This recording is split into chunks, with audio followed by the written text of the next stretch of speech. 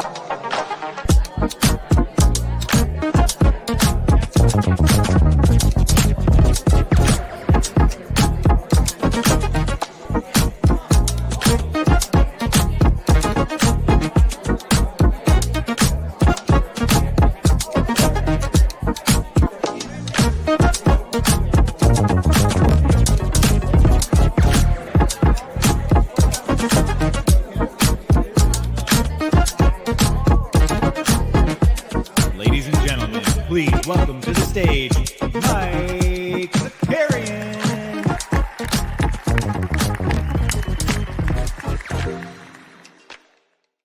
Well.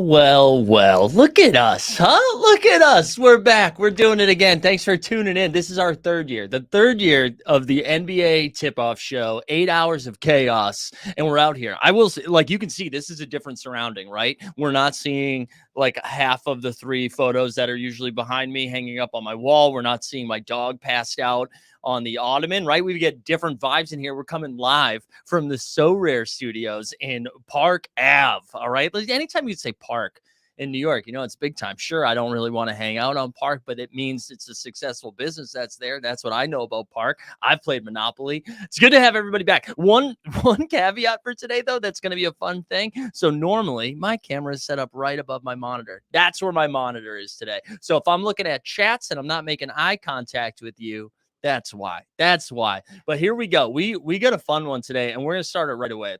We got to like the stream. Whoa, what happened? We got to like the stream. We have to subscribe, and we have to put hashtag hoops into the chat. And this is what we're giving away today.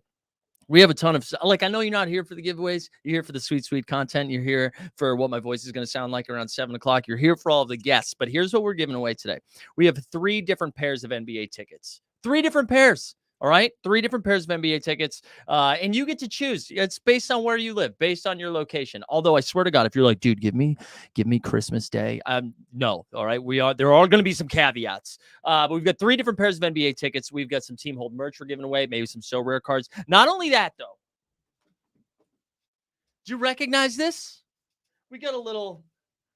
Oh my goodness. Was this Brunson's jersey? Is this what Brunson wore during the commercial? We're giving away some So Rare jerseys. We're giving away some So Rare merch. We have a lot of stuff that we're going to give away. So in order to qualify for it, just like the stream, subscribe, hashtag hoops. We're not going to do it right away, though. We're not going to like break the seal this early because then I'm going to have to go to the bathroom a bunch of times for the rest of the show. And we get a long way to go.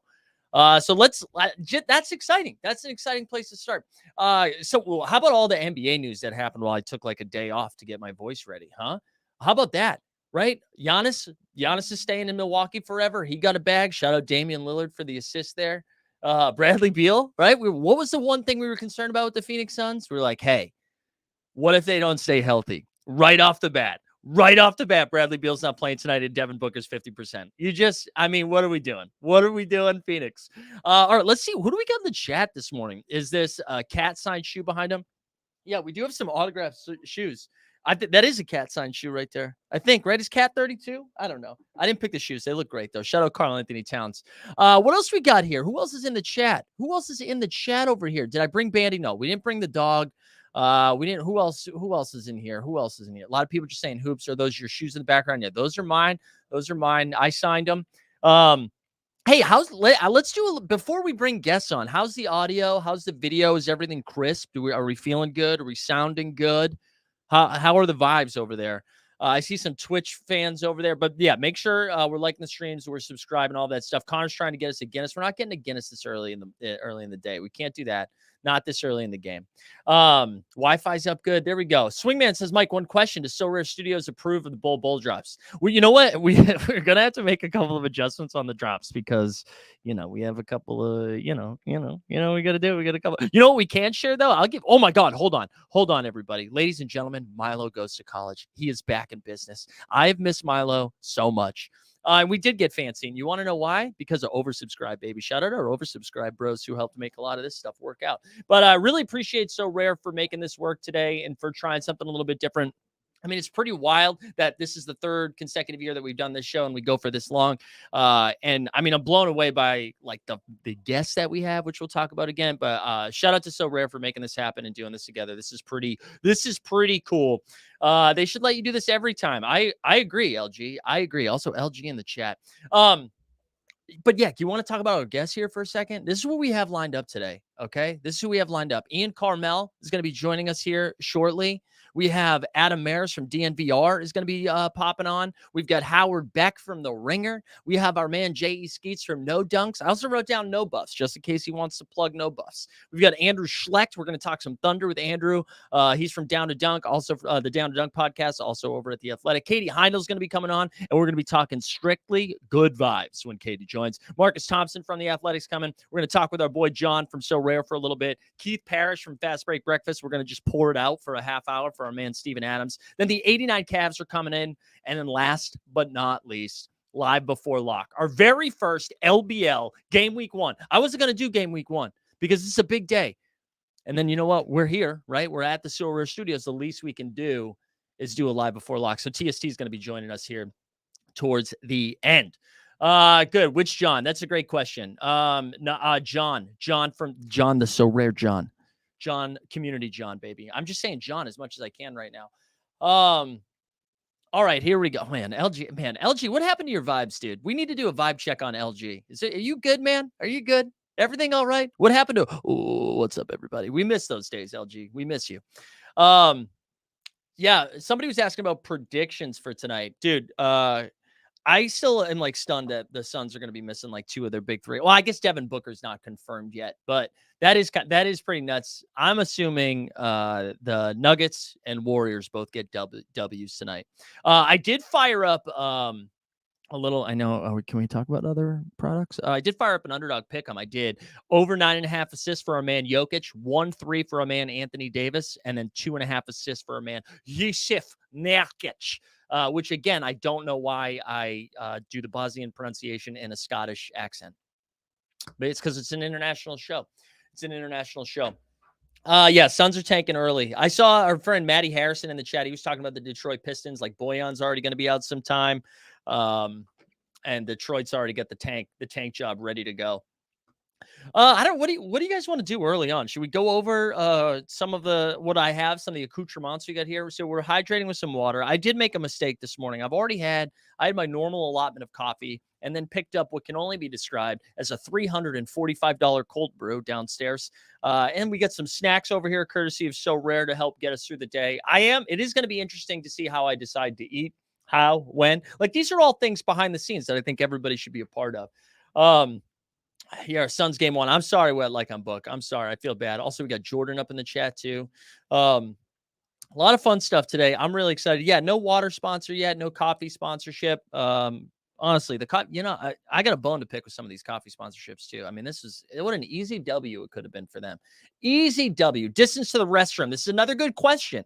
It's not bad. The difference is there's about 65 employees that I got to dance through. So what we'll have to, and there's, it's tight quarters over here. We're in downtown Manhattan, kid. It's a little tight quarters. So bobbing and weaving, trying to get through people to the bathroom. Also, what if there's a line in the bathroom? We have to plan our drops with pee breaks. So that's going to be interesting. I also have to make sure like my pants are done up before I leave, where when I was at home, I was the only one home. It's just me and Bandino. I could do whatever I wanted. So that's going to be interesting. So Rare Green Room have green to smoke. Not that I've seen Matagato. I'm probably the wrong person for that. We need a tour of the HQ. I don't think we'll be able to do it just because this camera is pretty locked into where it is. And I'm so deathly afraid of having camera or lights issues that I'm not moving anything. But maybe we can go mobile there towards the end. How did you travel to the So Rare offices today? Yeah, I took the subway. I took the NW train. That's a really good question. I know people wanted to get into that. We took the NW into the city. And then I didn't even need to Uber. I thought I was going to need to Uber. We didn't need to. Also, I'm seeing that the mouse is now not working, which is pretty tight, especially when we need to bring guests on. So that'll be like a fun thing that we'll figure out together. That'll be great. I see G Dunn in the chat. Look at G Dunn had a kid and now he's active in the chat. We love to see that. We love to see that. Look at us. We're going to troubleshoot right now. Can't even send messages because our sweet, sweet mouse died. We love that. Off to a good start. But the good news is we have 20 minutes before we have a guest coming in. So we love that. We love that. Who else in the chat? Yeah, Peter in the chat. Peter Yang in here. We got Goblor. Scott Hansen doesn't need a bathroom break. Just saying. Yeah, I know Scott Hansen doesn't. I know Scott Hansen doesn't need a bathroom break, but Scott's built different, dude. He's got experience, And again, I'm a little bit nervous because we have people around here. That's going to be the trickiest part. Does So Rare have a beer cart? Not that I've seen yet, but it's early, right? It's early. I feel like it'd be weird if they were firing up the beers right now. Yeah, that would be early. That would be early. What else we got? Have you mentioned Team Hold Gaming yet? No, I haven't. Top Shot Com Man looking for a man on the street. We might have to if I can't get the mouse cooking. The Scott Hansen from Primetime NBC. No, he's from, come on, man. He's from the Red Zone, baby. He was talking about, we're locked in for 7 hours of content, commercial free content. Mouse is outside the door. All right, sick. That's okay. I guess I'll get up in a second here. I can't even do a drop though. That's the thing. So you could even like open the door if you wanted to, because I can't do a drop. I can't access anything. What else does the chat have for me here? Trackball for the win. I know this is frustrating. Here we go. This is what I love. We're gonna give it up for our man John right off the chat, right off the drop here. He came in with so many mouses. But I don't know if we have any extra UCB sections here, right? Because, oh yeah, we do, baby. Let's see. We're on the move. You can still hear me. Baby. Isn't this good content? This is good content. Look at that logo. You can look at the shoes. Everything's Gucci. We love it. We love to see it. Let's plug this bad boy in right here. Nope. That's HDMI, not USB. How about this one? There we go. Let's see if we've got a mouse in action. I see the green light, baby. Oh, and we're back. I don't need keyboard setup assistant. I know how to use it. There we go. Boom. We're done. Clip this. Nice try. We're back, baby. We're back. Does the mic randomly drop? I hope not, baby. I hope not. You know what? Now that we can, let's do a freaking video, huh? Let's do a video. What you always say, bro. Yeah, whatever. And you just won't quit. Never. That's another L coming your way. Bro, at least I'm on top of the leaderboard. Yeah, not for long. Come at me when you get some red cards. Beat that. Bro, are you kidding me? Yo, you're not gonna believe what I just won. It's an official signed jersey, my man. Thanks, Jalen Brunson. You got it. Yo, you got something wild. Look. All-Star game tickets! Yo, can I get that? Welcome to All-Star.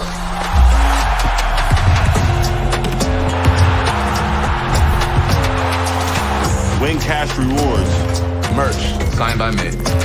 Game tickets and VIP experiences. Play So Rare NBA. Fantasy reimagined. Wow, look at that, huh? Yeah, Brunson acting. Listen, man, come on. You can't be good at everything, You're going to go out there and drop 20 and 12 on a regular basis. We're not looking for Academy Award level acting. I actually, you know what? Ask Jason Tatum. I've seen him in that Subway commercial. That's not great. That's not a great performance by him or Draymond. Yeah, we get some Mikal Bridges. Yeah, we're going to be talking some Nets and Knicks a little bit later, some New York specials here. We got Munsterman saying D Mitch is a perfect addition. I mean, you guys know how I feel about Jamal Murray over D Mitch, but whatever. We'll talk about it. I did drop a link. You can see it in the pin chat. If you haven't signed up for So Rare, if you're just new, if you're just here for the hoops, you can sign up for So Rare today. Get a bunch of free common cards. Get those lineups in before game week 1. And if you use the link that we dropped in there, you get a little boost. You get a little extra oomph. If you buy a couple of things off the marketplace, you get, I believe it's 5 auctions. You get your 6. You get a free card. They just give you a free card. So sign up using that. We love to see it. LG says Tatum sucks. Well, it's good to hear LG's basketball takes because we know we go to you for the sharp NBA takes. LG would be unknown if he was in a small market. Yes, LG, another stellar take. All right, we're 15 minutes from our first guest, baby. What else do you guys want to get into before we get our man Ian Karmel on the show, huh? I'm going to do my best to still engage with the chat while our guests are here. But listen, everybody's going to be polite. All right. I expect everybody to mind their P's and their Q's and have good questions for our guests and be respectful. All right. And be respectful. That's what I'm looking for. But yeah, we're going to have Ian come on. We're going to talk some Portland Trailblazers, baby. Also, we had another little promo thing going for us Team Holds, but I don't think we're going to get there. We have a long way to go to get up to 11K, but we are at 10,539. Oh, how we have grown. Oh, how we have grown. Let's see. What else you got? I see you shaved for this. I wouldn't know. No, baby. We still got the beard going. Actually, I saw somebody who I see every single week because you guys know I host a weekly show. I see somebody every single week and they're like, hey, I really like the beard. And I was like, there's been maybe 14 days in the last 5 years where I haven't had a beard. Like, come on. Is the basketball real? That's a good question. No, this one's not. This one is, we got a plush ball. We got a plush ball. Bandy would be having a good time with this bad boy. We got that one. This one is like a miniature one. That's signed though, so I don't want to touch the signed merch. You know, we can look at some of the other. Yeah, I mentioned the jersey. We'll be giving this bad boy away in a little bit. We got some So Rare hats over here. We got some hoodies. We got a little bit of everything. No, Veronica, this was like an IRL show in real life. That's what we were talking about. Over under, I don't know. I don't know if we haven't had the sex bot tune in a long time. So I don't know if the sex bot will make an appearance, but fingers crossed. We go. Gnome in the chat. Good to see Gnome there. Gnome, you'll be ready. We got game week 1 right around the corner on So Rare, which I didn't log into my So Rare account yet. But my roster for game week 1, we've got Tyrese Maxey because shout out James Harden. James Harden, no one quits like James Harden. So I appreciate him taking the season off. Let Tyrese Maxey cook. First time All-Star Tyrese Maxey coming at you. So we got Maxey. We got Dominating, which I'm excited to get Ian's feedback on that name. DeAndre Ayton's in that lineup. We've got our man Yuta Wanabea, who honestly might end up being a great play because half of the Phoenix Suns are going to take the night off. Also, Jordan Goodwin. Get ready for a Jordan Goodwin game week 1. So we've got those 3. We've got our man Mark Williams. Mark Williams made the squad. And then I'm blanking on, I have one more in there. Is it Eric Gordon? I might have Eric Gordon as well. So very excited for game week 1. And I'm looking forward to, today will be the first day where we get into live before lock. I will say, hey, I'm not going to buy anything. And then I'm going to look at some of the projections and I'm going to buy stuff and I'm going to win 0 rewards. So no one's made more money. Actually, both So Rare and you all have gained a competitive and financial advantage by me hosting live before lock as I just dump money into the ecosystem and continue to rack up L's. Yeah, it's Hershey says Harden taught me. Yeah, the quiet quitting. It was a cool thing to talk about quiet quitting. He is loudly quitting. Kevin's saying, what's the DFS strat for opening night? Tonight is tricky. I mean, I think you do one or two things. You either think Devin Booker's going to play and you build your rosters like Booker's going to play. And if he doesn't, you build the other way. I think you just kind of have to plant your flag one way or the other. You can't go in between. That's kind of how I'm feeling it. Taco Slayer says game week 1 where I want to use all my cards, but I can't. I know. Only Maxey I recognize as Kleber. There you go, Borland. Maxey Kleber. Haven't talked about him in a while. Is Cam Thomas good or not, man? I hope so. I'm rooting for the Cam Thomas renaissance this season. Our guy Jay Blaze in the chat. We just need it. We need the vibes of Cam Thomas. We need it. Why doesn't Harden just retire? Well, that was a report. I think Wojnarowski said something yesterday or this morning. I don't know. The time is a flat circle. I believe he said he was like, yeah, if they can't figure out a deal, the Clippers, James Harden might just shut it down. Man, I love it. I love it. I would love to be in my mid to late 30s, which I mean, I am, but I would love to be able to just be like, you know what? I think I'm done. I think I'm done. Actually, you know what? I can't even say anything. I did that. Shout out higher education. Andrew Laird right there. Nothing more guarantees you'll buy cards for game week than saying you won't buy cards. I know. I am trash. I am trash at this. If you're just joining us, look at us, over 108. Let's get over 250 today, live viewers. Like the stream, subscribe, hashtag hoops. I know a lot of you just got here. We're going to be giving away 3 different sets of NBA tickets. We're going to be giving away some sweet, so rare merch. We're going to be giving away some Team Hold merch, maybe some so rare cards, a little bit of everything. So tune in all day long. We'll be giving things away. And if you win, this goes from now until forever, for eternity. If you win, just shoot me a DM at Mike Zakarian. That is the only way I can get a hold of you, because I'm not going to remember. I don't know who you guys are, So get that in there. Vincent says Harden wants to stay in the... Wait, I lost it. I lost the chat, Vincent. He says Harden wants to stay in the NBA because Kardashians only date NBA players, not to ball.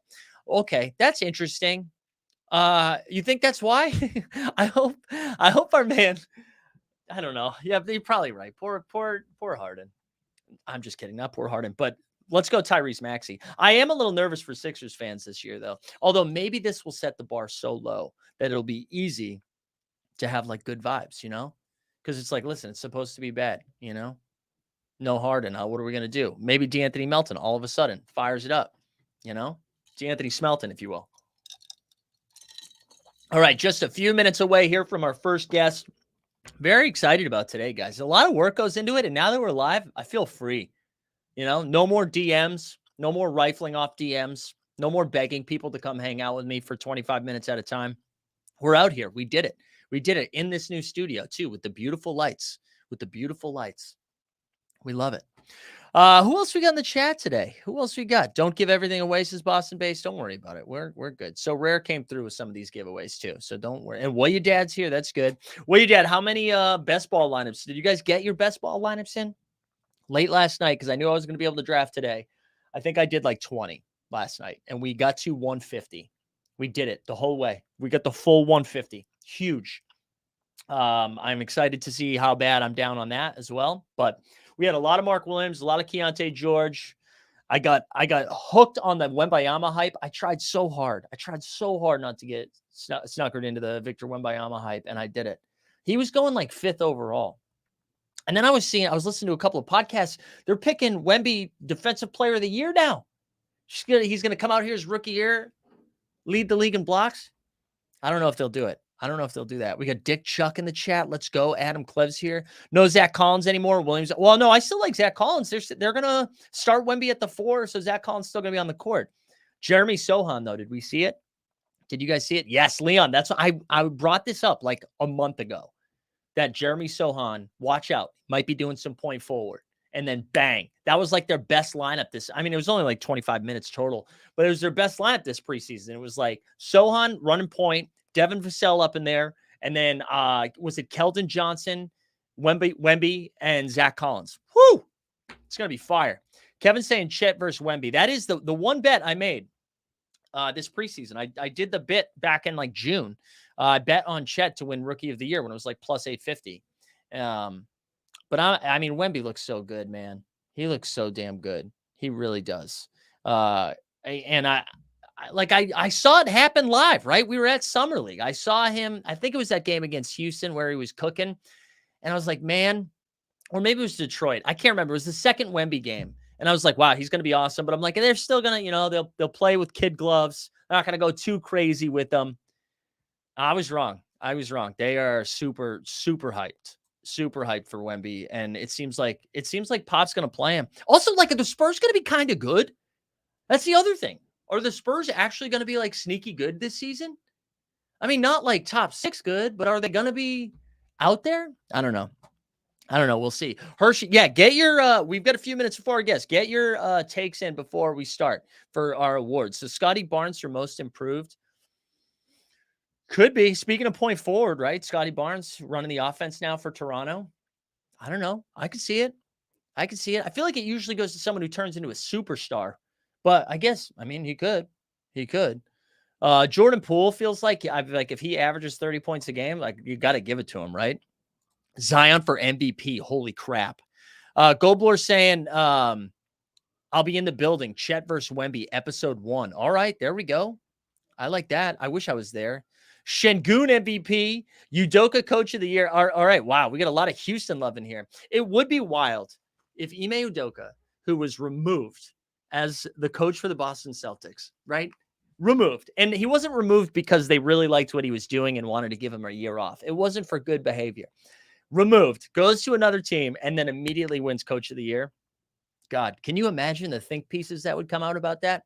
Ime Udoka, that'd be something. I got my hot take for Coach of the Year, Taylor Jenkins, right? The Grizzlies are going to be missing. This is like, I don't really think this is going to happen, but I like the path forward, right? John Morant misses 25 games. Brandon Clark's going to miss most of the season. Steven Adams now out for the season. Weird vibes. So what if the Grizzlies are like a top 4 or 5 team? Coach of the Year. You got to give it to Taylor Jenkins. That'd be crazy. Veronica with a very, very big take that everybody saw coming from a Miami fan, the Miami Heat, NBA champs. I love that. Ime Udoka. All right, relax. Jonathan Kuminga, most improved player. Okay, that's interesting too. Man, that's Kuminga would be fire. I'm just wondering, is Kuminga on the Golden State Warriors in February? You know, Hershey, I think this is right. Mark man, I could say this perfectly until now. Mark Dangle will win. OKC looks so much fun. I know. I'm excited to talk to Andrew Schlect about the OKC Thunder because I'm almost nervous now. It's gone too far, right? Like it was like a fun little sexy pick, like OKC Thunder, top 4. Watch out. Shai Gilgeous-Alexander, MVP. Chet Holmgren, Rookie of the Year. But now they're on like the cover of Slam magazine. Bill Simmons did his thing. Kevin O'Connor did his thing. And now I wonder if OKC fans are like, hey, can you guys just relax for a second? Can you guys chill out? No, I'm saying he's buying stocks on Kuminga Island. That's a fun one. Josh Green for most improved. Shout out Josh Green. He just got paid too. How about all those dudes that just got paid? Jaden McDaniels for the Minnesota Timberwolves. Josh Green. Notable ones that didn't get paid. You Bing Bong boys in New York. Emmanuel Quickly. IQ. He did not get paid. So he's going to hit restricted free agency or unrestricted. Is it restricted? I don't know. He's going to hit free agency. IQ is one. Who was the other one that was a little shocking? There was another, Tyrese Maxey, right? He didn't get his extension either. That's good. That's good. Chet Rookie of the Year. I love this Chet Rookie of the Year. Boston base is going to be courtside. There we go. When So Rare ticker at the bottom. Yeah. All right. What else we got? He is restricted. Okay. He's restricted. Oh, first team all NBA guards, SJ and Halbert. So I keep forgetting this. This is going to be the first year where they're not position based, right? It's just like the top 15 bros. Top 15 bros. That's how they're going to do the first team, second team, and third team. And I was trying to think like how that messes with things. And we're going to talk about with Adam Mares from DNVR as our second guest when we're talking about the Nuggets. But Jamal Murray, if he gets all NBA, all of a sudden he gets a big old bag, right? Because he's eligible now for that super max, super duper max once you are an all NBA caliber player. So if that happens, all of a sudden the Nuggets, who are already paying Michael Porter Jr. and his bad back a bunch of money, they're paying Nikola Jokic. Obviously, they're now going to have to drop a big old bag for Jamal Murray. But it's a little bit harder now, right? Because you say like Jokic, Giannis, Embiid, Bam, Sabonis, like all of those bigs now are going to be very like eligible. Jamal Murray's going to have to beat out dudes like Steph or Shea, Luka, Halliburton, like all of those guys. There's going to be, I don't know, it's going to be feisty. Speaking of Luka, he might not be playing tonight either, which I thought was interesting. Tomorrow night for opening night there. Let's go. Let's remind the people because more people are joining. Well, I think we're going to fire up our first giveaway. What time is it right now? 12:28. After our 1 o'clock guests at 1:30, we'll spin that wheel for the first time right before Howard Beck from The Ringer joins us.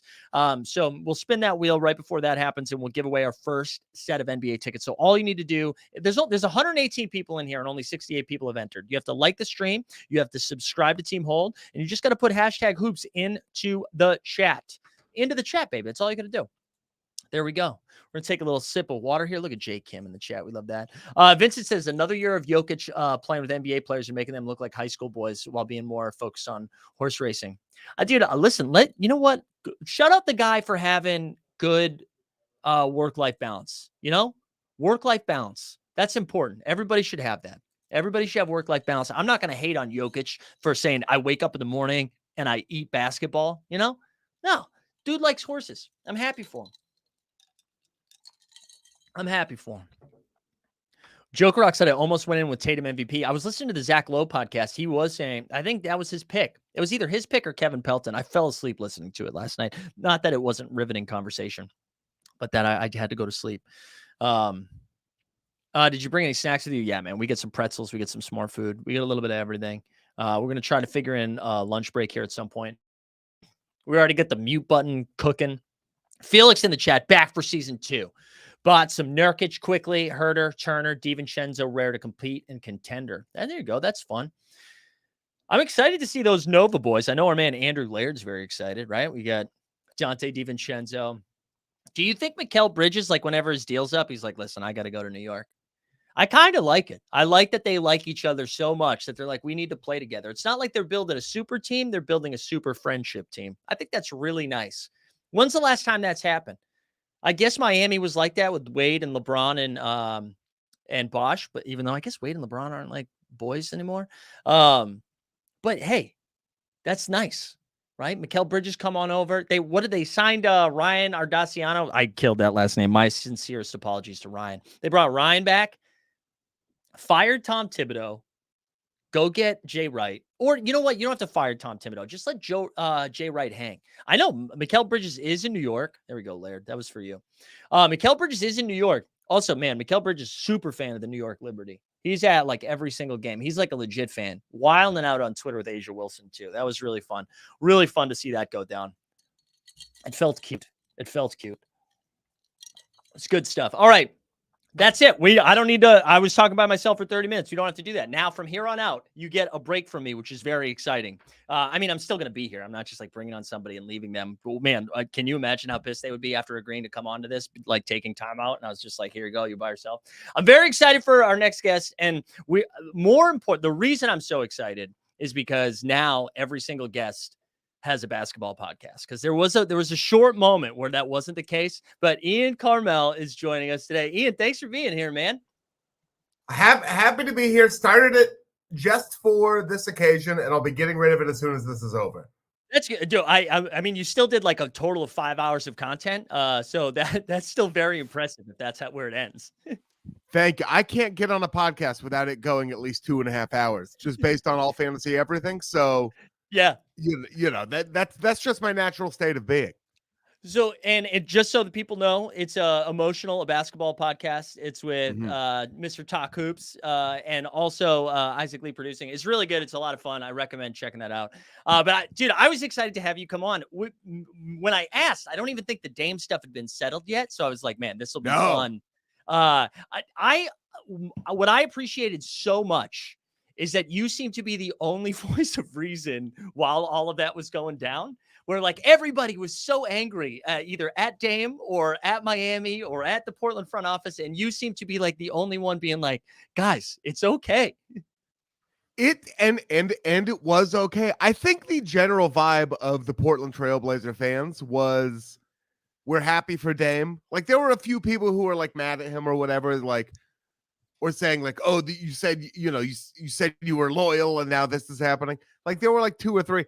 Most people were happy for Dame, but just furious at Miami Heat fans for acting entitled to Damian Lillard. So man, honestly, the response this turned out about as well as it could, because he didn't go to Miami. So the Blazer fans got what they want and Dame got what he wanted, kind of. Right. And neither one of us got exactly what we wanted.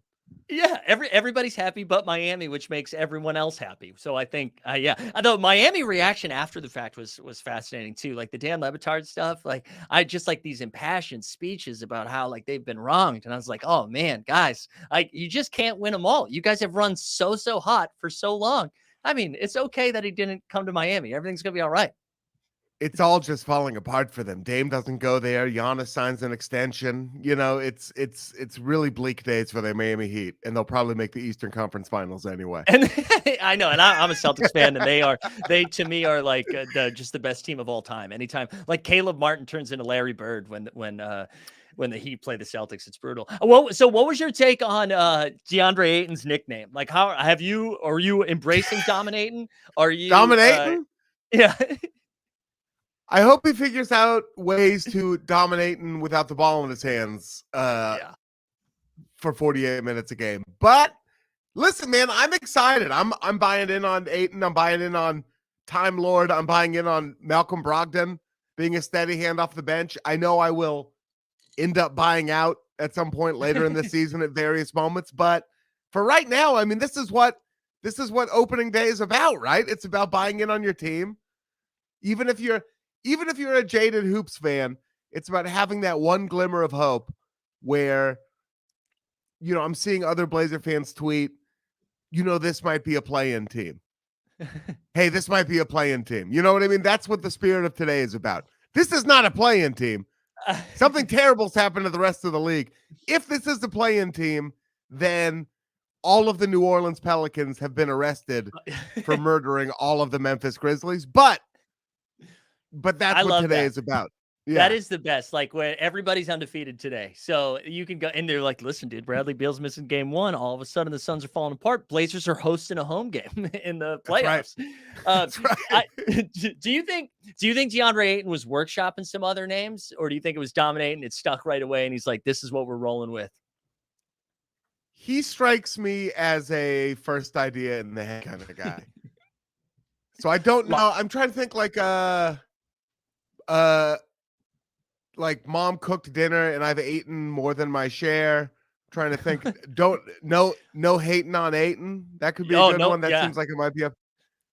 That sounds like no hating on Ayton. Sounds like an 8th grader running for like class president. It's like no hating on Ayton. No hating on Ayton. Unfortunately, there's been quite a bit of hating on Ayton. There has been. I'm excited for him. I thought the Suns stuff was so wild. I mean, I get it. Like, if the vibes are so bad, you just got to move off them. But I was like, man, and Yusuf Nurkic is nice. I'm like, you just got rid of a first overall pick who like helped get you to the finals to bring in Nurk. And I'm like, this does not, like, the vibes had to be so bad that you were like, we can't do it anymore.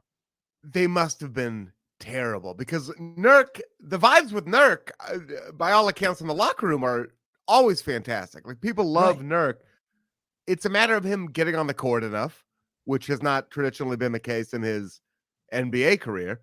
And then it's about, you can't rely on him to score, which the Suns, I guess, don't really need him to do. The man can set picks. Yeah. Like crazy. So he'll do that for you. He can play make, he can do that. But I think they're going to figure out his ceiling here pretty quick. But it's probably okay that he has that ceiling. It's Phoenix. Yeah. It's going to take is like, there's going to be a 3-minute stretch where he gets like 3 offensive rebounds, but also misses all 3 putbacks. And then they're going to be like, yes, this is the Yusuf Nurkic experience. Exactly. That is typical Nurkic. And then later on in that game, he will set a screen on LeBron so hard that his bald spot shows up again, that like his hair transplants fall out. It's gonna be a ride for Phoenix Suns fans. I think that's the right situation for him. Where they will run into frustration is like if Durant and Beal are both out of a game, and then all of a sudden Nurkic has to get like 12 or 14 shots up, and they all just kind of bounce off the backboard. There was one clip, I think it was like from one of the early preseason games, and I just saw it like going nuts on Twitter. Everybody was so excited where like Nurk got a rebound and like dribbled it up and then had an assist. And everyone's like, oh, see, I told you, Suns won this deal. I'm like, guys, it was a great rebound and assist. He did one thing. Everybody, we got to calm down. We're going to calm down with the preseason hype on like one rebound and 1 assist from Yusuf Nurkic. Right, exactly. But as far as Ayton goes, our end of the trade, I'm stoked, man. I think even if he does take a bunch of shots, I think that's okay. Let's have Scoot work on getting the ball, to our center. And if things go awry, we've got Robert Williams until we trade him. Yeah. And I love, again, Celtics fan, I love Robert Williams. I mean, I know they had to move off him. I know his knee is like a tuna sandwich. Like it's very scary. I get it. But he's just good vibes. You want to talk about maybe that just like, maybe they brought him in to even out the DeAndre Ayton vibes. They're like, well, at least we got Time Lord here. I'm so fascinated with how Portland's going to roll that out. Like Brogdon, it seems like he's definitely going to go. Like he doesn't make sense there, but I could see them making a case for Time Lord and keeping him. I could see it too. Absolutely. I could also see them. I mean, I would like them to trade Time Lord. I think especially as the season continues to play out. I mean, you see like what's Memphis willing to give up, now that like I mean, it's awful. Poor Steven Adams. But like now that they have like they don't have him, they don't have Brandon Clark, like they I could know. use somebody like Time Lord. I know Dallas, Memphis, like OKC, all of those spots like make a ton of sense. And if you're going to be getting good stuff in return, I mean, that's like just get as many assets as you can. But yeah, I think Portland's like such a fun spot. Like I like that they're going to be fun. Everybody's excited to watch them. You don't have to worry about like, oh, but what's the ceiling on this team? We're not interested in ceilings right now. We're interested in like fun basketball and getting more picks and assets. That's just such a nice spot to be in. It's a great feeling. I'm a stand-up comedian, right? So Mm-hmm. like the feeling of being a Trailblazer fan right now, let's say you're the headliner on a theater show, right? So like you're playing this theater, you have to sell 800 tickets. There's all this pressure. Maybe you sell it out and it goes great and you feel like a god, you feel like a champion, and that's amazing. But all the pressure's on you. Maybe you sell 60 tickets and then this giant room is like empty. Yes. This feeling right now as a Trailblazer fan is like you're just like one of the 8 comedians on a really great bar show. It's a great bar show. It's all a lot of fun.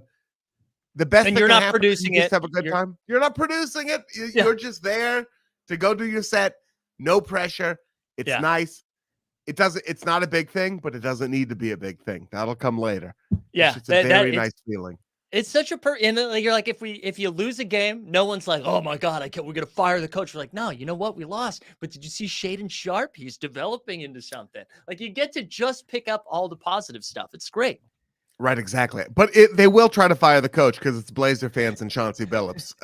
But outside of that, it will be just a beautiful experience. Do you I guess it's like Portland adjacent. The Terry Stotts stuff was kind of weird, like in the last 24 hours where it just, you're the opposite of good vibes, where it was like, oh, the Terry Stotts brings in Dame. He's comfortable with Dame. They get along. It'll be good for the offense. And then he was just like, oh yeah, he's gone. It's your new girlfriend's old boyfriend. Is you got to work with him? That's like a weird feeling, man. That's what it was for Adrian Griffin. He got jealous. Yeah, because it really did. Like Sham's report was trying to explain it a little bit, but it really just was, hey man, you're talking to the players. Like those are my players. Stop it. Like they love me. They can't love you. Like I was like, man, I don't think it's a good sign to be like firing coaches right away. But who knows? I would have tried my hardest to keep Terry Stotts around if I were him. I mean, like a first-year head coach, it really. Well, as a Boston Celtics fan, I think you can attest to this. Like, yes, it does seem to be very important to surround your guys with very qualified lead assistants in their first couple of years. Now, like, Adrian Griffin has more experience riding the bench than Mazzulla did, for sure. But still, like, it's interesting. Both the best teams in the Eastern Conference, the one place they feel the shakiest is leadership. With their head coach. And it's the one place that, like, it seems like you can just spend money and fix. Like either of these teams, I guess maybe could have had Quinn Snyder if they had put feelers out and said, hey Quinn, just wait. Don't take the Atlanta job. Just wait, because you can come coach Boston whenever the season is over. What was so tilting about Boston too, and listen, respect to Brad Stevens, who's like, I don't want to do that grind anymore. Like, I want to spend time with my family. But to have him like just a few feet away, being like, dude, we have the answers to the test. Like, Brad, just 1 year. Like, even if he just came in for the playoffs, like, listen, Joe, you can still have this job, just not right now. Like, yeah. You got to be praying on some level that he comes in and pulls a Pat Riley. Yeah, right. And he's just like, now it's me. Yeah, no, it's me. Sorry. Was that Stan Van Gundy? Is that who that was? We're like, sorry, Stan. It's Pat Riley. I think it was time. Stan. Yeah. I had one other question about Dame that I wanted to get to too before we get like off Blazers. But now our Blazers fans, like, just when he was with Portland, did you guys support his musical career regardless of how you felt? Like, were you just like, we are in on the Dame's rap game? Yeah. Oh yeah. Yeah, we were good. We were like a very supportive spouse. We were hook, line, and sinker on that guy. He loved us fully, and we loved him fully. It's tricky. Like, I don't want to say anything bad about Damian Lillard right now, but I will say you know, like you will support somebody in a circumstance where maybe I wouldn't have gone out of my way to listen to Damian Lillard's rap if he wasn't Damian Lillard's star point guard and franchise player for the Portland Trailblazers. Yeah. But it was some of the best. It was like the best basketball player rap out there. It was true. Like if you put it up with other athletes, absolutely top tier. I would sit around, I would listen to everything once and I didn't have a bad time listening to it. You know, like that was the experience. And Blazers fans did. They got behind it. When he does album release shows and concerts, it sells out in Portland. He did one after he demanded a trade and it still sold out in Portland. He could do one when the Bucks play an away game in Portland and it would still sell out. That city loves him so much and will continue to love him. He could be elected mayor. They could build a statue of him in front of the Moda Center and nobody would complain. We still love that guy so much because a player who loves us back is so rare. Yeah. And it was such like a clear thing with front office. And it seemed like the Portland fan, all other fans weren't able to grasp this, but Portland fans seemed very like, hey, Dame's going to do what he's going to do. Like whatever. We're very appreciative of what happened. I mean, this entire run, like if he goes, he goes. If he stays, he stays. Either way, we're happy with the product. Well, a couple things. It wasn't like he was like, get me out of this rain-soaked hellhole full of white people. Like he did, you know what I mean? Which like a lot of people have said about Portland before. And so that helped that it was just truly like, I don't think I can win here. And they keep drafting like younger players who play my same position. Yeah. And the other thing is like having Scoot, having Sharp. That helps. In place already. It was like, yeah, go, do your, you know, spread your wings and fly. And because we're ready to rebuild. We're ready to see if, you know, we can get Boozer or Flag here in the next couple of years. Yeah. Oh my God. Cooper Flag in Portland. You want to talk about getting around, getting behind somebody. I'm sure that wouldn't take much. Boston fans are already drooling. I did want to know, one thing that I thought was super funny with the Dame, so he announces he's leaving, or like it's after the deal happens, and he's like, "Hey, something about the casuals," but was like, "I'll have more to say on a track coming out later." And it reminded me of when I moved from Boston to New York, and I was like, instead of doing like a goodbye thing, I was like, "Come to my last comedy show in Boston." Yeah. And then I'll see you guys later, which in retrospect, I'm very embarrassed by that was what I did. But that's what it felt like, where it was like, hey guys, listen, I love you all. If you want to learn more, just do me a favor, click the download real fast, get those smash the subscribe. Hit this link. It's, you know, what the man's a hustler. Stick and move. He's a boxer. Every punch push you got to push another punch with every punch, you know. I love it. I see somebody that was very funny. Somebody in the chat too. I thought this is a good comp. I didn't even think about this. That's how OKC feels about Russ, the way that Portland fans feel about Dame, where it's just like unconditional love for staying as long as they did. I like that. I think that's exactly right. Yeah. If he ends up on the Clippers, that might change. But as long as he stays in the Eastern Conference, we're all right. Man, we're Clippers, it's just like where love goes to die. Like I don't, since like Lou Williams and Montrezl Harrell, they had that one fun year. Like Pat Bev was there, and I was like, man, the Clippers are fun. And before that, and since that, they have just, the vibes is very bad, just like very bad there. I would love for them to be good. Yeah. Although I would love for them to have good vibes. I think Steve Ballmer, like, for as insane as he is, like, he's insane because he loves it. Yeah. You know what I mean? Like, so it's it's the right insane. I don't find him obnoxious. And I just hate the Lakers so much that I would love for them to be good because it would piss Lakers fans off. And it felt like we were close with the Chris Paul Blake stuff. It felt like it was happening. And we were close with that. We were close with Kawhi and Paul George when the Lakers, I mean, they had LeBron, but they didn't really have their situation together. It felt like, you know, and then it's just like tiny bubbles in the sky. It just keeps drifting away. But we'll see.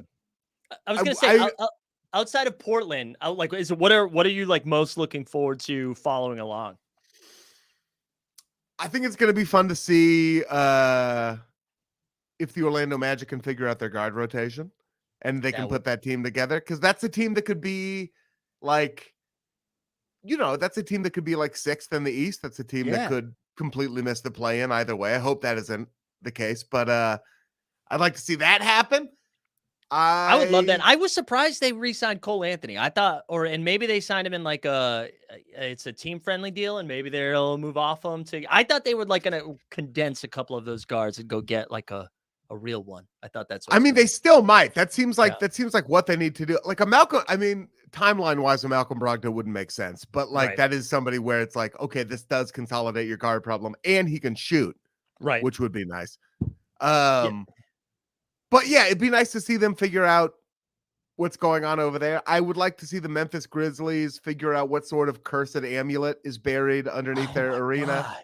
That Steven Adams thing sucks so much. He's so likable, likable. It couldn't have happened to like a better dude. And they're in trouble, man. I don't know how Taylor Jenkins Coach of the Year if they are somehow in the playoffs. Dude, it's just such a Tyus Jones is gone too. You know what I mean? So it's like even a steady, like I know Marcus Smart is there, but I mean you're aware of who exactly Marcus Smart is, you know? And we love Marcus Smart, but you don't want Marcus Smart to be the guy. Maybe not the only hands on the wheel. Yeah, that was my favorite thing during that trade where for 3 straight weeks, everyone's like, dude, the core of this team is broken. Mentally, they're broken. The heart and soul, they need to shake things up. And they trade Marcus Smart, and everybody was like, how dare they trade the heart and soul? I'm like, you were just saying that was the bad thing. That was the thing that needed to fix. They fixed it. Marcus Smart behind if like Jaren Jackson Jr. is healthy, Bane's healthy, Ja's healthy, and then you have Marcus Smart. Like, that's great. A nice little calming presence, does all the dirty stuff. He's like Dylan Brooks, but not crazy. Right. But now you got like Derrick Rose is going to be playing like 25, 30 minutes a game. Like that's a lot. That's a lot. That's a lot. I mean, Thibodeau, who likes to play everybody all the minutes, was like, Derrick, it's too much, man. I can't keep doing this to you. Yeah, you're gonna. So here's something I think we might see this season. In 1983, on December 13th, the Denver Nuggets and the Detroit Pistons had a game, went 3 overtimes, and the score was 186 to 184. You think we're breaking that? I think this might be the year we break that record. And the Suns will be in that game, right? It'll be the Suns. I think it's the Suns, and then take your pick of whoever the Suns are playing in that game. It might be the Wizards. Yeah. And Jordan Poole might have 180 of those points. Dude, the Jordan Poole stuff, I'm rooting for him now. Like, I really am. I just I feel bad. I feel like it just keeps coming up. Like Logan Murdoch from The Ringer did a really good piece on him this week too, about like everything. And it's just like every time I'm reminded about what happened, I'm like, the dude got punched by his teammate, which, it happens, still sucks when that happens. But then not only do you get punched, they're like, we're going to share that video and then we're going to talk about it for like 3 months. And then as soon as we can, without it looking bad, we're going to trade you. Yeah, right away, for someone who's very old. I keep forgetting that the Draymond, like that mini documentary, that like 7-minute thing they did at the beginning of last season, where he like explained what happened but never apologized. That is going to be lost in history. That has to be one of the craziest things that's ever happened. He's one of the great assholes, and I love I love an ass. Like, I mean, I don't love interacting with an asshole personally, but I do love watching an asshole do their job from a distance. And he is truly one of the great assholes in the history of the NBA. And now he's on the team with another one of the great assholes in Chris Paul. So this is going to be a very volatile season. There's no, like, if I'm Moses Moody or Jonathan Kuminga, I'm just like, I'm staying clear. Like, I'm just staying away. There's too much asshole around. Like I'm steering clear. The Draymond, it is crazy. Like when Draymond's an asshole to the other team, it makes a ton of sense. You're like, dude, this is so important. What a great role player this guy is. When he does it to his own team, you're just kind of like, this might be therapy. Dude, therapy is so good. It's so good. I think he might engage in scream therapy, but you need that asshole on that team, man. He's the person you shovel coal into his belly and he like screams out steam and like you know what I mean? He's yelling at Iguodala, he's yelling at the ref, he's yelling at everybody on the other team, and meanwhile nobody's looking at like Clay, who's gone cold in the third quarter, and then all of a sudden Clay heats up, and it's like I don't know, I love it. You need that asshole sometimes. Yeah. Where do you think they land this season? How are you feeling about Golden State? And then I'll get you out of here. Oof. I think You know, I think it's going to work out. Yeah, But I kind of do. I kind of think. Actually, you know what? I got to retract that. I don't think it's gonna work. I don't think it's gonna work out. I just don't. Steph is so good. I don't know that Clay is ever going. We keep saying, like, what if Clay turns back into Clay? And I know he has at times. I think it's more likely that he doesn't than he does. yeah. I think Draymond's getting older. I think Chris Paul is very old, and I'm not really certain. I'm not certain what that 5-player lineup at the end of the game is. I was watching the Manning cast last night, which I can't believe that's what I choose to watch when it's on, but I do. I watch it almost every time. And Clay was on, and I had like the full range of emotions because he seemed very comfortable. Like he was just kind of cool and calm. And I was like, dude, Clay is back. He's going to come out and he's going to come firing. And then like 3 minutes later, I was like, maybe he's too comfortable and he's toast. Like the dude's vibes could not be better, but like I don't know. It's just like everything. I think LeBron being in the league has made us perhaps forget that everything one day dies. Yeah. From ashes we have originated into ashes we will return. And that includes Klay Thompson and Draymond Green. Maybe not Steph. I know. Yeah, maybe not Steph. Steph's got that gene in him where he's just going to be shooting threes and running around screens until he's like 48. I think I don't know. Slower. He looked like a baby when he was a rookie. He looked like a baby 10 years into the league. Like, you know, he just might be on like a weird tortoise. He might have tortoise blood. Yeah, I have no idea what's going to happen with Golden State. I'm excited to watch them, but I like the range of outcomes. If you're like, yeah, they stay healthy, it works seamlessly with Chris Paul, 3 seed. I'm like, okay. And if you told me 12, not 12, but like 9th or 10th, I'd believe that too. I feel like I believe that. An injury to Curry, and you almost would believe 10th or 11th. You know, like it could happen. Yeah, it's crazy. Ian, dude, thank you so much, man, for coming on and being down for this. I'm always very appreciative because responding to strangers' DMs can always be, a little touch and go. So I really appreciate it. I'll have some links into the chat so people can go check out All Fantasy Everything and the Emotional Basketball Podcast, which I highly recommend. And you're also touring right now too, right? Are you banging out some stand-up? I'm all over the place on the road. Go to my Twitter, my Instagram, click on the little link tree, and there are all the dates on there. I'm going to pretty much every part of the country. There we go. We love that. Well, dude, thanks again, man, and enjoy the very low stakes of Portland basketball this year. You get to just have fun. Thank you, and thank you for letting us get that Blazer talk out of the way early in the day. You know how much we love our coffee up in Portland. That's right. He's into it. All right, thanks a lot, man. Take care. All right, that was Ian Karmel. Shout out to him for coming on. That was very exciting. I'm very appreciative of him coming on. It was good to talk some Blazers hoops. Speaking of hoops, don't forget, like the stream, subscribe, #hoops into the chat, baby. Get that in there. We're going to give something away here after our next guest. Adam Mares is going to be joining us here momentarily to talk a little Denver Nuggets basketball, which we love to see. Let's do a little subscriber check too. 10,546. We're cooking. Let's hit 10,600. Let's do that today, huh?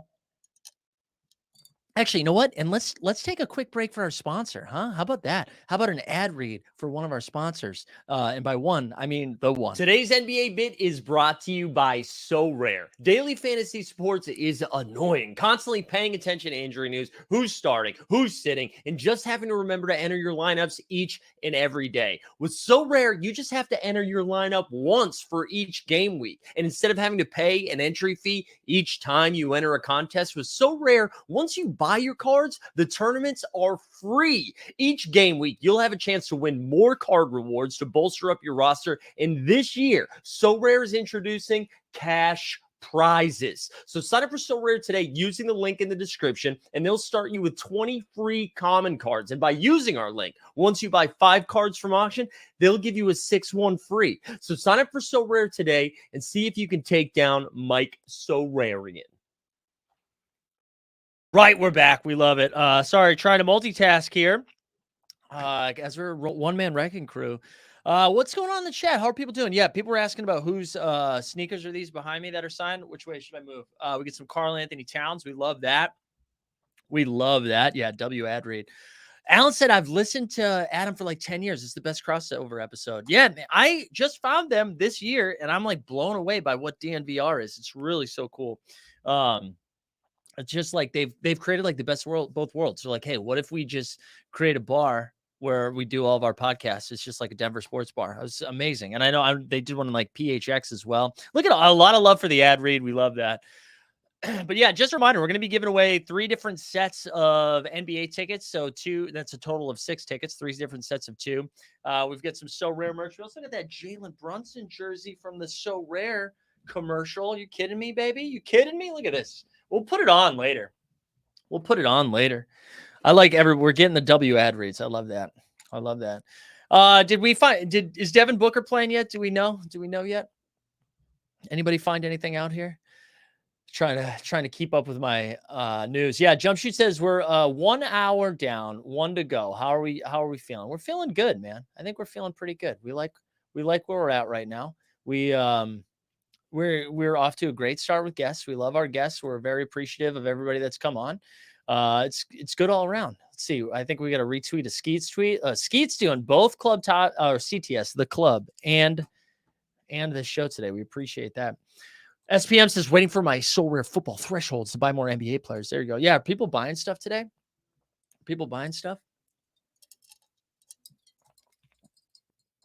Booker's still a game time question. How is the audio and video still good? Oh, Consiglieri's trying to get on it. Where I don't think we're talking Clippers. We might talk Clippers, actually. I might have a little bit of Clippers talk there for you, Consiglieri. The new mouse is working well. That's right. John crushed it. John absolutely crushed it, which we love. Getting some cold brew as well. We're fired up today. Everything's going well. Everything is going well. All right, we are excited. We've got as outlined today, we're going to talk some Denver Nuggets, and there's no one more qualified to talk some Denver Nuggets than Adam Maris from DNVR. Adam, dude, thanks for coming on and joining the show, man. Appreciate it. Can you hear me okay? We are live. I'm not hearing it. No, can you can't hear me at all? All right, here, I'll plug you back out. I'll go to the private chat just so you can hear me. Hold on, we could hear you, but I don't think you could hear me. All right, let's do that again. Let's see if we can try that one more time. Let's see. Make sure the settings are all good on mine. Let's try one more time. Can you hear me okay now? Now it's working. Now I hear you good. Beautiful. No, that's good. We need to get some technical stuff out of the way anyways. It's good to like just break the seal with that. Dude, thanks so much for coming on, man. I really appreciate it and love the work that you guys are doing. So I was excited I'm very excited you came on. I appreciate you inviting me, and I'm excited for ring night here in Denver. I was going to say, like, how is the city still buzzing post ring? Is there still like a lot like that like crisp feeling in the air after a championship run? Well, the Broncos have done us a solid here in Denver by being terrible. And, I think usually you have the football season goes till Christmas or so, right, and everybody's locked in. But I think people are checking out a little bit early on NFL here locally. But, yeah, there's a buzz in the air. There's an excitement. I think some of the whatever you make of the Lakers-Nuggets rivalry over the summer, I think has maybe added to the excitement of tonight. And so, yeah, there's definitely excitement. That whole dialogue is so bizarre to me because, I mean, outside of Michael Malone just, being fun towards the end of last season, there really hasn't been – it feels one-sided. And I know it's not the same, but it reminded me of being a Red Sox fan when I was younger. Right. And we would always be like, oh, man, yeah, dude, those Yankees, they're always after us or whatever. And it's like they don't think about you at all. It's like that Mad Men thing. I find it so bizarre because, like, the Denver players haven't really been engaging with the conversation too much, right? Well, not really. But I will say I think there's tension between these two teams. I mean, they met in the bubble in the Western Conference Finals. The Lakers got the better of them that year. And they met last year in the Western Conference Finals, and Denver beat them. And Bruce Brown did a podcast over the summer with Theo Pinson and Heindl, and he said, I don't know, because he was only here for the 1 year. And he said, I don't know what the history is with these two teams, but in that series, the Nuggets were locked in. The Jokic, Murray, they took that one a little extra serious, and I don't know why. But that one meant a little something. So nobody said anything. No player said anything. But I do think there's an unspoken tension that everyone kind of understands of, but that team is the one we have to go through. Which is fun heading into this year. I mean, into tonight. But that presumably like 2 of the 3 favorites in the West. So it feels like they will be battling throughout most of the year. And the Lakers seem to retool a little bit too. And I know everybody's been making a big deal of Bruce Brown leaving, and rightfully so. He was such an important piece. But I'm kind of excited to see like the Christian Brown's role expand a little bit. Yeah. And the rookies have looked, I mean, Julian Strother's looked incredible in preseason. Hunter Tyson too. So I feel like the rookie are like, is that kind of the sense too? Is that the rookies are going to have a more impactful role right away than maybe what we would usually see from a returning champ? I definitely think Denver is trying to thread the needle here between winning now and keeping this title window open and preparing for the next couple of years. I thought Christian Brown looked like a guy. I mean, he had phenomenal games, including in the finals. Yeah. Was a big player for them. So I think last year he's a guy that's already in that sort of circle of trust, so to speak. But you are looking at a Julian Strother, who's a rookie, a Peyton Watson, who's a second-year player but didn't play last year. He's a redshirt rookie. Right. You've got Zeke Naji, who even though he's going into his 4th season and just received an extension, he's an unproven young player. He's upside. So right. Denver is going to have to find one of these young players to be none of those guys are ready right now to play in a playoffs at the level Denver played up last year. But they're going to have to use this regular season to find out which of those guys. They probably need 1, maybe 2 of those guys to pan out, and they're going to this whole regular season will be about that one question. Yeah, the Zeke Naji one, I was excited to see that extension because I like, again, like you said, all upside with Zeke. Like we haven't seen it consistently, but there are stretches in games where he pops in and it's just like so impactful right away on both ends, and it's like, oh man, if he can string this together. That's going to be a nice way to play different when like Jokic is getting a few like a spell, especially in the regular season too, when you're just trying to get healthy and stay healthy for the playoffs. I think he could be such an important part. So I'm excited about that. What's the Jamal Murray dialogue right now? I know that I feel like everybody's ready for him to get an all-star, and he's healthy and he's ready to go. Is there any like conversation like, oh yeah, but if he makes all NBA, things are going to get pretty expensive here? Of course. But I think that's a good thing. Jamal Murray is a really good player. I think people realize that as a playoff performer, he's one of the best players in the NBA. Yeah. I saw ESPN and The Ringer do their annual player rankings, and I was surprised to see Jamal Murray wind up in the top 20 in both rankings. Yeah. I think he started in the 50s last year coming into the season. So I think that people sort of understand that he is this top player at his best. And now the regular season is, can he consistently be that guy throughout the course of a regular season? I will say I had Josh Kroenke on my show, the DNVR Nuggets podcast yesterday, and asked him this very question. If Jamal Murray gets all NBA, this team becomes really expensive going forward. And, we'll see, owners can say a lot of things. We'll see what they do with their wallets when it comes time.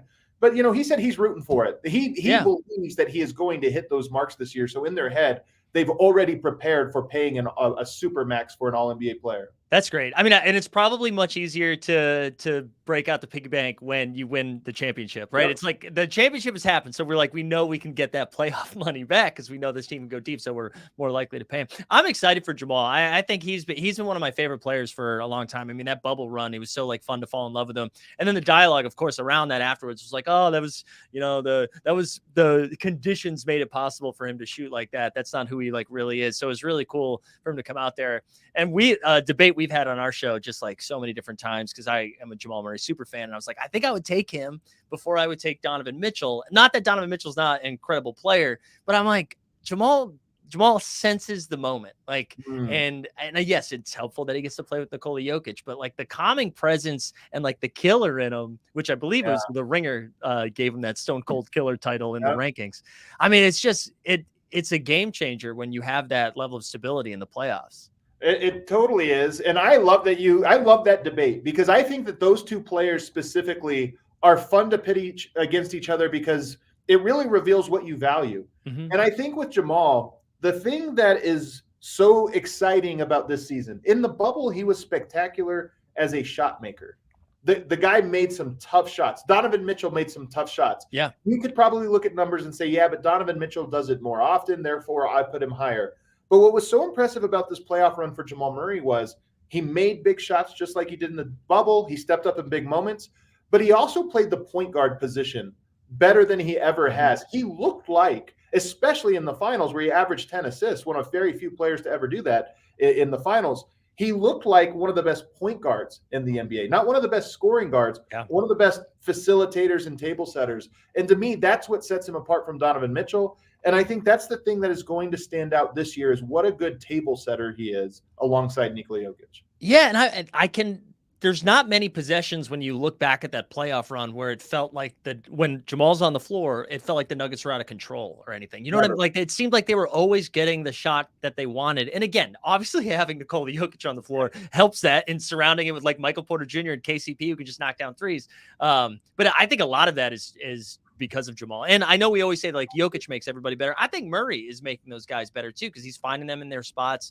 And again, he's just in like so much control. And Donovan Mitchell's great too. Right. I just was always like, well, the Nuggets keep winning those playoff series. Like I don't know, they're both scoring a lot of points, but the Nuggets are the team that are winning those series. I like that you talked here real quickly about Jamal Murray. Everybody talks about Jokic, but Jamal Murray being a table setter. Here's what I think.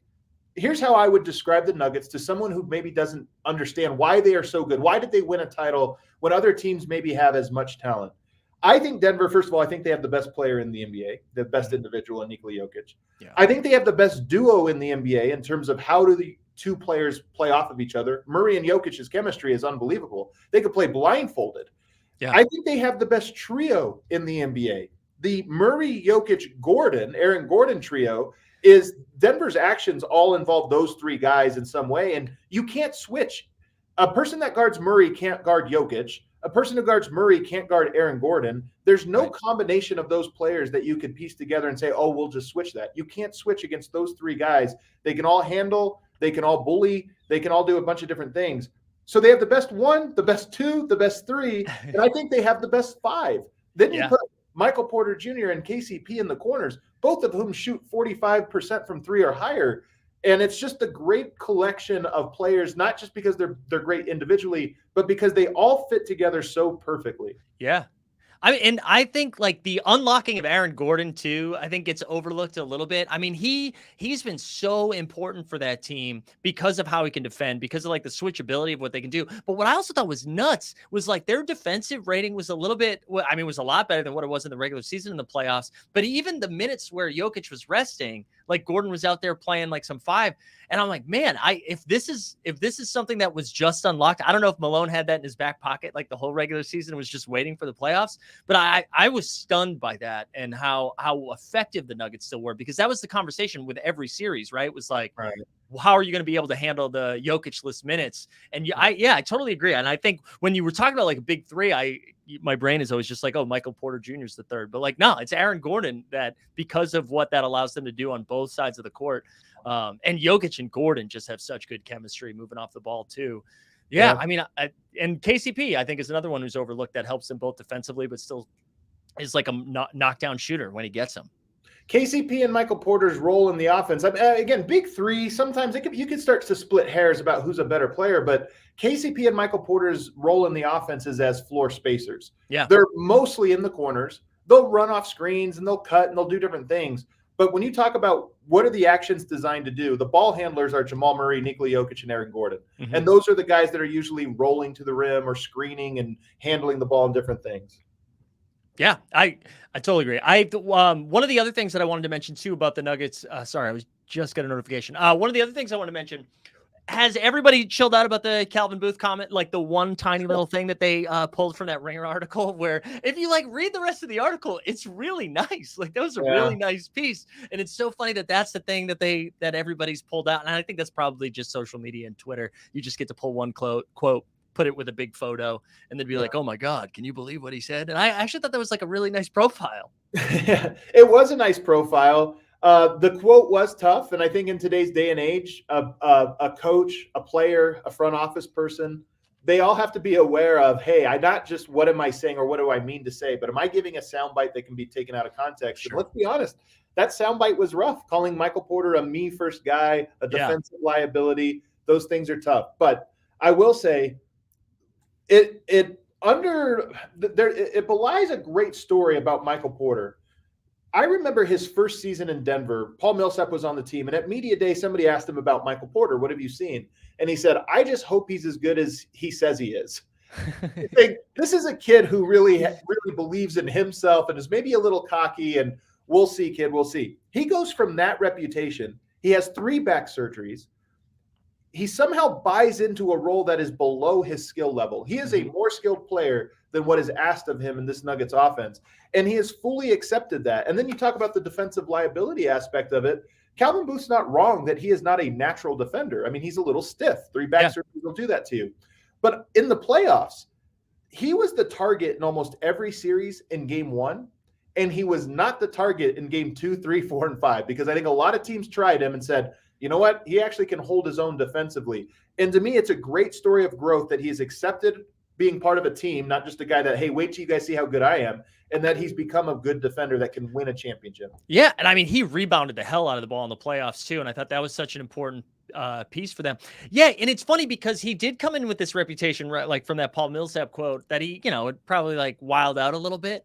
But I haven't heard anything, in at least nothing publicly, about Michael Porter Jr. being frustrated with his role or that he wanted more shots or anything like that. Like, just like you said, it really did seem like he bought in totally and is like ready and is embracing the role that he has. And you're right, like the defensive liability stuff. I mean, yeah, if you're picking a spot out of the someone has to be the weaker spot that's going to get attacked out of a 5, no matter what your 5 are, you're going to attack somebody. But you're right. He held up. Is there anything that you're like concerned about heading into, or like, I guess maybe keeping an eye on with this squad after winning a chip and still being the favorites to come back out? Is there any like not issue, but like thing you're paying attention to? Well, there's no question it's the depth. I mean, Denver has, I think, again, the best starting 5 in the NBA. I think they have a very reliable guy in Christian Braun, who by the way, I think Christian Braun is a guy that people should sort of key in on. He's a really good player who, again, does his role. I think he's going to be one of the better perimeter defenders in the NBA. He reminds me of a Drew Holiday or an Alex Caruso defensively. Just he's got size. He's really good at navigating around screens. And then he's 6'7". Like he's a guy that plays the 2, but he's going to be taller than almost everybody he goes up against. Right. He held his own in the playoffs against some of the tougher matchups. So I think he's a guy that's going to play a lot of minutes. But after that, it really is a mystery. Reggie Jackson, Justin Holiday are the veteran players who are going to probably start out in the rotation. But I think if Denver's going to win, one of their young players is going to have to overtake those guys. And at the moment, I think that if you were betting, there's Julian Strawther, there's Peyton Watson, there's Zeke Naji, Hunter Tyson you could throw in there. I think one of those guys needs to hit. I don't know that I would bet on any one of them, but I would bet on one of the 4 of them hitting. Yeah, I mean, they've all shown flashes too. I think it was it Paul George on his podcast? I think they were like someone like who's next, who's someone you're like really impressed by that has, and they referenced Peyton Watson. So, and ever since then, I've been paying attention a little bit more closely to him. But yeah, he seems to be the one that probably has the highest range of outcomes, where he's got some like some serious upside. Outside of Denver, like what are you paying attention to? Is there anything that you're like excited about to follow along? Is there any, whether it's a storyline, team, player, I don't know, anything that you're excited about heading into this season? I mean, I'm curious about the West. I'm curious. The Minnesota Timberwolves are a team to me that I've liked what they've doing. Now, I got full disclosure. I really got to know Tim Conley when he was in Denver. Mm-hmm. And I sort of know, I think he's like a bit of a mad scientist in a lot of ways. And look, trading 20 first-round picks for Rudy Gobert is I'm not trying to defend that move. That was a crazy move. But I also know that here in Denver, it wasn't just about the value in a vacuum of the players he brought in. I thought he helped really establish a culture, and he had an eye for how do pieces fit together and what is needed. And I look at them, everybody laughed when they got the Twin Tower lineup, and I kind of feel like Tim Conley was early saying, no, nobody knows how good Jokic is except for the people that watch him every day like I do. And we're going to need 2 guys to go up against him. They're going to be the class of the West. We need to build for them. And you look at Jaden McDaniels, who I'm very high on. Everybody's high on Anthony Edwards and expects a leap there. And I think they have good pieces. Nickeil Alexander-Walker was a phenomenal perimeter defender. If he commits himself to that role, I think that he can be a player, a 12-year player in this league just off of that skill. So I look at them and I go, I think that they might be, I don't want to say a sleeping giant because these things take time. You have to kind of go step by step. Mm-hmm. But I think that they are the team that is most slept on coming into the year, that is capable of being by the end of the year what Memphis was last year, where it's like, oh no, they're just one of the teams. Right. And it feels, I wonder if people feel burned after last season where everybody was like, oh, they'll win a ton of regular season games and then it'll be tricky in the playoffs. We'll see. And because that didn't happen, I think people are a little bit slower on it this year. But I agree. The range of outcomes in Minnesota are crazy. And I think I've now gotten to the point I've gone like full circle where I think I'm rooting for Cat now. I want good things to happen to Cat. I feel like he's a nice, likable guy who just says some crazy stuff on some podcasts, but I think I'm now rooting for him. But yeah, and the McDaniels, I know a lot of people were like surprised at how much McDaniels got, but I mean, what he can do defensively already, and he's still so young. And if he can expand his role a little bit offensively, I don't know. I think their range of outcomes. If you told me they finished 3rd in the West or 10th in the West, I think that's what's so intriguing to me. This for the entire Western Conference, like there's so many different teams that have like the ceiling of hosting a playoff series and also could miss the play-in game. It's going to be outside. I think like Denver and Phoenix have separated themselves in LA a little bit. Although Phoenix now already having Bradley Beal miss a game and Devin Booker be questionable. It's like the one red flag. They were like, well, they got to be healthy. And then the first game, it's already happening. I think the Clippers are another team that's just kind of intriguing to me. They've always been the overhyped team. I look at them now and I think they're comfortably almost under the radar, although there are some people picking them as the sleeper pick. And then I do look at that James Harden looming trade and say, look, if it does happen, I don't love that type of roster construction, just throwing guys out there that all can kind of cook individually. I don't love that, but there is sort of a critical mass you hit of talent where it's like, yeah, but that's just too hard to guard, man. That's 4 one-on-one players that nobody can guard one-on-one, and there's something there. So I look at them as a team that this is probably the death rattle for this era, but it might work out. Yeah, I almost just to see it. I want it to happen just to see what it looks like putting James Harden and Russ out there at the same time. But yeah, you're right. You hit that critical mass, and like almost at any point in the game, you're going to have at least 2, maybe 3 of them on the court almost at all times. And like that is a lot of talent, even if it's aging talent, still talent. Right. Adam, dude, thank you so much for being down to come on. I really appreciate it. I know I tagged the DNVR YouTube, but if you want, like, give us a little taste of what you guys have cooking up over there. DNVR is very unique type of coverage. All city. We're now in Chicago, Phoenix, and Philadelphia covering local teams. So if you're in any of those cities, CHGO in Chicago, PHLY in Philly, PHNX in Phoenix.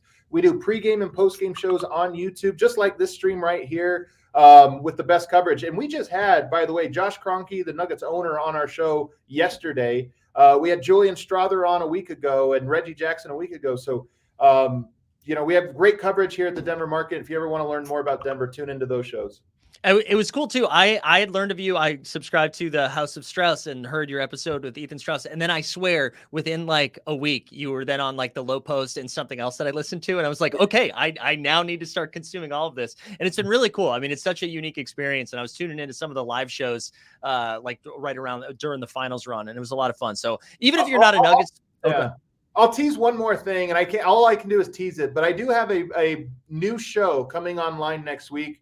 It'll make waves. You'll hear about it. But I'll allow this to be the teaser for it coming out, because it's I got a really great co-host that I know everybody loves, awesome. It's gonna be a big show. That's awesome. Well, hey, I appreciate you allowing us to be the tease. It's been an honor. All right, well, Adam, thank you so much, man. I really appreciate your generosity and time and jumping on. You bet, Mike. Good luck to you. Thanks so much. Thank you very much. All right. Thank you to Adam for coming on. That was awesome. That was great. Look at us. 2 guests in. We're still cooking. And now almost 90 minutes. And I promised you guys, we were going to give something away here. We're going to give away our first set of NBA tickets for the season. All you got to do is like the stream, subscribe, #hoops. We get 112 entrants into the chat. We're going to give these away. And then we have Howard Beck will be joining the show from The Ringer. We're also up to 10,547 subs. We'd love to see that as well. Want to make sure I didn't miss any messages of people being like, hey, I'm not coming on the show anymore. No, we haven't had any of that, which is great. We love what we're doing. Does Twitch count too? No, you got to slide over to YouTube, I believe, because I think it's only Scoop in the YouTube. Actually, I don't know about that to be true, Munster Man. I'm actually not entirely sure. So there you go. Like the stream, subscribe, #hoops. I'm very excited too for Howard Beck to come on. With Howard, we're going to be talking about some of the unsexy things that haven't been talked about too much yet in the NBA. And look at us having 121 live viewers right now. Now, just a reminder, I'm going to remove this for a second. You can see my handle right there at Mike Zakarian. If you win any of these prizes, we're going to be giving away a bunch of So Rare stuff. Sorry, I shouldn't call it shit. It's really nice. Some So Rare stuff, some jerseys, NBA tickets. The first set of NBA tickets we're going to be giving away right now. So make sure you DM me at Mike Zakarian if you win. Here we go. This is going to be our first giveaway right now. Let's do it. Winner, chicken dinner. And then I think I'm going to be able to make it 2 hours before having to take a pee break, which is very exciting. Very exciting that we're going this long. Wemban Mamba. I love this name too. Wemban Mamba. Congrats. Big dub. Wemban Mamba, you in the chat? And if you're like, hey, man, what the heck? I didn't get one. I didn't win. Don't worry. We're going to be giving away more stuff, which is very exciting. But Wemba Mamba, where are you in the chat? Where are you? Let your name be heard. This is Big Dubs, NBA Ticks. We love to see it. We love to see it. 124 live right now. This is fantastic. I love what we're doing right now. Is the audio and video still been good for everybody? Is everybody still vibing with the sounds? Yeah? Mamba mentality. Oh, there he is. Sure am. Look at that. Big W. All right. Do me a favor. Shoot me a DM at Mike Zakarian because your boy just won some NBA tickets. Where are you located out of Wemban Mamba? Is it France because you're a Wembanyama fan? Is it LA because you're a Lakers fan? Is it San Antonio because you're a Spurs fan? And yeah, we're still going to keep the same. Actually, we're going to start up a new giveaway too. We're going to start up a new one. All right. Let's do this again because the hoops has been done. So we're going to start up a new one here. Let's do hold. We'll do hold. There we go. So like the stream, subscribe, #hold. That's right. Oh, you're in Portland. Let's go. Let's go, Wemban Mamba. You're going to see Scoot Henderson, baby. The cold brew's been good. We're about halfway through. I'm trying to limit myself because I did have a coffee already this morning. And so I didn't want to, this is like my 4th cup of coffee. We got to chill out. You know what I'm saying? But yeah, so we'll fire up the next giveaway, like the stream, subscribe, #hold. We'll do that in a half hour or so. And we'll give away some So Rare merch next. But hey, and real quick, shout out to So Rare again. I know, look at that. Ta-da, for letting us do the show here live, which is very exciting. It's been a lot of fun. It's been cool that they've been to team up with them. And we're excited for game week 1. And if you're here for So Rare for the first, if you're new to So Rare, the pinned chat, click a link, sign up for free. It's fantasy basketball. That's what it is. It's a new way of playing fantasy basketball. Go sign up. And we'll explain it more later tonight when we do a little live before lock, which is it an hour from now? Is it 6 hours from now? I don't know. 4th coffee, but how many lines of Coke? Great question, Billy. No Coke. Coke free. Not even Coca-Cola. No Coke products here. Even though I've been watching a lot of snowfall. So I do feel like I understand the mechanics of the Coke business.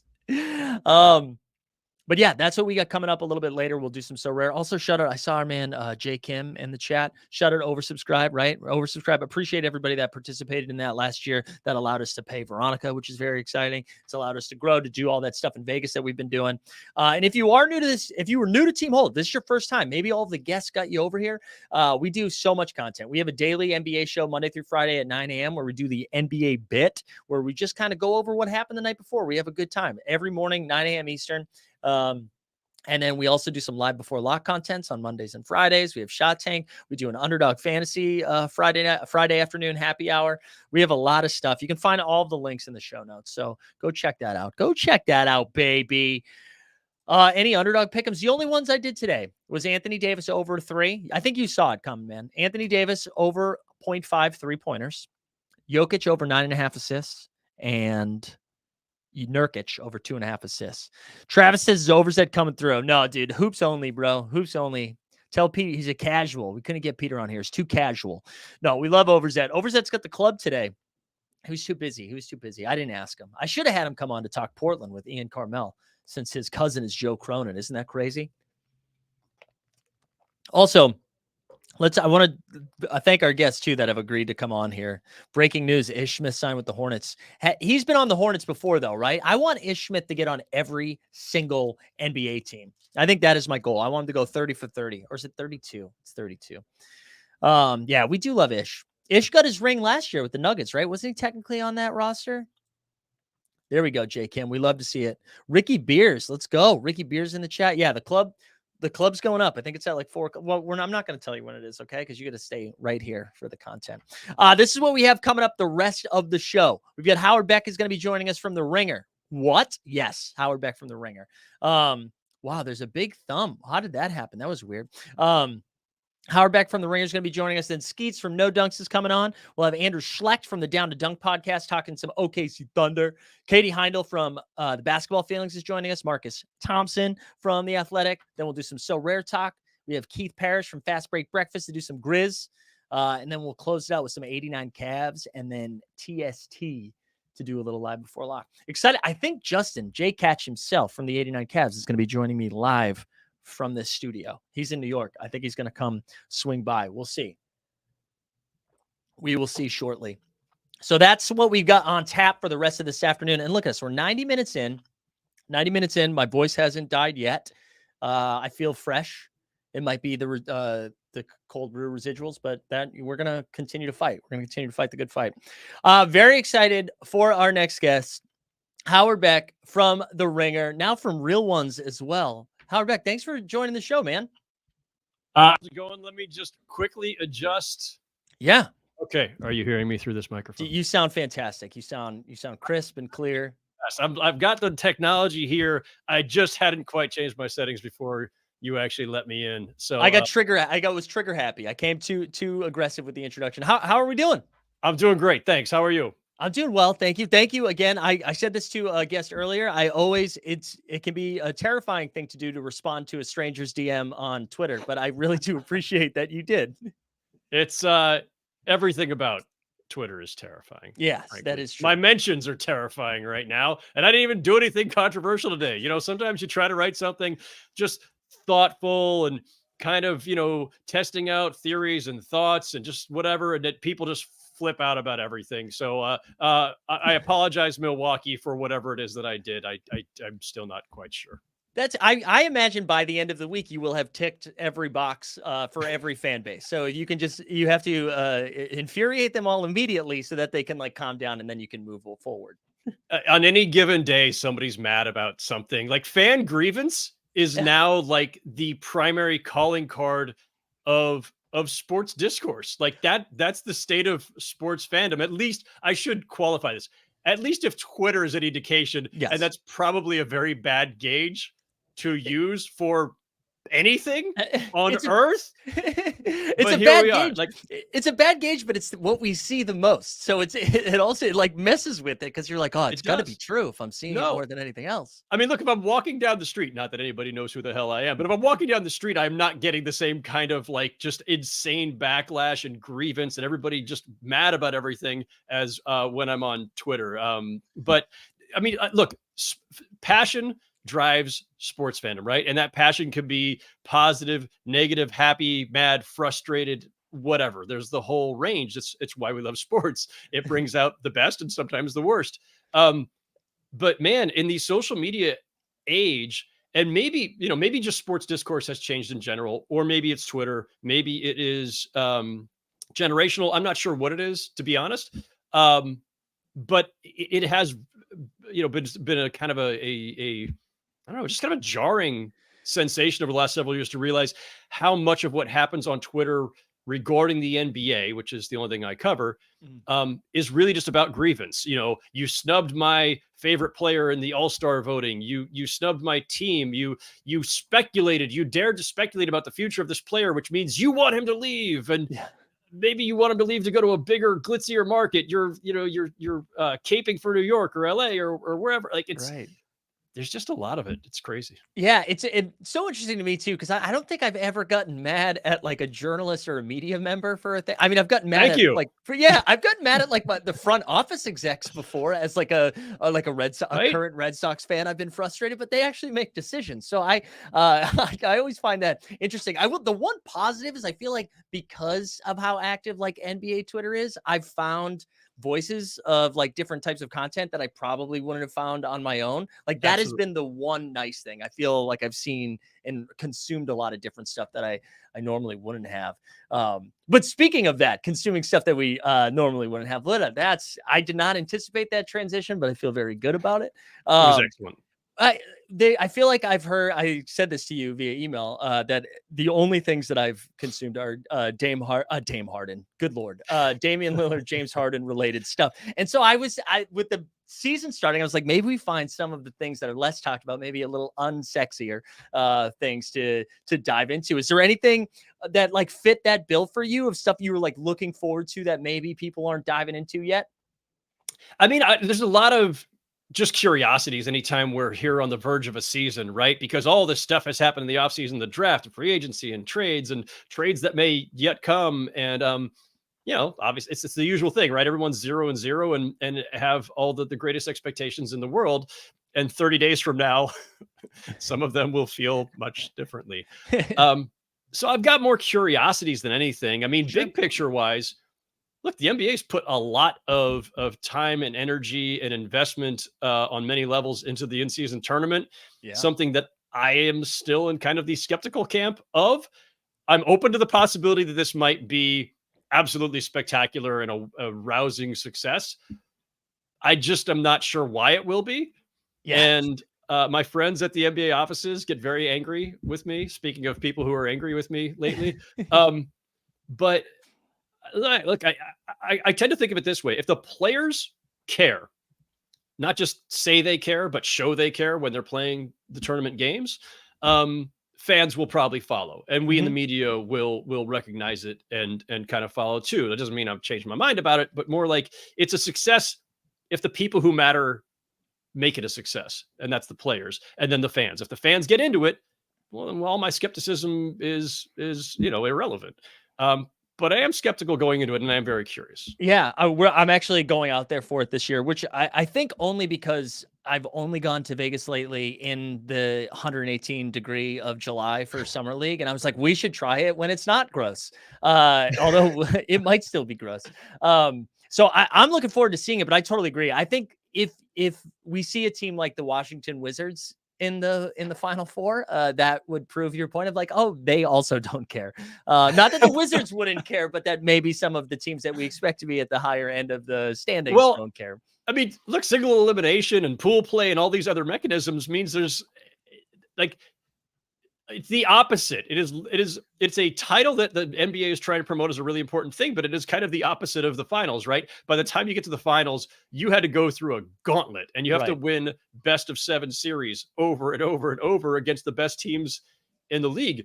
This is a case where, like, if it were the Wizards versus the Rockets in the in-season tournament final, that could happen. And I actually think in a lot of ways that would be more fun. If it's Bucks, Lakers, or Celtics, Nuggets, like, I don't need a preview of the NBA finals. Like, we know what's going to happen. We don't know what's going to happen in June. We have certain teams we expect in June. I don't need them facing off in December for this mythical new title. And because I followed, I'm in New York, and so I got hooked. My wife and I got hooked with the Liberty the last couple of seasons, and so followed them pretty closely this year.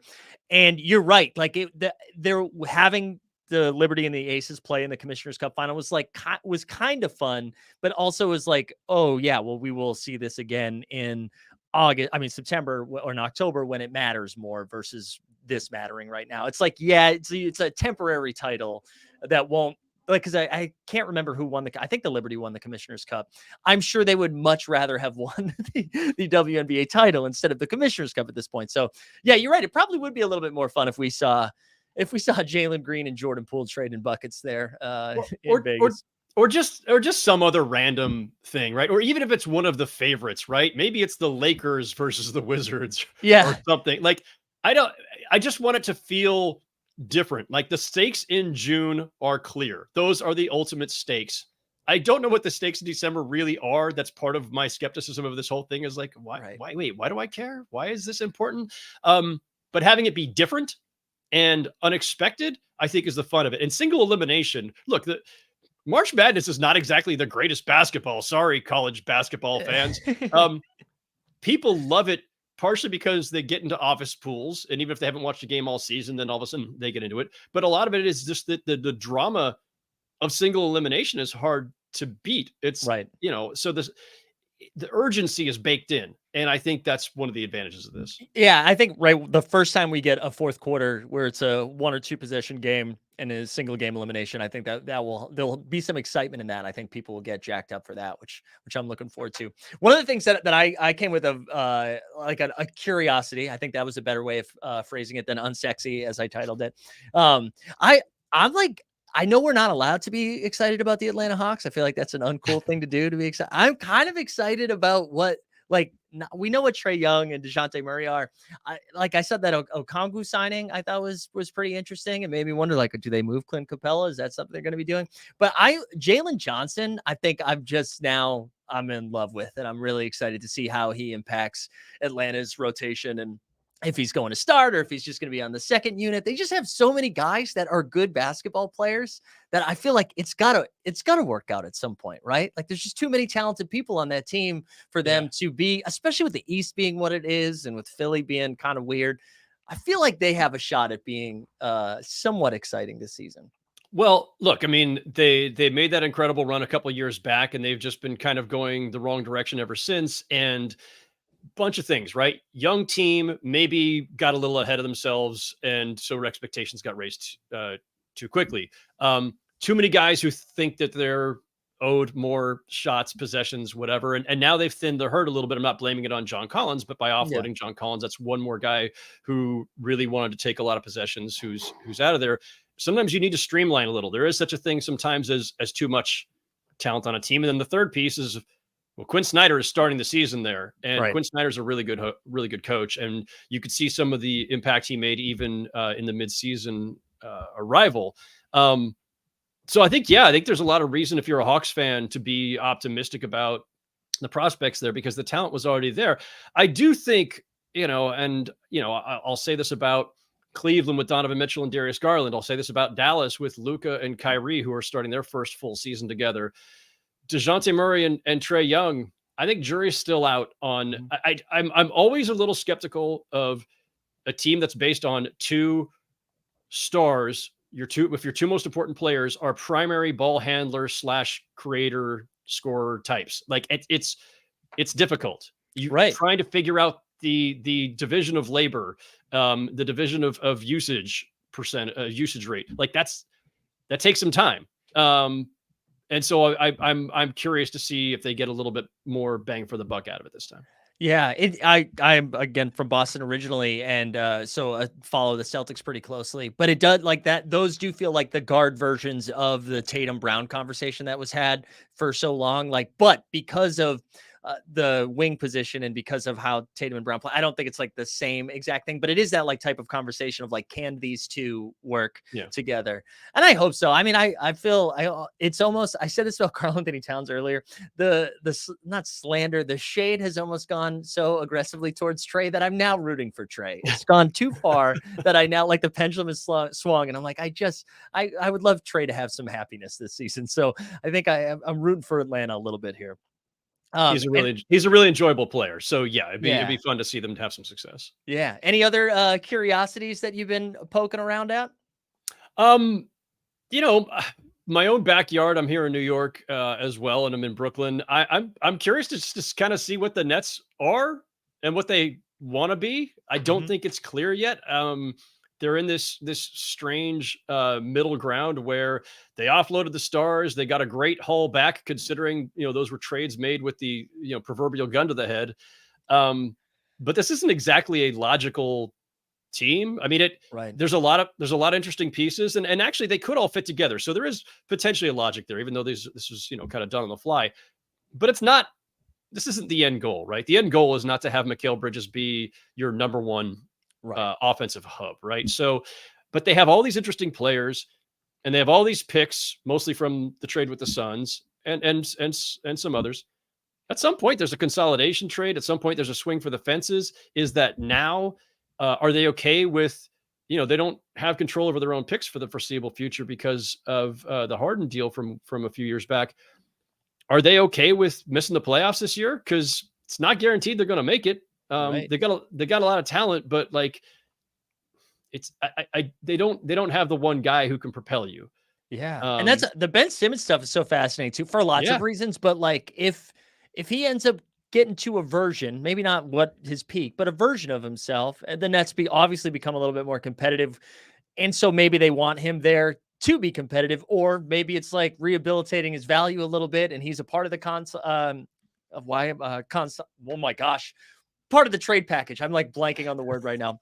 But like I feel like it could go either way. Like I have no idea what their trajectory or what they want their trajectory to be. Do they want to be messing around with that like 5, 6, 7 seed, or that team's fascinating. I'm also, and I know we have some fans of him in the chat too, but Cam Thomas too. Like I feel like we see some very exciting moments of Cam Thomas, and then we don't see Cam Thomas play basketball for large stretches of times again too. So I'm curious how they're gonna. I don't know. They've just got a lot of pretty good guys, so I'm curious how they're gonna roll those out. Yeah, and look, if Ben Simmons recaptures what he was, and that's suddenly become a controversial thing to even suggest. But look, Ben Simmons, he took care of the back issues, right? He had surgery. Around the league, the curiosity has been how much of his decline has been physical versus mental. And Ben Simmons himself, to his credit, when he was pushing his way out of Philly and first arriving in Brooklyn, spoke openly about some of the mental aspects of the game and of his own makeup. And so people around the league are curious about that. Like, okay, if he's physically sound now, are we going to see the more aggressive and confident version of him that was all defensive team, I think, as recently as, I don't know, 2-3 years ago, and all NBA a few years ago? Like, this is a guy who was, a perennial, defensive player of the year candidate, and just, a player that everybody would have been falling over themselves to acquire before things got strange and sideways in Philly and before the injuries and everything else. He's still in his prime. He's still young. Yeah. So if he recaptures that, does that now mean he is a foundational piece for the Nets, or does that mean he's now palatable for another team, or even desirable for another team to acquire, because he does have a pretty large contract, albeit only 1 year left after this one? Yeah, and I'm again, like Trey and Kat now, I'm almost rooting for him just because it's better if he's out there playing and performing. And I the lights are not as bright in Brooklyn as they are almost anywhere else in the league too. Even when they were bringing in the KDs and Kyries and Hardens, it's still, I feel like the national media talked about them way more than like Brooklyn actually talked about them, as someone who has been to a lot of those games back when it was happening. But so I feel like if it's a safe space for him to rehabilitate his game a little bit. It's a funny thing because, right, like, this is New York. It is the biggest market in the country. But the Nets, because of the way that the Knicks just dominate the discourse and the headlines and the back pages of the tabloids, like, playing for the Nets, you get the advantage of being in a major market. But you don't have all of the spotlight and the scrutiny. It is it's I don't want to say it's like being on a small market team, but there's a little bit of that there. And so, yeah, like Ben Simmons trying to rehabilitate his career in Brooklyn versus the Garden is actually a huge difference. It was so funny when I'm sure you saw it at some point, but Michael Wilbon had some comments about how the Barclays Center was quiet for the Liberty game. And I was like, I think he's thinking of a Nets game, because it's not like the Liberty, the vibes are very different for the Liberty versus the Brooklyn Nets games. Yeah. So I think he might have mistaken those two. Yeah, that's a good one. I've one more for you too that I thought of this morning. I think I'm going to pay attention to Taylor Jenkins for Coach of the Year, only because almost everything has gone wrong for Memphis so far. The Steven Adams stuff was such a bummer. He's going to be one of like the more likable people in the league, and we spent so much time last spring being like, well, Steven Adams is actually the key to this team, and now for them to lose him for the year, seemingly out of nowhere too. I don't know if that was something that was thought to be a problem and then was announced, or I hadn't heard anything about it. But as I've talked to like Keith Parish from Fastbreak Breakfast, who's going to be coming on a little bit later, he's like, the Grizzlies have figured out how to win in the regular season, whether they have Ja, whether they don't, whether they have Tyus Jones, whatever. This would be the ultimate test with no Ja, no Steven Adams, without Brandon Clark for a little bit too. So I'm curious, and with the West being just like such a gauntlet now, where I feel like any team could finish 2nd or 11th in the West. Like, the range of outcomes are so wild. If they are somehow able to stay above like board and hang in there, and Derrick Rose all of a sudden playing 25 minutes a game and being meaningful minutes, or Jaren Jackson Jr. just stays out of foul trouble, whatever it is, I feel like Taylor Jenkins will deserve, even if they're like a 6 seed, we have to give him Coach of the Year. That's the vibes just seem bad in Memphis. And so I just feel for that team. I fear that the Steven Adams loss is probably the one blow too many, right? Yeah. Like I think surviving 25 games without Ja was already going to be a pretty big challenge. And I know they've played well without him in the past, but it was with Tyus Jones and he's not Right. there anymore. So, were Marcus Smart and Derrick Rose going to be enough to get them to tread water through those 25 games until Ja got back? I gave them the benefit of the doubt on that part, but now losing Steven Adams and you're already down Brendan Clark for probably most of the season. I don't see how they're going to survive this, as you point out, in a West that's gotten that much better. They're going to drop. It's just a matter of how far they drop. Right. And how big of a hole does Ja have to try to dig them out of? And what's his mindset when he comes back besides? I mean, this is a pretty, this is not an injury, right? A guy comes back from 2 months out because of injury. Okay, he's got to get his wind back and he's got to rehab and he's got to get confident in his leg, his knee, his ankle, whatever. Again, he's coming back from something altogether different. And he's gone through a lot, and there's a lot of scrutiny behind that. And there was the big ESPN investigation that landed last week. And so Ja's carrying a lot with him mentally as he comes back after those 25 games. And so I don't know how to game that out. I don't know what that means for them at that stage. But like the degree of difficulty for the Grizzlies just got a lot bigger without Steven Adams. Yeah, I'll be honest too. I didn't even think of framing it like that with Ja's return. I just kind of was like, game 26, Ja's back. But you're absolutely right. I mean, we're talking range of outcomes in the West. I think the range of outcomes in Ja's return could be all over the place too.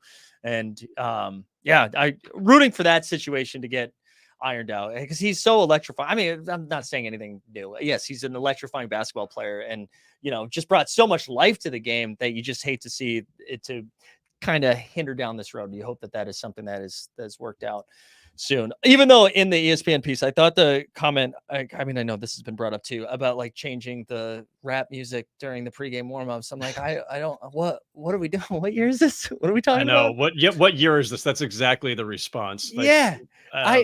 Both to make that change, thinking it would help, but then also to say that to someone doing an investigation, being like, well, we've tried everything, even changing the music. I'm like, okay. Yeah, good luck with that, guys. I don't know what you're hoping to accomplish there, but right. Yeah. One more. Any other curiosities, or did we hit the list? I mean, many. I mean, a couple of quick hitters. The Thunder are now the darlings of the league. We all can't wait to see what they look like in the regular season, and the bits of Chet Holmgren we've seen so far in the preseason were really enticing, and a lot of young talent. Youth doesn't generally win in this league, and in a tough Western Conference. How far can they go? But I think we're all looking for them to make the breakthrough and at least be a playoff team and take that first step, and they're just going to be fun to watch regardless. And then the other one is like I'm absolutely curious to see how the Chris Paul Warriors partnership works out, and whether that extends their run improbably yet again. I'm so fascinated to see the Chris Paul, and now with like Draymond missing the first game or maybe a couple of games, I'm curious like what the rotation looks like. Is he playing out there with Steph and Clay just for like a couple of minutes at a time, like all the time? Like I'm curious to see how Clay looks when he comes back. Yeah, the Warriors one is going to be fascinating. OKC, I was so excited. Like, I think a couple months ago, I was like, I'm very excited about OKC. I was like, what if they even finish like top 4 or something like that? Now that everyone else has come on board, now I'm nervous. Like, I'm like, oh, maybe this is usually not a good sign. You can't be the surprise team if everyone's picking you to be like, no one was picking the Kings to finish 3rd in the West last year. No. That's why it worked. I feel like if we're all picking it, it's bad. It's a bad sign. So now I'm nervous for OKC fans, but they're going to be so fun. I'm excited to watch them. Yeah, and by the way, we don't want to get too far ahead of ourselves with tipping our hats and awarding anybody anything, but I think Sam Presti just pulled off one of the quickest and most spectacular turnarounds. Like it was like 5 minutes ago, they're offloading Paul George and Russell Westbrook, and they're tearing down, they're tanking, they're this, they're that, and look how quickly they're not just back to respectability, but like one of the most intriguing and talent-laden young teams in the NBA, and they did it far faster than most teams that we've seen, lean into the teardown. Yeah, and I mean, because you even think like it feels like they've been tanking, right? But it really was just a couple seasons because you had that Chris Paul, SGA, Dennis Schroeder year, right? I think Exactly. that was the bubble when they were in the playoffs and they almost got through Houston in that. Yeah. Um, They yeah, weren't bad for very long. no, and they have so many options too. Like they could just run with the core they have. They could make a move if they wanted to. They have They own everybody's draft picks from here until eternity. I mean, it's crazy. And then It's- even like they had that deal with Houston the other day too, and I was like, we're still getting more picks. Sam, let somebody else have a pick. Oh, but they're Ben, going to have to invent more picks. They're going to create a third round of the draft just so teams can have picks again. and I'm sure he'll stockpile third round picks too, and then there'll be a whole story about why the third round pick is actually the asset you need. But Howard, listen, seriously, thank you so much again for responding to a stranger's DM. But I've been a big fan of your work for a long time, and I was very taken aback, and I'm appreciative of your generosity with your time and coming on, and excited that you're with the Ringer too. That's such a fun fit, and the Real Ones is such a great show too. So you're a good addition to that. So really, thank you for coming on. No, my pleasure. Thank you for all the kind words. Really appreciate it. This has been fun, and good luck with the rest of the show today. I hope your voice lasts until what time? Yeah, I think like 7:30. Where we're gonna try to make Wow. it till 7:30, and it feels like I've been live longer than I have been, and I just looked at the clock and it's been 2 hours, and I was like, oh, I can do math. I've seen the guest list. You've got great guests coming up. They will carry you through, I'm sure. Good luck the rest of the way. Yeah, and anything else? Should we promote anything else that you got going on before I get you out of here? The Ringer at Howard Beck. Find all my stuff at theringer.com. Great website. Real Ones podcast with Logan Murdoch and Raja Bell every Monday, and that's all I got to plug. Find me on Twitter, the Hellscape at Howard Beck. Perfect. Thank you again, Howard. I really appreciate it. All right, Mike. Take care. Take care. That was great. Shout out Howard Beck. That was such a fun guest. Look at us just crushing it. Ian Karmel, Adam Mares from DNVR, Howard Beck from The Ringer. This is a lot of fun. Who else? Who else we got here in the chat? How are we doing? How's everybody doing? Is everybody feeling good?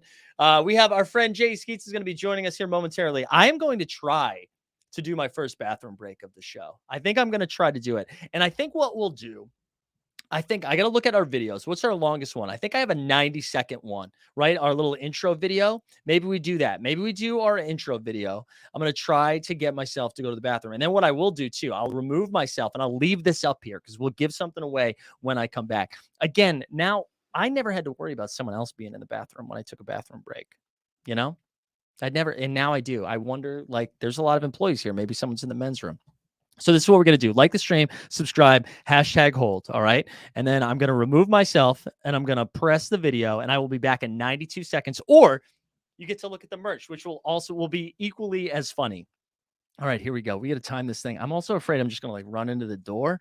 This is going to be exciting. This is good content. Make sure, I hope Skeets arrives while this is happening. That would be perfect. All right, here we go.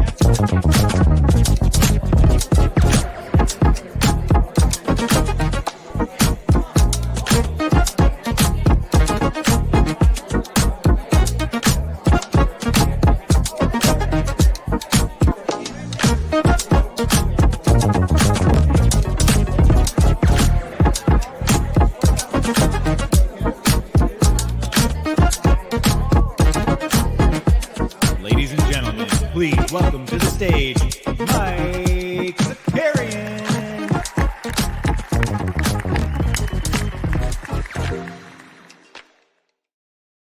Crushed it. Are you kidding me? Are you kidding me? That's an incredible bathroom break.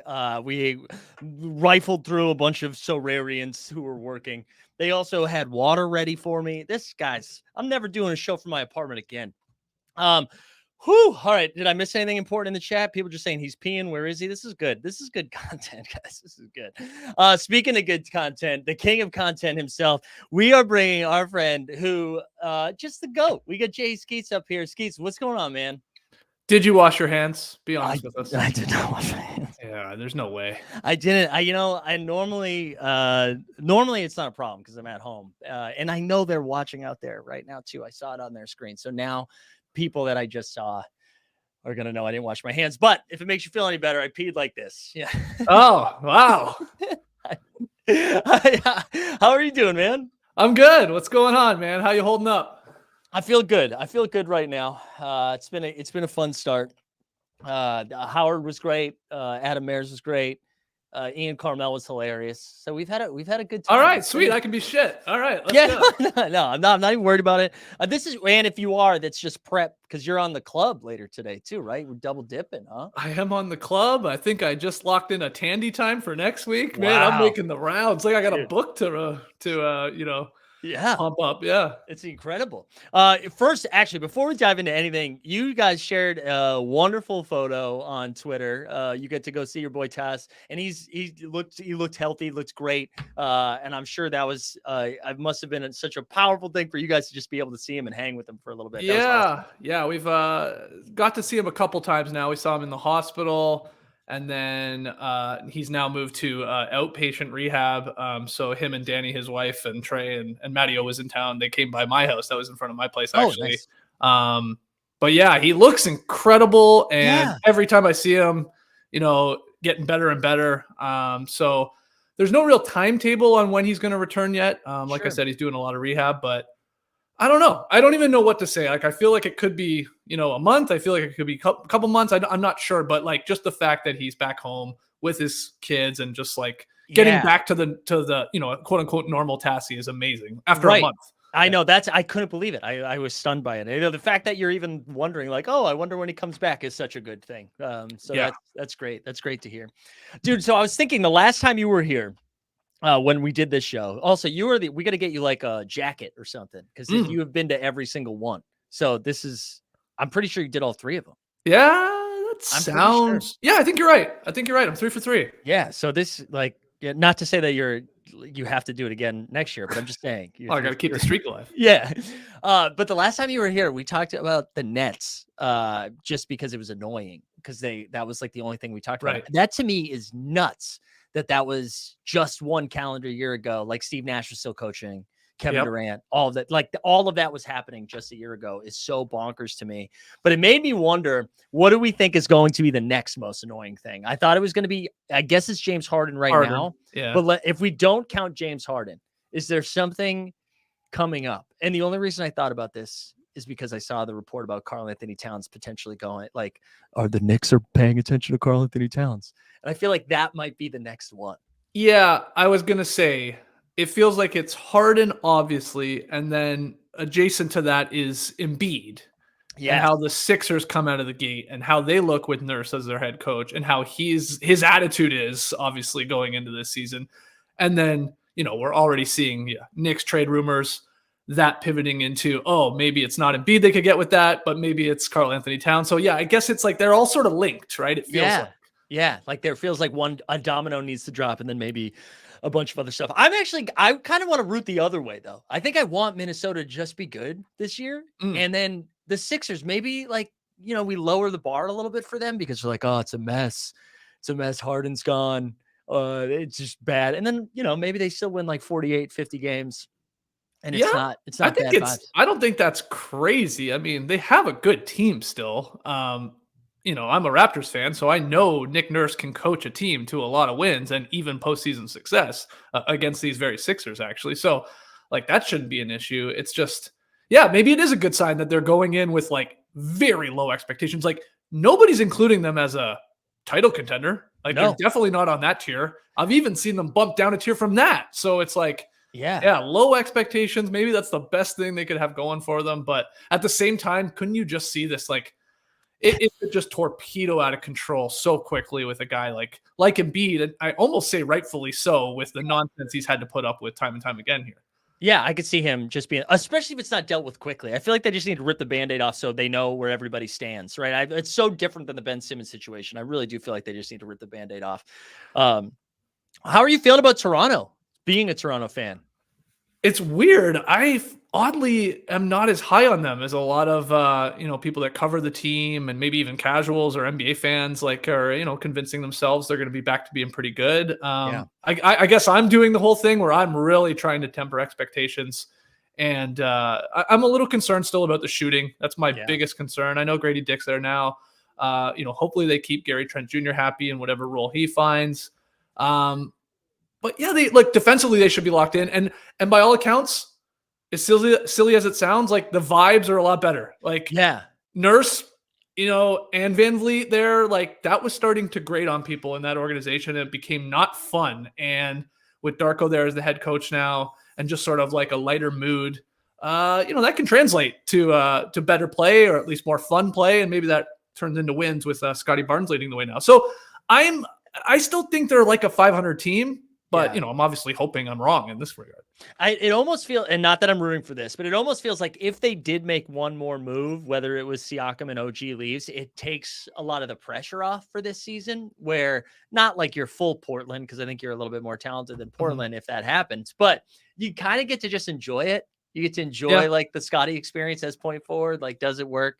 You get to see what Grady Dick has, some of these young guys, versus having Siakam and OG still. It feels like there's still an expectation that you're trying to compete right now. Yeah, and the whole thing, people point out, and they're right. After they made the move and got a real center in Pirtle last year, they were solid. I think they were 15-10. They were good. They looked like a competent team at least. And then they just couldn't hit free throws against Trey Kirby's Bulls. And DeRozan's daughter had an incredible part of that. So what are you going to do? And when a kid's screaming, you're going to get distracted. So good on her. But yeah, so you can see why there's the bones of a still good team. And I think Siakam is still underrated. Barnes is the big cue, right? Barnes has to really pop off here in his third season. And maybe with the ball in his hands more, he will. But I'm just trying to I don't know. I'm not there yet. I don't know what it is. Well, and I think last year was kind of rough too, right? And because the vibes are so bad. Yeah. So I totally get that. Just trying to let's just see. Let's give us a month. Let's see what it looks like. The Scotty Barnes stuff is kind of fun too. A lot of people in the chat were saying most improved player this year from Scotty. And I thought I had this really smart point where I was like, dude, wait, you could win rookie of the year, then have an off year your second year, and then win most improved. And everybody immediately was like, Ja. Yeah. And I was like, oh yeah, all right, that's not a very good. I made a very bad point. I guess that happens all the time. But that's a fun one, right? Because I do think if the point forward stuff works out, and I mean he's clearly capable. It's just the consistency of it all. And you're right. I think shooting would make it a lot easier for him, right? If you don't have guys that can stretch the floor a little bit, it's just going to make it a lot harder for Scotty to do point forward stuff. For sure. But I do think he could fill box scores here. Yeah. If he's given, again, the opportunity to sort of run the show and, hit the glass and obviously play make. He's got a great vision for his size. So yeah, the stats will be there. It's just going to for him to win MIP, I think they would have to really shock a lot of people and, be flirting with at least 45 wins, if not knocking on the door of 50. And I'm just not sure how likely that is. Yeah. And what about outside of Toronto? Is there stuff that you've got circled that you're very excited to see play out? Are there things? I mean, I know everybody says what's your league pass team, but are there any specific squads that or individual situations that you're excited to see how it plays out? I think more than most that the Hawks are going to be good. I actually, I banged the over on that one. They had a very low over-under win total. I think it was I want to say 42.5 or something like that. It was pretty low. I think Quinn Snyder with a full camp and sort of a lot of people doubting that team, especially Trae Young and even some of the other guys on the team. I think they're gonna shock some people. Though I was looking at their schedule, the start of their schedule is tough. There are not many quote unquote easy wins, so they'll have to set the tone early. And then maybe I'll look smart if they do, but otherwise it could go the other way. But I'm high on them. I just think they're being forgotten. They have so much talent too. Yeah. I brought this up. I forget who I was talking to now about this, but I brought this up earlier. I think Jalen Johnson's going to be pretty fun. He seems like he's fitting in really nicely. And Bogdan's healthy. He really hasn't been healthy with Atlanta or full health for a while. And these are guys coming off well, I guess Jalen might start, but those are like bench guys. They just signed Okongwu to a pretty great deal, I think, for them. I agree with you. And the East sucks too. Like, I just feel like it could be, I mean, outside, like you get the top two, and then I feel like it's kind of a mess. I mean, Cleveland, New York too, but absolutely. It's like the Knicks, the Cavs, the Sixers are still there, the Heat, the Hawks. People will convince you the Raptors. Yeah, like after I'm talking about the Bucks and Celtics, like you said, 1, 2, whatever order you're putting them in, but it's a log jam there with all these other teams that, could be a high 40 win teams, or these could be easily just sub 500 teams. Yeah, they just have a lot of talent. They've got too much talent to be that as bad as they've been. And who knows? I don't know. Maybe like John Collins is DeAndre Ayton light, in the sense that they just needed to remove the vibes from that situation. Yeah, he's free. We'll watch him. He's going to have some great games in Utah now, and people are going to be like, "Oh, see," and it's like, "Well, yeah, you tried trading him for like 3 seasons. Like his heart probably wasn't in it." Dude, I know. I feel like no one thinks this anymore. That's how I feel about DeAndre Ayton, though. I'm like, I'm sure he's got some stuff he needs to like mature about, like maybe whether it's video games or just the energy he's bringing night in and night out. But dude, you had your coach not talk to you like throughout the entire offseason and then tell people about it. Like, there was no support there at all. And we're all just like, oh yeah, Ayton sucks. I'm like, well, if everybody around him is saying he sucks, I know Chris Paul, the ultimate like leader, I'm sure that can be a little grating too if you're not in his good graces. I mean, look, fresh start in a new place. That's huge, especially with low expectations in Portland in Ayton's in his scenario. And the idea, like, they also are just naturally getting older. They're turning into men. I mean, this guy comes in super young. He's the number 1 pick. Obviously, his whole basketball life, he's, hey, you're the man. You're amazing. Like, you're just more athletic than everybody. No problem. You'll dominate. And then he finally hits like a roadblock, so to speak. He was still good. Like, he still puts up numbers. But getting questioned for, like, is your heart in it? And, like, can you do the dirty little things and stuff like that? Maybe he doesn't want to. So, I'm with you. I have faith. But, look, you got a bunch of Hall of Famers saying, that guy doesn't have the dog in him, man. Right. And, who are we? Like, they probably know a lot more about this than we do. So, sure. They're seeing something, obviously, day in, day out on the court, in the locker room, that they're like, I don't know about this guy. I just don't think we want to go to war with this guy. So, and they got to win now. Like, it's not like they can develop him anyway. So I get it. I was like, man, I feel bad. I've become too emotional. I've been too supportive of these guys. I find myself rooting for Trey, like we were just talking about, and Cat. And I used to think those guys were villains. And now I'm like, nah, we need to rehabilitate everybody. Let's have Ben Simmons have a good year. Let's have Cat have a good year. It's more fun that way than them just like continuing to disappoint or like feel like they're checked out mentally. Like, no, at a certain point you're like, it'd be cool if Ben Simmons was back to playing at an all-star level, or Trey Young was back to getting like the respect of a lot of people, or Cat reminds people like, he is really good. Like, that's better than just this, we just keep saying the same thing over and over again. I know. This is who I'm turning into right now. I just hope they all have fun. I hope they all have a really nice time. Anything else like under the radar stuff that you've been excited to kind of take in? One of the things, because we're going to talk with Andrew Schlect in a little bit about OKC. I'm now nervous that too many people are too excited about OKC, and now I'm like, we ruined it. We had a good thing, and now everyone's too excited. Yeah, there is. I feel that way as well. It felt like a couple months ago, if you were on the OKC bandwagon, I know you were, some people were, then it was different. It's like the equivalent of like, I found out about this band early, and man, this band's the greatest band in the world. Nobody knows about them. Oh man, they're so cool. And then everybody starts finding out about them. They become a little mainstream, and you're like, are they really that good? You start to do that. So. They have a track. They have a track on a commercial, and we're like, sellouts. Yeah, I'm concerned too. They're even on the cover of Slam. I know. Like, what are we doing? It's starting to give like, old New Jersey Nets vibes when they're all on the cover and they're going to win the title, or like the cool Clippers with like Darius Miles and those guys. You're like, ooh. But all that said, like in preseason action that I saw, it was like, holy crap, this is a good team. Like with Chet Holmgren there now, we know Shea's amazing. Like, I think Jalen Williams is going to be an all-star one day. Like, there is Giddy's getting better. Dort should get better. Like, they're stacked.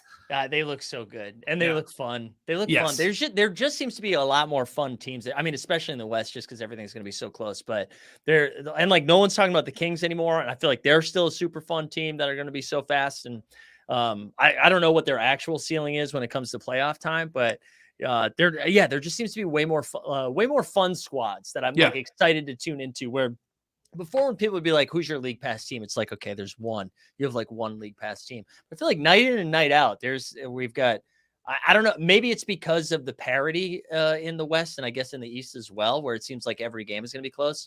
But there's far more stuff that I'm like excited to tune into this year than in previous seasons. No, I think you're just excited to tune into the in-season tournament games. Oh, That's got you hyped. Dude.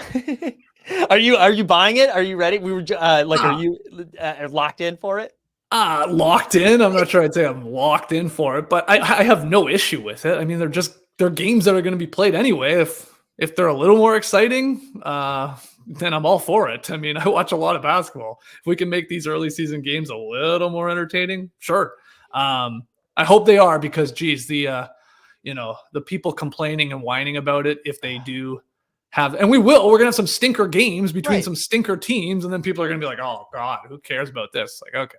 Relax. I just don't understand why that would be different, right? Like the stinker game would have still existed, like it's not like the game, it's not like they're adding, I mean, I guess they're adding 2 games or a game, but like they're not, those play-in type games would have happened anyways. Yes. I think it'll be because someone will feel slighted that they were tricked into watching it. Yeah.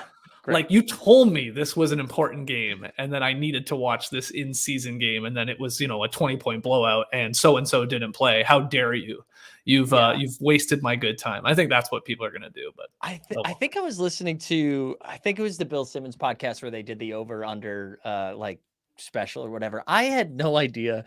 One, that you could bet on the in-season tournament, but that it was already live. Like odds were already live on who could win the in-season tournament. Wow, I didn't know that. And I was like, I don't even know how I would think, I don't understand the pods yet. I haven't seen any of it happen yet. I'm like, I can't even think about picking a team. The only thing that the only line of thinking I've had so far, well, it's going to be a young, hungry team who hasn't had a taste of winning yet. And this is like their first, whatever. That's like the closest thing to a line that I've had.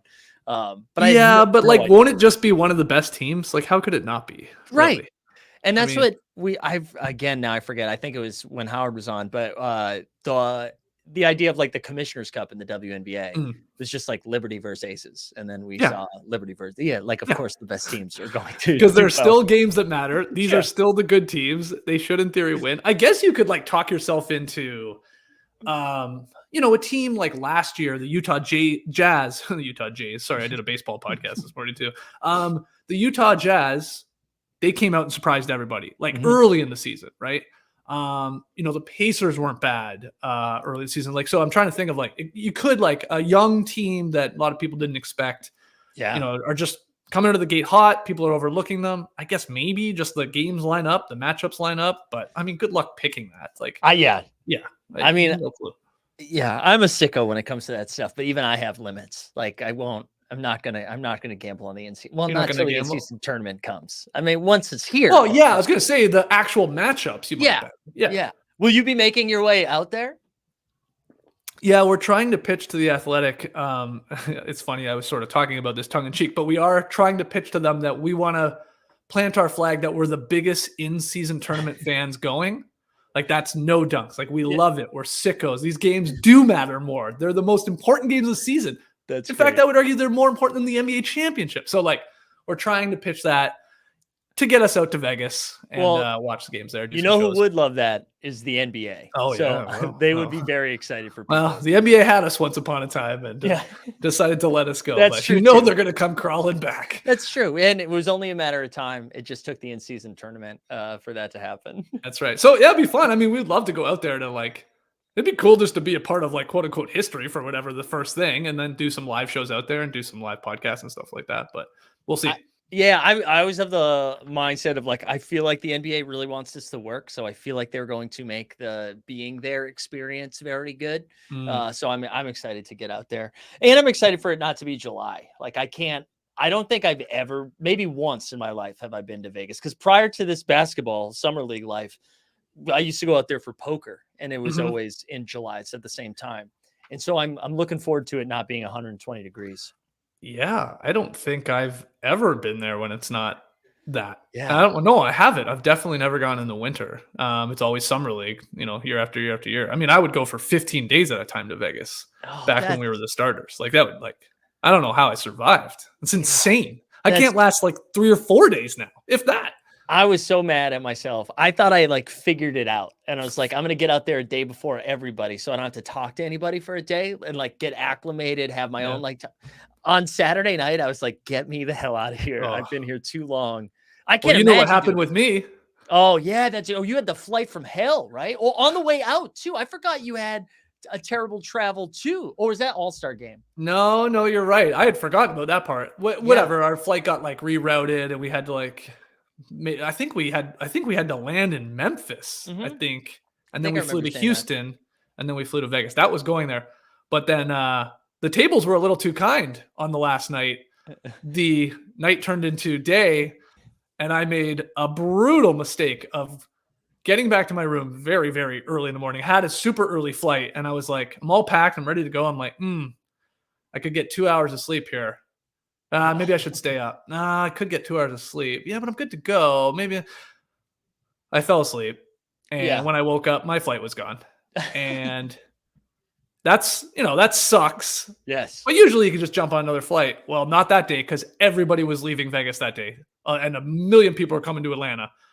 I was at the airport all day on standby and got on the last flight of the day. I spent the entire day at the airport, and the Vegas airport sucks. And it's so bad. Was that that was Saturday? Was it Saturday or Sunday that you were? Yeah. What day was that? I think it was Sunday. It was Sunday because all of the New York flights got boned too. Like mine was the only one that got out that day. And for those that don't know, I mean, like Skeets, your presence at the tables is electric. I feel like you bring very. If we're gonna good lose energy. money, we are going to have fun doing it. It was the most I've lost in my last like 3 trips to Vegas. Was that like hour stint that we hung out playing blackjack? We did have a rough window. We had a brutal hour window there. I luckily caught fire later, but you got. Oh yeah, that's what you were saying. You ended up crushing later, right? Yeah, it was the best night I ever had. It went from one of the worst like hours we've ever had at a blackjack table to then my best night for sure ever in Vegas overall. Like we caught a heater at the end. So yeah. No, I was really bad. I won a lot, not a lot. I won like when I first got there, and then I just like slowly bled that away. I mean, that's Vegas in a nutshell right there too. Yeah. Wait, how did you guys stay sane for a 15-day trip? Yeah. I mean, look, you're not by day 3, you're not hitting the tables. You're not really going out at all anymore. You're just like, we would do late shows there because we were doing a daily night show when we were the starters at the arena. So the games end, we're doing those. The biggest problem would always be trying to find food at that time, food that was actually worth, eating. Yeah, it was rough. We did it a couple years. I think there was 2 years where we did the whole Vegas stint. And it was they were like, yeah, we can't do this. You can't do this. This is just nuts. And it's Vegas is insane, right? Because it's every 3 days or really every day, it's just recycling new excited people. And they just it's oh my everybody's God, at a 10. Yeah. Yeah. The first time I went out there, I think I was 21 in 4 months. Right? I just turned 21 and I was playing in the World Series of Poker was my first experience there. And so I had no idea really what to expect. And I was only supposed to be there for, I think it was 5 nights. But because I did well, I ended up staying for 11 nights. Whoa. And and at 21, I was had no, now if I know I'm going to be there for 6 nights, I'm like, okay, guys, I gotta you're going to chill on a couple nights. Yeah. Yeah. And I mean, just by the end of it, my eyes were just bloodshot. Not because I was going crazy either. No. That's just too long. That's too long. You just turn into a zombie, man. It's nuts. And the ching, ching, ching, ching, ching, ching, oh ching, my ching, God. you just start you close your eyes at night. That's all you see and hear. It's crazy. It makes you go nuts. You have to go 3 days and leave. That's the rule. There's this thing for anyone who's ever played in a big poker tournament, you just, there's 5,000 50-year-old men basically, and everybody is just shuffling the chips. So you're just hearing the oh God. And I remember the night was over, and it's almost like if you've ever been on a boat for like a day or something, You're like and still rocking. it was the same thing. It was almost like that was my white noise where I was just hearing, oh God. Whoa. Anyways, yeah, can't wait to go back. Yeah, I'm looking forward to it. Can't wait for the in-season tournament. Dude, I know you're a busy dude, and I'm like very appreciative of you jumping on and hanging out. Anything, I mean, obviously, go check out No Dunks every day. You're back to daily, right? Back to daily at 10 a.m. That's right. Yep. We started that last week with a bunch of our season preview shows. TK, JD, obviously producing in the Classic Factory, 10 a.m. every morning, Monday through Friday. We're going to jump on playback tonight. Hell yeah. For a little pregame stream. We're going to do like a 6:30 to 7:30 window Eastern time to get ready for the Lakers Nuggets. Awesome. And yeah, we did, we got the No Bunts baseball podcast. I'm filling in for Tass on that with my buddy Joel. Nice. And no buffs up and cooking. Yeah, no buffs. We're like, what are we at? Episode, I think 4, I want to say, of Survivors tomorrow night when there's a million basketball games on. So that will be that'll be interesting. I'll probably be watching Survivor the next morning. But yeah, I can't believe like the NBA season is actually starting today. It's so weird. Actually, before you go, let's end on that because you mentioned a ton of basketball going on and then Survivor. So you have to stay on top of all of those things. Yeah. What is your like process for that? Like, are you how many like full length games are you watching? Right. What's your strategy for all this? Well, like on a night like tonight where there's only 2 games, obviously I'll watch the entire games. Like that's no problem. Yeah, it's those Wednesday nights or Friday nights at times.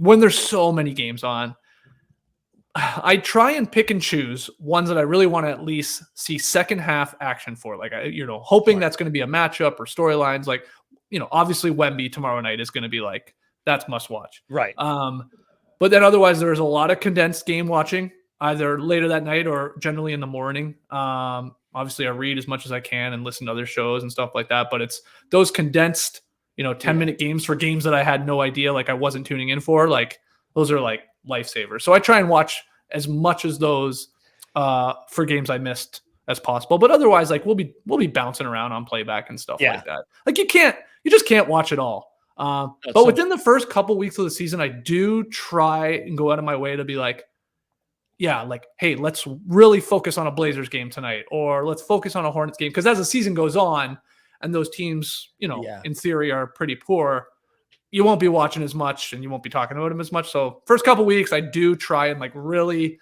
at least tune in for some of the, less popular teams, I guess. I figured everyone wanted to know that, but I specifically wanted to know that because I'm very impressed that you're able to consume as much as you do. Because what I've been doing now, like I see what are people freaking out about in the morning, and I was like, okay, I gotta go check that out. I gotta go watch that. I'll go watch the last 10 minutes. No, it's a good game plan. I mean, look, the West Coast games are difficult for us on the East. Like, you start after watching, 3-4 hours already, and then you're like getting into more games like that are starting late. Like you can start to go, like at a certain point, I got a lot better at like, just go to bed. Yes. Like I'm not even like absorbing anything. I'm not taking any notes. It's like all just washing over me. And it's like, I will get more from this in the morning watching, either firing up a fourth quarter and watching it in its entirety or firing up the condensed game highlights or whatever. Like that'll, I'll take more from.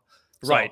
Yeah, that's my sort of what I've learned over 19 years of doing this. Yeah, no, that's I appreciate the wisdom. And last but not least, people want to call out. Everyone is saying, is this good? Is so good? Is this good? There's a lot of is this good love. I agree. It's a lot of fun.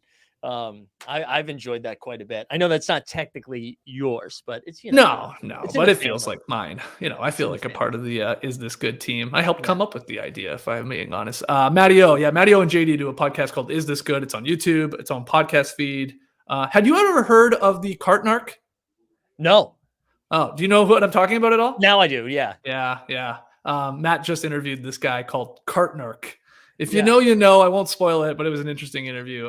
So yeah, it's a fun pod, really simple concept. And Matteo and JD are hilarious. So. It's so funny. It's so great. I love it. Oh, it's a lot of fun. All right, Skeets, as always, dude. I mean, for today specifically, but just in general, thank you for being able to come on, because I swear to God, a lot of these people would not be agreeing to come on if you didn't agree to come on initially. Oh, wow. Yeah, wow. You're telling me I convinced the Howard Beck to come on? I think you greased the wheels. I think people nice. saw, hey, Skeets, all right. So at least it's at least legit, right? We're not signing up for anything too bad, How do you feel about the studio life?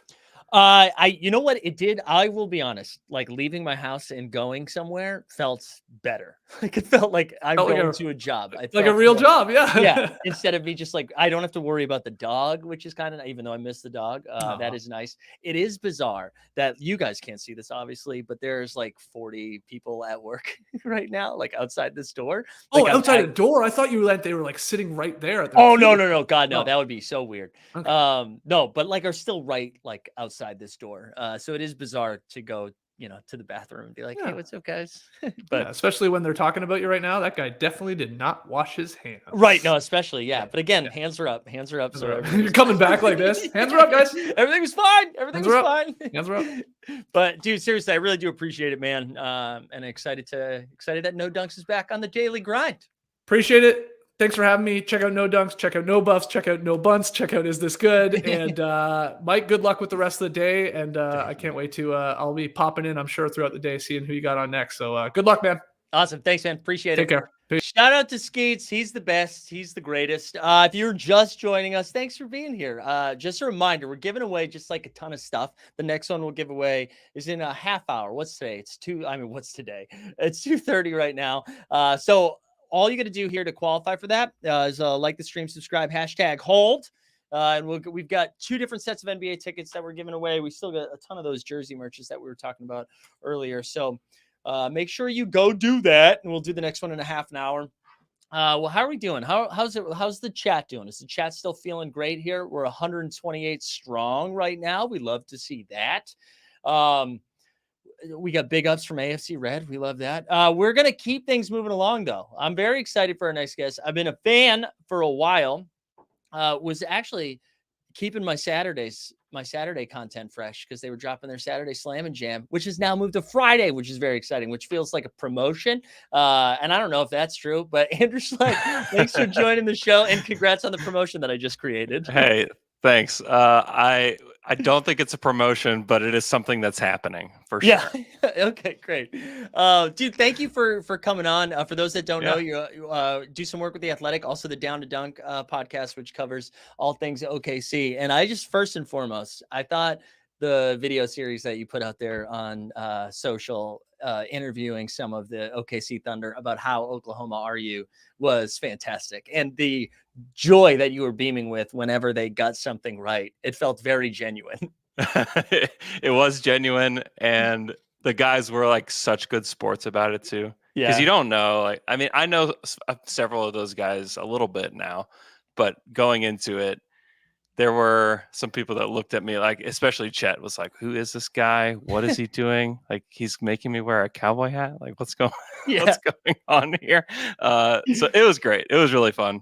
Thanks for the shout out. Yeah, no, it's really good. I guess where I wanted to start, it feels like what I wanted to talk about has changed over the last month, because now everyone is excited about the Oklahoma City Thunder. Yeah. And it felt like a fun kept secret that like, hey, OKC might actually be really good this year, not just like a fun good. And now they're on the cover of Slam. Bill Simmons is going nuts about them. Are we nervous now? Is there like, are we like people calm down a little? Oh yeah, no, we're fully uncomfortable here in Oklahoma City with everybody liking our team again. I think we felt pretty good whenever everybody thought that we were some dumpster fire of the league that was like somehow dragging the league down, that we just needed to be removed from the league altogether. But now everybody's back. It feels like 2010, where you have this like really young Thunder team and everybody's pretty good, and you have some like high level talent, and there's expectations, just kind of, they're not fully there yet, because I don't think people would be surprised if they won like 43 games or something like that. But there's like this potential upside that they could hit that also people wouldn't be surprised by. So I think cautiously optimistic is where most Thunder fans are. Some are just insane. We're like, yeah, we're going to win 55 games, second in the West. It's like, guys, you're just setting yourself up for potential disappointment here. But yeah, it's off the rails. It's completely off the rails right now. It's so fun too, because I feel like the range of outcomes with the current squad is like great, right? Like if you told me they finished 4th in the West, I'd believe that, or 9th in the West. Either way, like I'd believe it. There's like so much upside, but there's so many different paths forward too. Like because you guys, I think, have 37,000 picks stored up, so you can like make some fun moves. But do you think everybody's kind of like, let's just chill, let's wait and see, like let's see what this core group, what we have right here, can do before? I know Sam Presti came out and said some stuff about being like, hey guys, like chill, like we're not trying to make a move right now. But do you feel like that is where like where everybody's kind of at? Yeah, I think so. I think they're in a spot. It's a really great spot to be, number one, because you have a ton of optionality. And then 2, I think that they want to really figure out, is this team good enough? And then if they figure out, yes, they are good enough, like they can win 50 games on their own, great. We're going to build around these guys. If they're, let's say we get 3 years down the road, they don't hit 50 once, they're like first round and out 3 times in a row, then it's probably like, hey, maybe we do need to package one of these young guys and 5 picks and go get somebody that can actually get us over the hump. So I think they're just in position where I think there's just genuine curiosity as like, what is this going to be? Because I think everybody really likes everybody on the team, but we're also in the state where everything is really theoretical, right? You know, except for Shea, right? Like Chet, we've seen Chet do some cool stuff, but is he a player that can deliver you to the playoffs? Because there's been excitement about teams. I think about like the Minnesota Timberwolves back when they had Andrew Wiggins and Karl-Anthony Towns. Not that this is going to end up that way, but this is not where they thought they were going to be. Right. They did not expect to add the number 1 pick just a few years later because they're not very good.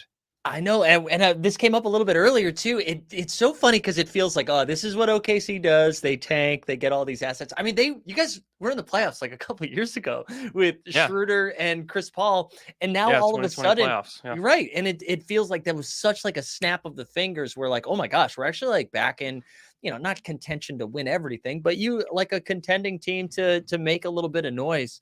I was kind of, I don't think you would be better off more capable of answering this.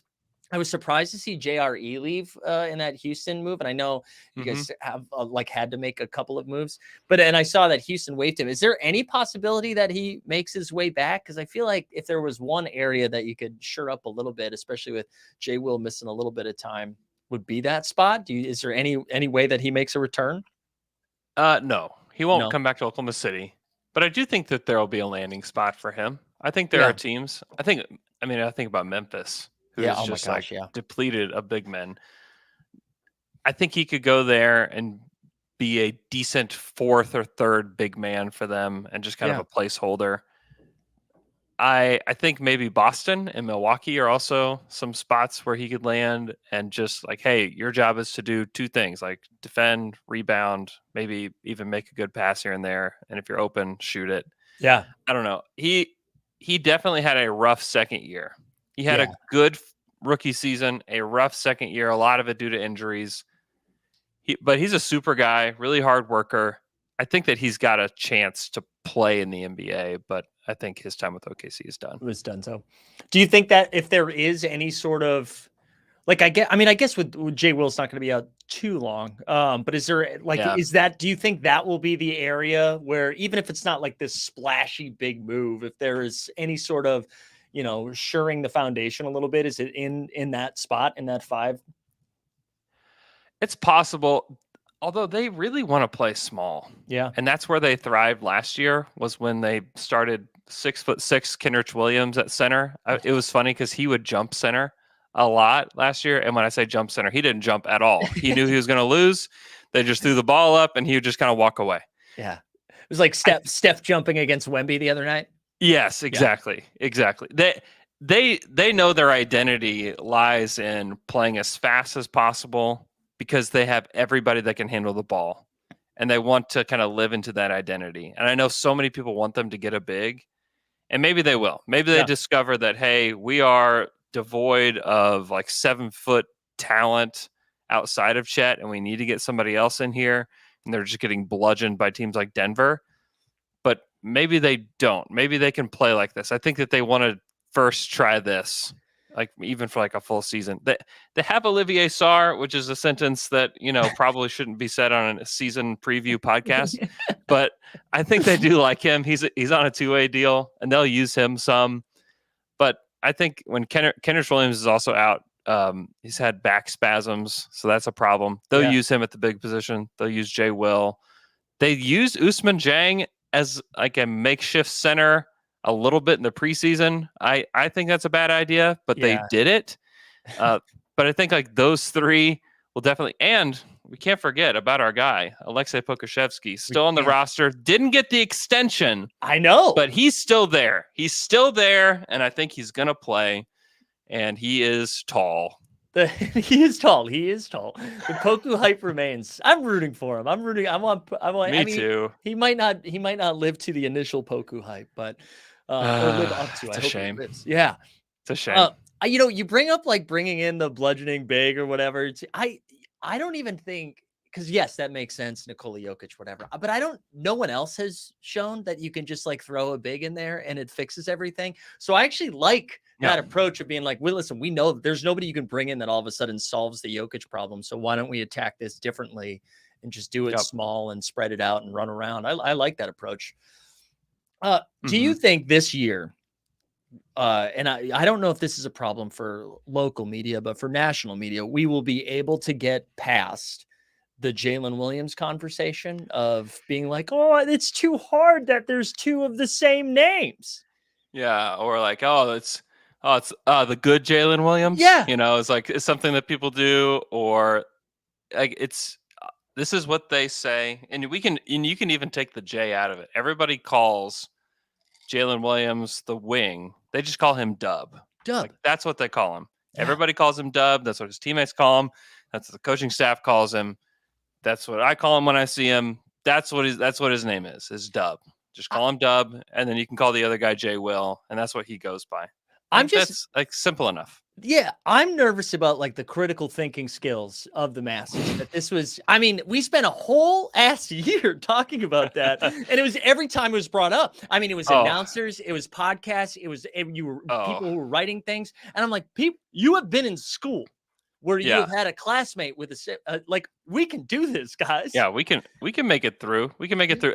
What was really funny last night, Jay Will did an Instagram live, and there's another Jalen Williams who I think he's at Auburn, and they're friends, and they brought him on an Instagram live where they were all three Jalen Williamses together. Just trying to break the internet. Yeah, it's like, come on.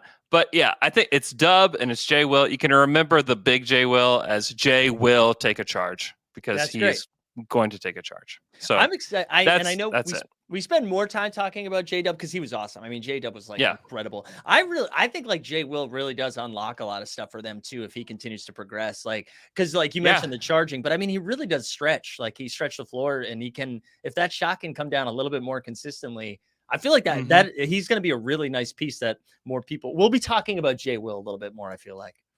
Yeah, he's like Kelly Olynyk. If Kelly didn't, Kelly can score a lot better than Jay Will can. Yeah. But they also do similar things. Like, they can both, like, their DHO game is really strong.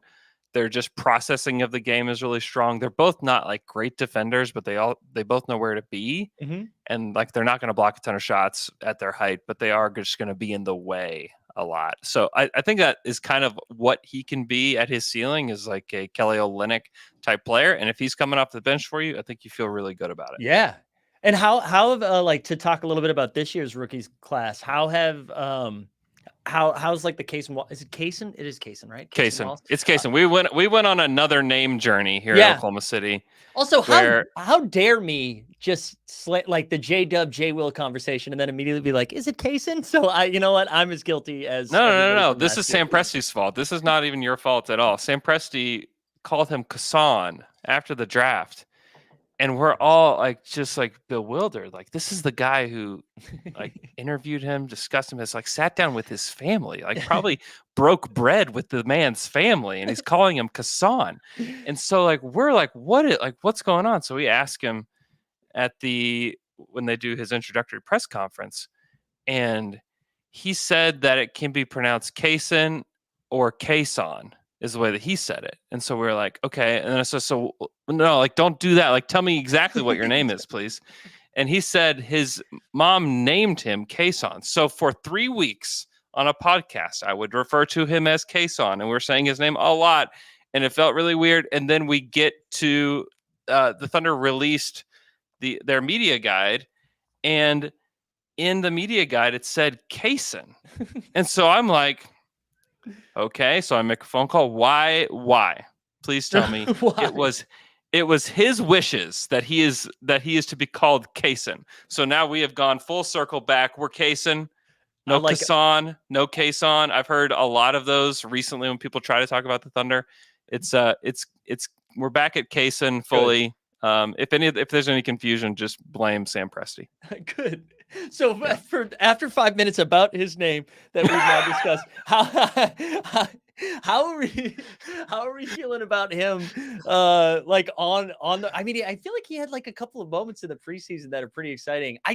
He just seems like another piece for that team to play differently than everybody else in the league. Like he's just a sneaky, quick, crazy quick and an incredibly defensive minded guard. How's he been like falling into the squad?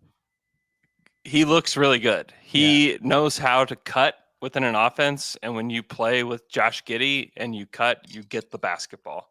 And so it's going to bode really well for him there. Defensively, he's really good. He is very stoic. There's not a whole lot of personality coming from him with the media or on the court. Interesting. But he just competes. I can already tell he's going to be one of Mark Daigneault's favorite guys. Yeah. Because he just loves players that kind of get lost in the game and that they just, once they're in the game, that's all they think about. Like, that's it. Yeah. And he's definitely one of those guys. He can handle well. He can shoot. He can pass. He can kind of do a little bit of everything. And I think he's a kind of forgotten in the mix with this group because there's so many other young guys that you're excited about. But he's drafted 10th overall. And there's not much expectation for him because he's going to come off the bench. But I think that this time next year, we could be talking about him as a potential starter or a guy that's making a much bigger impact. It just gives you so many options. Like it really does moving forward because of all the assets you have. Like you're like, oh, well, we also have this guy that we can plug in who does a lot of the things that fit in with the culture of OKC. It's pretty exciting. I've been a Thunder fan from like the side. I'm originally from Boston, so I'm a Celtics fan, but I've been enjoying they've been so fun to follow. So I'm excited that I was excited that they were starting to get shine. And then I was like, all right, guys, chill out. Like this is our corner. Yeah. I need you to like slam magazine cover right away. Like, come on, we play some games. I know. Outside of the Thunder though, is there stuff that there's stuff that you're just like excited to see unfold a little bit as a fan? Are there certain things that you're like monitoring or any other things that you're following closely outside of the Thunder? Yeah. I mean, I love watching young players and I love watching like development happen. So I'm really interested in Detroit this year and like what kind of steps they can make, especially with Monty Williams there. I think that he's somebody that can help kind of change things culturally. I was so bummed to hear that Bogdanovich was going to be out. I know. For like the first like month of the season. I think that is a pretty rough spot for them to be in because they need his shooting. Yeah. They played Oklahoma City in preseason, and you're just like, man, where is the shooting coming from? Like it's like Marcus Sasser can't do all of that for you. So the shooting thing is going to be weird for them, but excited for Cade Cunningham. I think the Thompson twins are just absurd. I think both of them are going to be so much fun. Asar Thompson, when I watched him last week, I thought, like, is he actually going to be the best player on this team in like 3 years? I like them. I'm excited to watch them, even though they might stink. I know. I didn't see that coming with Asar Thompson to be that. Like, I knew he was special. I knew everybody was talking about him. And like, I watched a little bit in summer league. I was like, oh yeah, cool. But I mean, what we've seen in some of the preseason stuff, I mean, he really does. Like, I was very excited for Cade this year for him to come back, but he does. Thompson looks like he's gonna be awesome. Yeah, that Detroit's so weird too. I mean, though, I'm like, I don't care which one wins out. I would just like one of Wiseman or Bagley to have a successful season. Yeah. Like I it's tough. You're number 2 pick. You're like it's like public. Hey, we're we have a battle between these two guys to see who's going to play the backup 5. I'm like the backup spot, right? Like, and I'm like, do we need? If I'm Marvin or James, I'm like, hey, do we need to write this up, guys? Like, does this need to be a piece that goes up? But I'm rooting for them to just like find some sort of success because I do feel. I don't know if they got a raw deal, but I just would like, you had a lot of pressure, a lot of hype around you, and I would like it to work out. So I am curious to see how that plays out for Detroit. Yeah, I'm rooting for the NBA and NBA teams to stop taking bigs like them at the top of the draft. Yeah. That's what I'm rooting for. I mean, that Wiseman draft is so crazy for just how many. I'm sorry, not Wiseman. I was thinking Bagley is how many of those picks are no longer on their same squad, right? I think it's just Trey and Luka, and there's one more of because I think it's 7 of the top 11 picks are now on different teams. Yeah, that's right. Yeah, that's right. Jaren Jackson Jr. is the other one. Yeah. But yeah, everybody else has moved on. That is wild, isn't it? It's somehow Miles Bridges. All right, I know. He's the only other guy in the lottery outside of MPJ. I cheated and didn't count him because technically, right? Wasn't he? I had no idea Charlotte initially drafted SGA and then that was traded at. Yeah.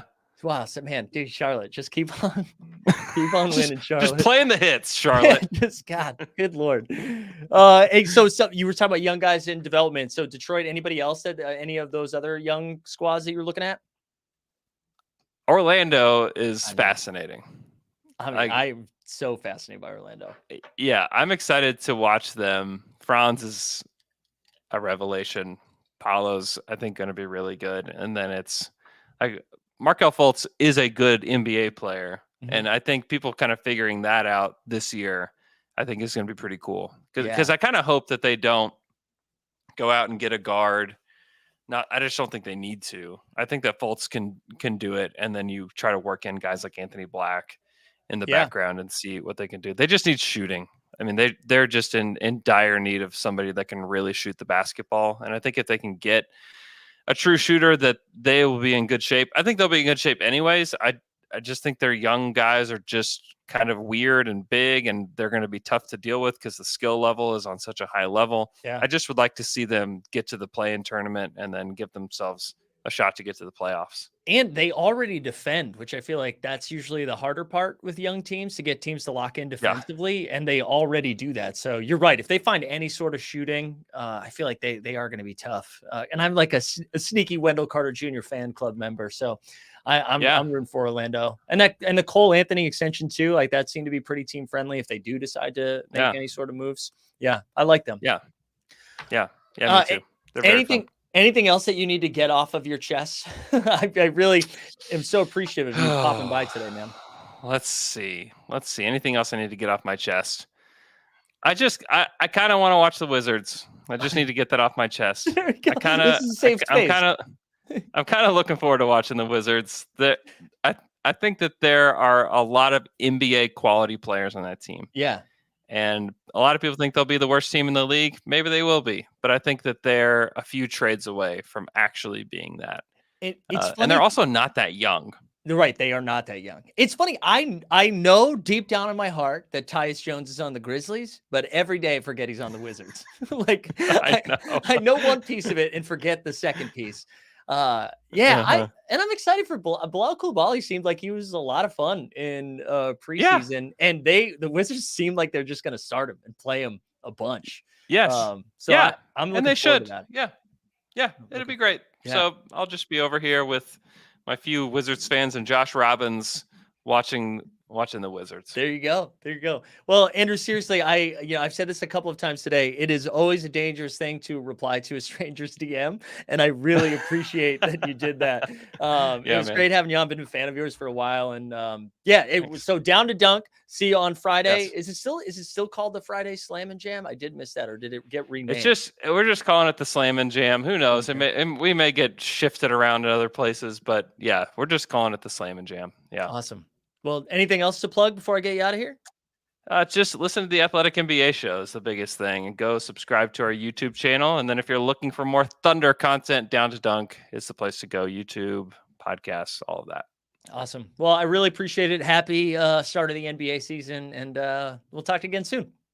Sounds good. Thanks, Mike. All right. Take care.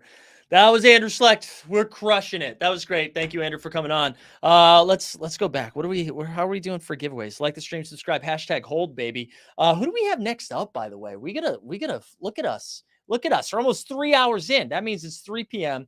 3 p.m. means Katie Heindl is going to be joining us. Then we have Marcus Thompson, and then we get a little So Rare break, which is going to be great.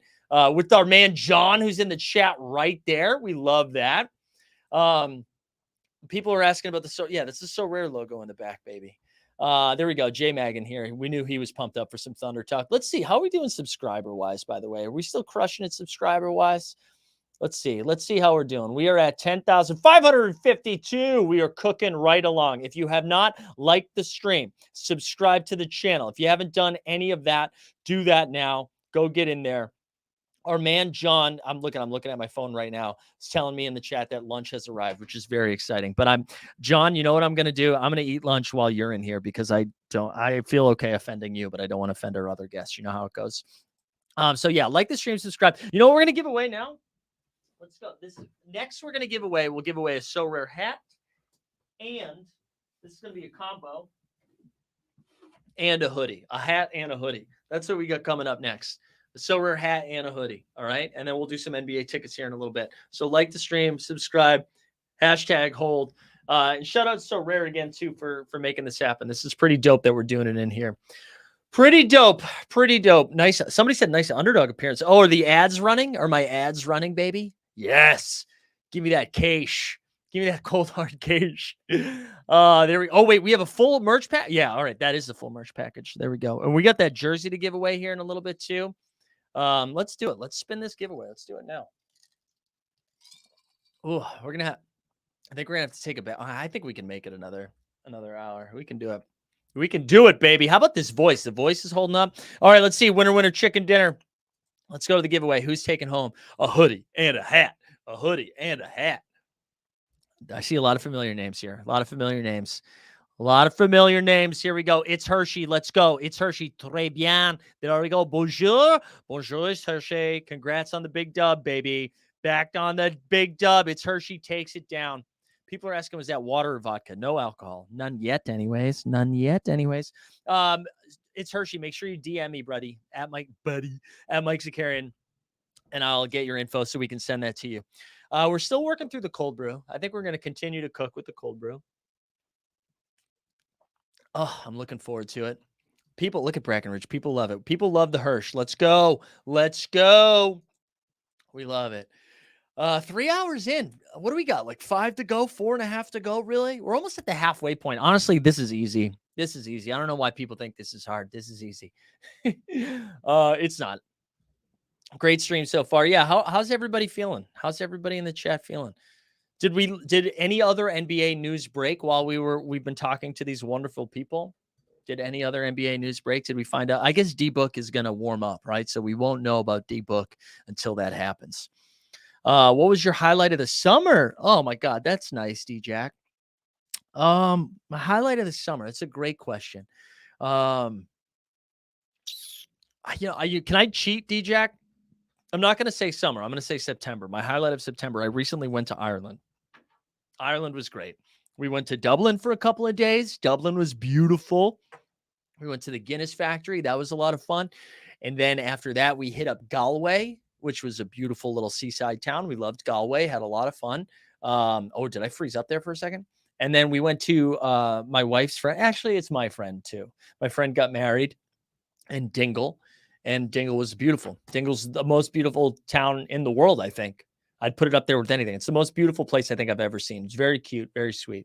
It was really good. People, guys, I'm not going to talk about it. I'll share this comment, but I'm not going to talk about it. Who cares? Devin Booker said he'll play. Is that, you know what, though? You guys have lied to me about news before. Is that true? I also escaped COVID. That's true. I didn't get it. Everybody on the trip got COVID except for me. Except for me. I was the only one. I was the only one because I'm a survivor, baby. I'm a survivor. But no, Ireland was great. I really had a nice time. That was the best part. What was the best part about your summer, huh? What was the best part about your summer? Your buddy just went there? Nice. Underdog said he'll play. That's great. That's great. Yes, I will, Top Shot Tesla. And remind me if I don't. I'll star this so I can remind myself. Yeah, Katie's going to be coming on in a few minutes. Her second appearance. Big Mac, greets from Germany. Glad to have you in So Rare NBA back. Thank you, Bick. I'm excited to be back. Speaking of So Rare, just a reminder, like not only are they, oh God, you guys will not believe how sweaty my ears are. Not only were they nice enough to let us post up and do it here with this beautiful stuff in the background. Look at this sick merch. Not only that, we are going to be doing Live Before Lock, our first ever. And if you guys aren't familiar with Live Before Lock, we go through some fun projections and all that great stuff before, and then like look at some of the So Rare Marketplace plays. We try to build some lineups, compete, all that fun stuff. So that is great. That's coming around. What like on books that have I won anything? No, not yet. Not yet. Our two winners were It's Hershey and Wenbin Mamba. Wenbin Mamba won 2 NBA tickets. We have 4 left that we're going to give away. DJ said his highlight was a 3-year-old caught his first fish, casting, hooking, reeling in it. Your 3-year-old caught a fish? That's really impressive. I don't think I've ever caught a fish. My brother was really good at I mean, I guess he still is really good at fishing. We had a tiny little sailboat when I was growing up. We would go fishing a lot, and I was really bad. I was really bad at it. Love Live Before Lock. That's true. It's Hershey says you can't DM me on Twitter. Oh, it's Hershey. Well, I promise it's Hershey. You're still going to win the prize. Oh God, you know what? There's lots of problems with Twitter, but one is that you can't DM unless you pay for it, which is real dumb. It's Hershey. I'll find you and get it to you. Don't worry. Don't worry. Okay, that's it. No more chit chat with the chat. Okay. No more. How was my summer? Because we have a special guest that I'm very excited about. And second appearance, which again, we got to talk about like giving out like jackets or something if you come on more than once, because I consider this to be just like Saturday Night Live, where you get a robe if you do this a bunch. But Katie Heindl is joining the show. Katie, thanks for being here. Mike, you look like you're in very good shape, I gotta say. Very good. Oh, like for being like for streaming. Oh, I'm like, you look jacked. No, I mean you're hanging in. Maybe I spoke too soon. I spoke too soon. I do. I feel pretty good right now. I feel nice. I was ready to be like, I don't look in great shape, and you don't have to lie to me right away. But I feel pretty good a couple of hours in. How are you doing? I'm good, man. I'm good. I made the mistake of having like a big bowl of soup like a half hour ago, which I was like, this is great. I'll have a late lunch. I'm like, oh, no, I don't feel energized. I feel a little sleepy. It is. But I'm it good. is. I find it's very hard to find like the right lunch meal to not feel gross after. What is like it? gross, like what tired. is it? I don't know. In the summer, you just go in what you're working with, like a big slap together a big salad or something. Yeah. Then fall, winter comes, and it's like, I don't know what I'm doing with myself. Yeah. I don't know how to do it. I don't. And I found but if I ever travel, although you are not in the United States, so maybe this is different, but I feel like when I travel and eat something in the middle of the day, say somewhere in Europe, I don't feel terrible after. Interesting. Yeah, this is what this is Gwyneth Paltrow's big truth, right? Just Europe.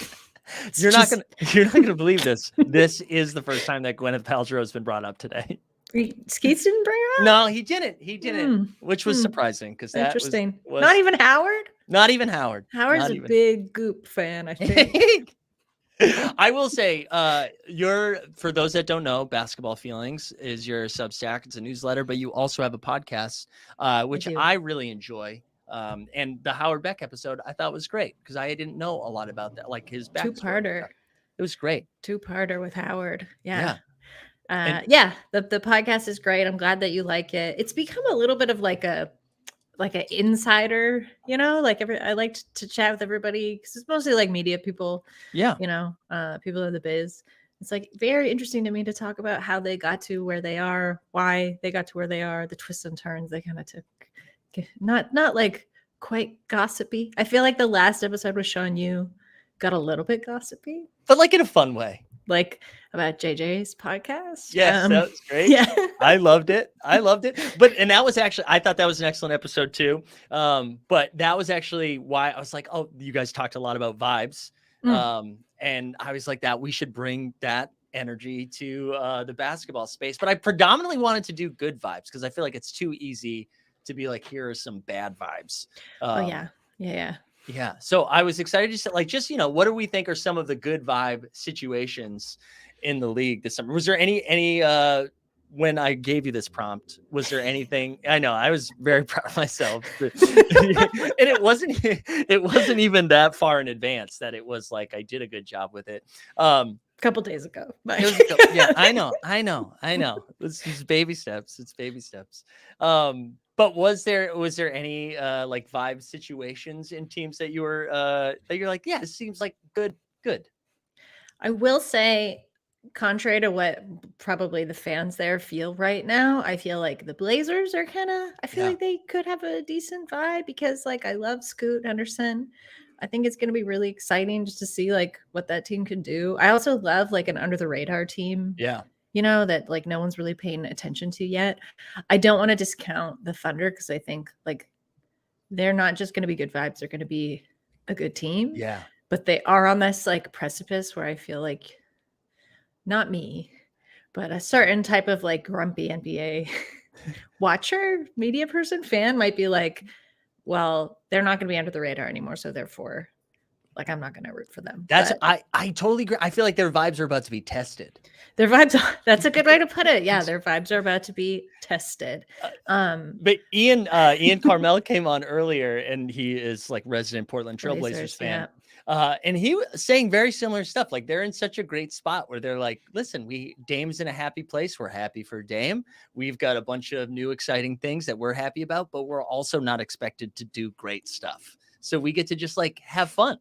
And how nice will it be for them to finally, Blazers fans too, to just get out from this like Groundhog Day cycle of questioning? Yes. Will he? Won't he? Is he staying? Is he leaving? Like he left. Like that sucks in some ways, but like in a way, it also shuts down this repetitive question you've had for like 7 seasons. I know. I want to say right, because I think it's so fresh on everybody's mind. So they're like, oh, that was actually just this off season. It's like, no, we did this every off season. We talked about it. Yeah, not even just off season. It was becoming like a quarterly question, I think. Yeah. I've written about that. Like it got bumped right up. It was just like, what's our quarterly check-in with Dame? Yeah. You staying? You going? I know. I'm so glad that's done. I was tired of listening to it about like, I mean, it was exciting for a little bit. I'm excited he got a new home. I'm excited for everybody except for Miami. I'm sorry, Miami. I actually am quite excited for Miami. I am a Miami truther. There we go. I'm not trying to be like glib or like coy about this. I don't understand why NBA fans hate Miami. I don't understand why Miami is said to be like, they're a bad vibes team. I don't see that. Yeah, I don't see bad vibes. No way. No. I mean, certainly some internal, I'll never forget, was this like 2 seasons ago? Spo and Jimmy almost getting in a fist fight. PJ Tucker like picking up the clipboard, brushing all the papers. Yeah, because PJ's on the Sixers now, of course. But that was like my one, like, all right, what's going on here? But like Jimmy, Bam, I'm a Kyle Lowry. You gotta like, be. Yeah, I'll defend Kyle Lowry till my last breath. But I mean, even Kevin Love feels like he's kind of loosened up in Miami. And like, why wouldn't you? Yeah. I mean, ever since the Banana Republic ad run, I feel like Kevin Love has really found his stride. He just seems happy, at peace with where he's at. Relaxed. Yeah. He's just relaxed. I love it. I love it. The Jimmy Butler vibes are so, I mean, I love Jimmy. I think he's so fun. I love everything. It is so funny though, to think about like how he got to the vibes that are good now, because I think he like flirted with some bad vibes, and we've all kind of agreed that it was their fault though. It was like Philly's fault. It was Minnesota's fault. Like he flirted with it a little bit, but he's come out okay. I feel like with the Wolves, he kind of had these like moody teen vibes because he was with like a moody. He didn't. What I mean is like those were projected onto him because he was kind of like a babysitter to that moody teen Wolves team in that era. The Sixers, just like, I think he was a little bit lost. Jimmy really needs to understand what his role is, and I think thrives when he has that kind of pressure set on his shoulders, and they never really asked him for much there. And now he's just like, this is my team, and that's that. Anybody that treats media day the way that he does, like that vibes are good. Like if you have the confidence to go do that and the commitment to it is incredible. Everybody seems, it's great. I think Miami is a good vibe situation. I like that. Yeah, I think maybe they are. Maybe people don't like it because they're jealous of the fact that it's been good vibes. Like, I don't know if it's a jealousy thing. They're like, wait, you don't even have superstars and you guys get to be good every year? Yeah. I mean, I get the Heat system being annoying. I wouldn't want to be in the Heat system. No. I don't need Pat Riley coming around being like, what's your body fat percentage today? No. Yeah. Get out of here. But like, to them, they seem to thrive in it. So yeah. Kudos. Yeah, that really changes like content. If Pat Riley's not doing that in that specific space, that's it's really bad. Like, that could end very badly. Yeah. Pat Riley Also, like, not to make too big of a secret, did you watch Winning Time? Did you watch the newest season? Yes. Okay, can I ask you, like, yes. I know it got clipped and like they thought they were gonna have like a few more seasons and it got canceled. So I was like, is this because things got shortened? But the arc of Adrian Brody from like Pat Riley, like sensitive, sort of like, what am I doing here? Like, I'm a nice assistant, to psycho, just like, I'm a psychopath now. I'm the head coach. It happened not even in an episode, in like 5 seconds. It's I think maybe the only show in history where they're like, we could do a full year in 40 minutes if we want. Yeah. I mean, it was, and that was not because they didn't think the third season was happening. That was like a stylistic, it was an artistic choice. It was a choice. Yeah. It was crazy. He went from like, was it Gillian Jacobs, right? Is that who I think he plays his wife in this? It was like, oh, look, they're like, what a sweet relationship. And now he looks like cocaine fueled, screaming on a bus. Like, and I don't hate it. I love Adrian Brody and I love him in that role, but I was a bit like, oh, okay, that Pat's done. Yeah. And now, it was a weird choice. It was a weird one.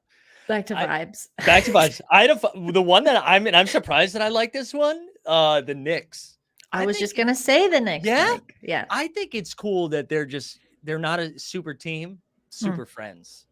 They just like love each other. And mainly the Villanova guys. Like I cannot pronounce his last name, and I apologize, Ryan, but Ryan A.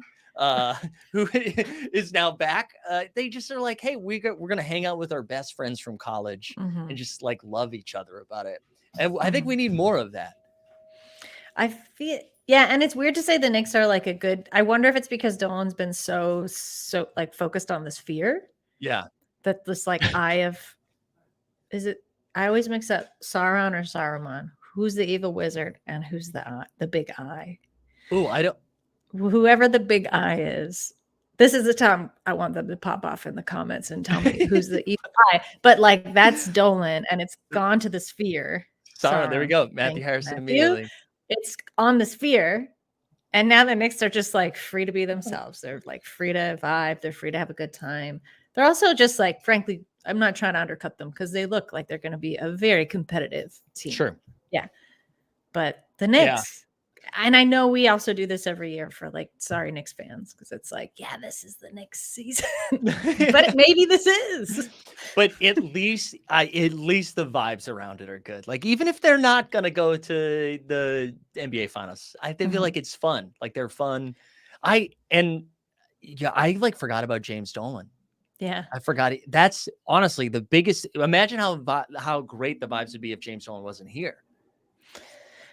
I mean, he might just go Sphere full time. Like, that could be the hope, right? Like, he seems to love that thing. I don't know if you read that article. Yes. Should he update his LinkedIn to like CEO of Sphere? Like, I think you're gonna like at least maybe. I also I liked the Sphere. I was very mesmerized by the Sphere at Summer League. It was jarring. I liked seeing that thing. Yeah.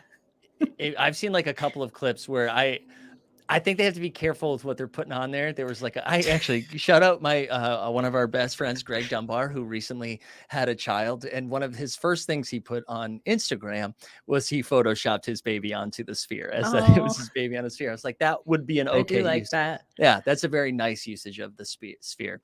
You and one of my Uber drivers at Summer League share our same concern, because he was like, one of the things that they were rolling through at that time was like a giant eyeball. Ooh. And it was really photorealistic. And he was like, what if you were in your hotel room? He's like, maybe you're minding your own business. Maybe you're a little messed up. You went out. You had a good time. You open the curtains and like, you see this eyeball. Like, he was really concerned. He was really concerned that someone might just like have a have a moment. break. Yeah, psychological break seeing this eye.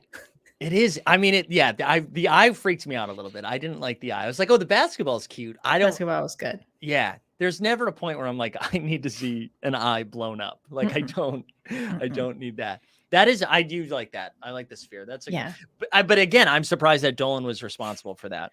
I am too. The last thing I'll say about the Knicks also is I would love to see Tibbs back in the playoffs. I would love to see that man thriving in immense pressure of his own making.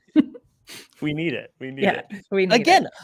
The testament to how strong the vibes are, because you have not that Tibbs is bad vibes, but I wouldn't say he cultivates like a intense man. Yeah, he's not happy-go-lucky. Like that's not how I would describe him.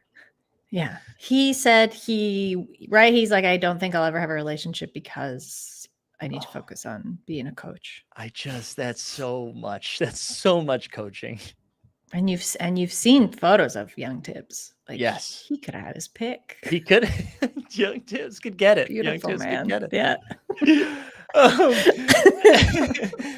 Any other squads that were so I had the Knicks that I was very excited about. Oh, here we go. This is like a non-team, Dorsberg. I'm excited for Dorsberg. I'm ready. Listen, I really like Jeff Van Gundy. I don't have a lot to say about Mark Jackson, but I'm very excited for a shakeup. I think that's like a different vibe. I'm excited for more Dorsberg, even if it comes with Doc Rivers, who just should be having like throat lozenges like constantly. This might be worse for him. Yeah. Yeah. Right? Way worse. Yeah. I didn't think of that. I guess he doesn't technically have to be screaming as much, but sure. Yeah. I worry about his voice. Yeah. Happy for DB. I think that's phenomenal. Obviously super well deserved. Just love to hear her voice as much as I can. Selfishly, sucks the Raptors only get one game, national game this year, so I can't like run into her, right? AKA position myself on the court where she'll be like, hey, what's up, Doris? Hey, what's up, Doris? Yeah, I just get to do that once this season. Lucky for Doris, bad for me. But no, I think that's good. I'm a little bit worried about Jeff, honestly, and I don't know if this is because I am in Canada and I don't have the broadcasts all the time. Like what in Toronto, it's like one of two Canadian broadcast companies. So I don't get those beautiful voices unless it is a national game or I'm on League Pass or something like that. So I hadn't ever grown kind of fed up with Jeff. Okay. I kind of actually liked hearing Jeff just go on a tangent. Yeah, I thought Jeff was fun. Yeah, I agree. I thought Jeff, he was like, I don't know how you're familiar with like the NFL scene, but we had a guy named John Madden who used to do, and he's since passed. You know, but similarly, where he was like very entertaining, long-winded stories, a little goofy, but very smart. I really enjoyed Jeff.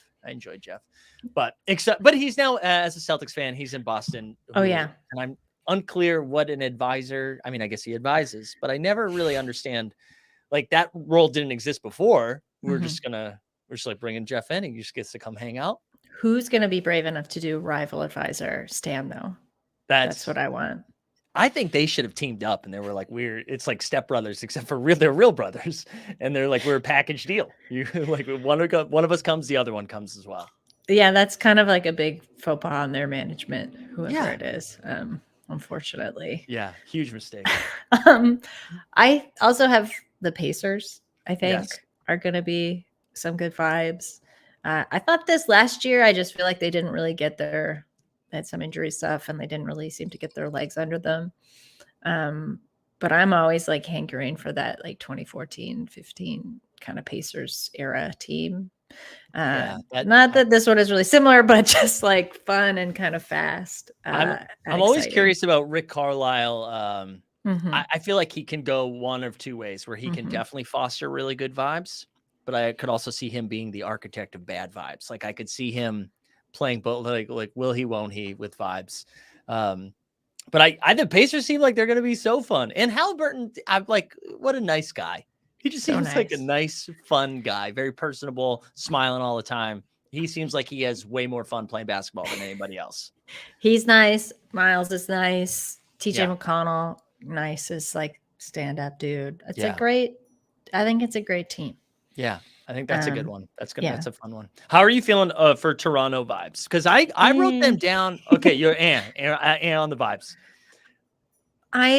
There like needed to be such a severe vibes resuscitation, and I will say, by all accounts, judging by just the small sample size of the preseason alone, Darko Rajakovic seems to be doing a good job with that. The team seems to be like gelling. They seem like they're having fun, but like, let's get to the depths of January, early March, and see what's happening there. I don't know how like winning a team they'll be. Yeah. I'm not 100% sure on like what the general lineup situation will be game to game. Yeah. I don't mind that. I like it. I kind of like a chaos mode. And to go back to what I was saying earlier, when there's just no expectations, Toronto fans certainly have expectations. Yeah. But for like the rest of the NBA world, I think their attention is elsewhere, which like frees a team up to try something. And I really think that's what the Raptors need to do. Yeah, and that's what I was hoping, that they were like, okay, we knew the vibes were bad. We tried to reset everything. Everybody's very excited about Scotty. I'm excited about Scotty. You got Grady Dick in a wonderful sequence suit. Like, I feel like that was like the initial start of the recharge. Like, we got Grady Dick in that sequence, baby. We could do anything. So yeah, I'm hoping because I think the league's more fun when Toronto's fun. The Toronto fan base is awesome. So I want them to be, at least if they're not going to be good, I want the vibes to be good, right? I think they'll be good. I think they just have to there have to be some repairs made to like some of the key guys. But again, like, it seems like Pascal Siakam's having a good time again, even though his name was getting dangled in every trade scenario that could be like dreamed up, this past summer. But I feel like they're on their way back. They're on their way back. Maybe it's like one of those things you're extra hard on the team that like you are most proximal to. Sure. Maybe I feel like we don't talk about that enough too. I mean, I guess we do a little bit, but the after effects of being in trade talks, because that's such a foreign thing to every other job in the world, where they're like, hey, listen, we do really respect what you're doing, but you might be leaving. To not only we're not firing you, so you'll still get paid, but you have to go work with you got to move, you got to work with a whole different set of people. And then when that doesn't happen, I would definitely be a little salty towards those people. Like I think, right? Like, I feel like I can't imagine being able to let that go right away and being like, oh no, I guess you really do love me. Like, I would have a problem with that, I think. I feel like it's very disorienting. I think, the best sort of pros learn to take it in stride, but that's after kind of being in those situations a few times. But I've also talked to, vets who are since out of the league and have been in those situations, and they're like, no, you never get used to it. Like, it's always super weird, but you kind of have to have this facade, like, it's quote the business, right? Like, that gets thrown around a lot, but it's I guess it's easier if you're just like a single person, but if you've got like a family in the mix, like if you've got like real estate in the mix, like anything like that, then it's like and because it's not like, oh, you have like, if this happened to anyone in like their normal job, you'd have like several weeks, if not maybe months, right, sort it out. This is like, you got to be there for the next game in some cases, right? Yeah, and go to work. You have not only do you have to physically change locations, you have to then go to work. Yeah, and it's funny because and I'm guilty of this. Like, when Tyler Hero's name's being all over the place, and he changes his social media like logo and his Instagram, like he takes the avatar out or doesn't say Heat on it or whatever, and everybody like pokes fun at it. I'm like, man, I would be so proud of myself in that situation if that's the only thing I did. Like that, a lot of self-restraint. Yeah, all he did was change his banner. That's incredible. I feel like he gets like, I did feel kind of bad for Tyler Hero this summer, because I think that was the first time he was facing a lot of that. Sure. Right. And then there was all this talk of just like, he's not good. He's like, he was not enough in some of these like trade proposals. But it's like, no, he's a very competent, he's very good athlete, and like very meaningful to that entire team. Like, they'd be in some trouble, like if he was gone. So I don't know. I really, the thing I hate the most about trade talks and things like that is just how flattened it just like flattens everybody, right? Absolutely. Yeah. It just, you become like a pawn, a piece of something versus your salary you know? Right. Yeah. You're just a you dollar get amount. crunched up by the trade machine. Yeah. Like a wood chipper. Literally. There was one more thing. There was a great question. I know you had weighed in a little bit too. Our friend Tesla said, can you ask Katie about her thoughts on Toronto not getting a WNBA team? I know there was a lot of conversation around that in the last couple of weeks. So I present that to you. I'm going to try not to wade too deeply into like the boring semantics of okay, so actually, maybe I kind of have to. So Toronto didn't get a team because, from my understanding, as I mentioned earlier, if you're paying attention, we have like 2 big broadcast companies, and they are owned by our 2 big telecommunications conglomerates in Canada. But both of those conglomerates sit on the board of MLSE, which is the ownership group of the Raptors, and they own the Maple Leafs, and they own Toronto FC. So if any WNBA franchise came to Toronto, they would likely be brought in by this big conglomerate, Maple Leaf Sports and Entertainment. Okay. There's like a new guy on that board who is part of this, like one of these like big, the telecommunications scion family. And he's like, I'm here to switch, like shake things up and da. But he's just kind of another really out of touch, I think, older rich white guy. Yeah. And in his mind, he's like, WNBA franchise, not lucrative. We don't want to bring that in. The 50, because I think it was like a $50 million fee, right, to bring the team in. But Lindsay Gibbs, if you don't read Power Plays, I would really recommend her Substack. Lindsay Gibbs just did like a really phenomenal kind of deep dive into the value. Like it was on like women's sports growth potential period, but one of the sections she outlined was just the valuation of WNBA teams just this season alone. Wow. And like they're going up into just like, you know, almost like I think it was fuck. I wish I should have actually prepped the numbers for this, but I feel like we're talking like 80 to 100 million valuation and like just going up, right? So it's like if you were so short-sighted to be like 50 million, which to a giant like sports and entertainment conglomerate is nothing. It's just like a drop in the bucket. And you saw that game sell out in 8 minutes, the Toronto exhibition that they had in the spring. And like that was in Scotiabank Arena. So that's in the Raptors arena. It's a huge arena. I even had some doubts. I was like, if they came to Toronto, you'd want to see them play there. I would hope they wouldn't like downsize them to some other arena. So it showed that actually, you know, a W team could fill seats there. I think it's also such an important thing when you consider how many fans have been priced out of going to Raptors games. Right. Because it's so like a regular Raptors ticket, like up in the nosebleeds, it's like over $150 right for a seat. Canadian, so I guess Americans, like you could have like a nicer exchange rate, but like still, it's not really affordable, especially for families, right? Or young fans.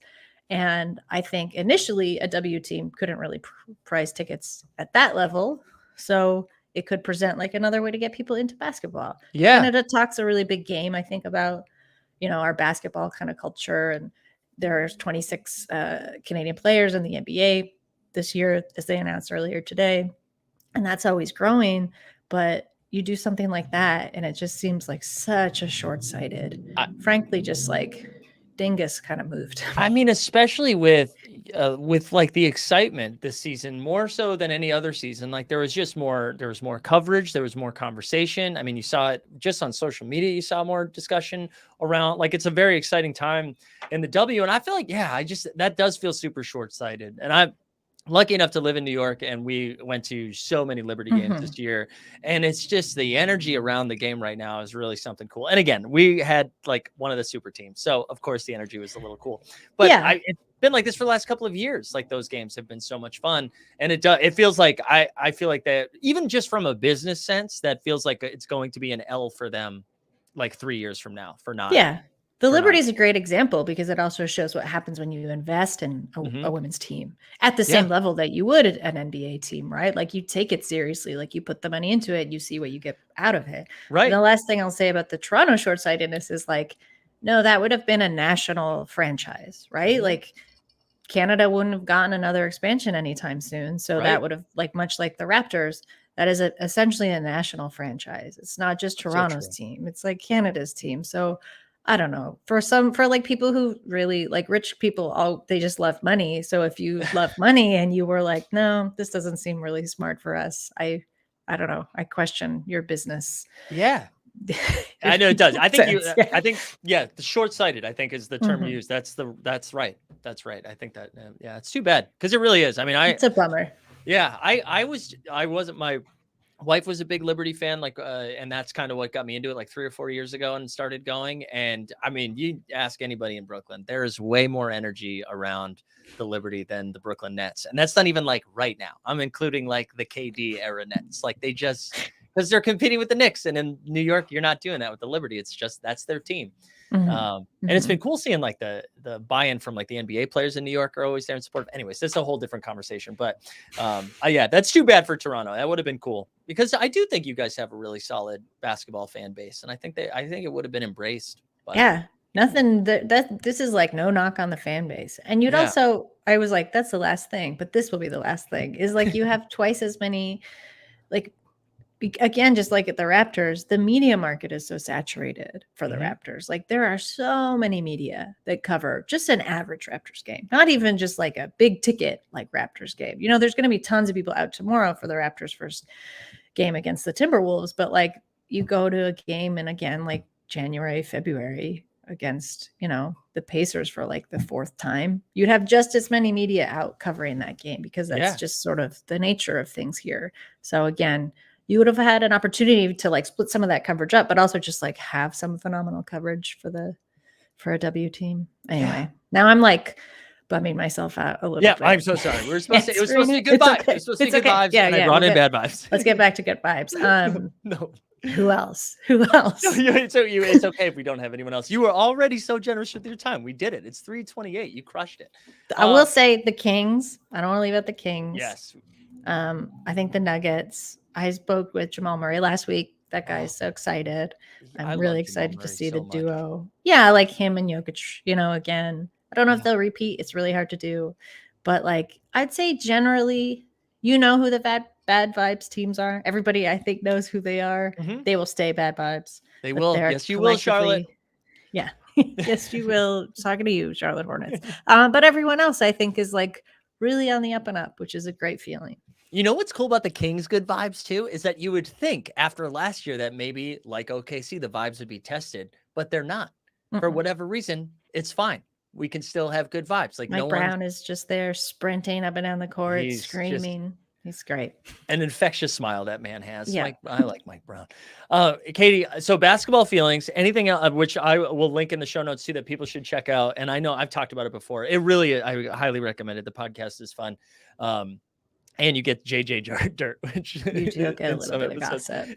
Anything else that you'd like to plug before we get you out of here? Yeah, the basketball feelings. I'll plug the newsletter too. That's free if you want to subscribe. Podcast for paid subscribers, but that's at basketballfeelings.com.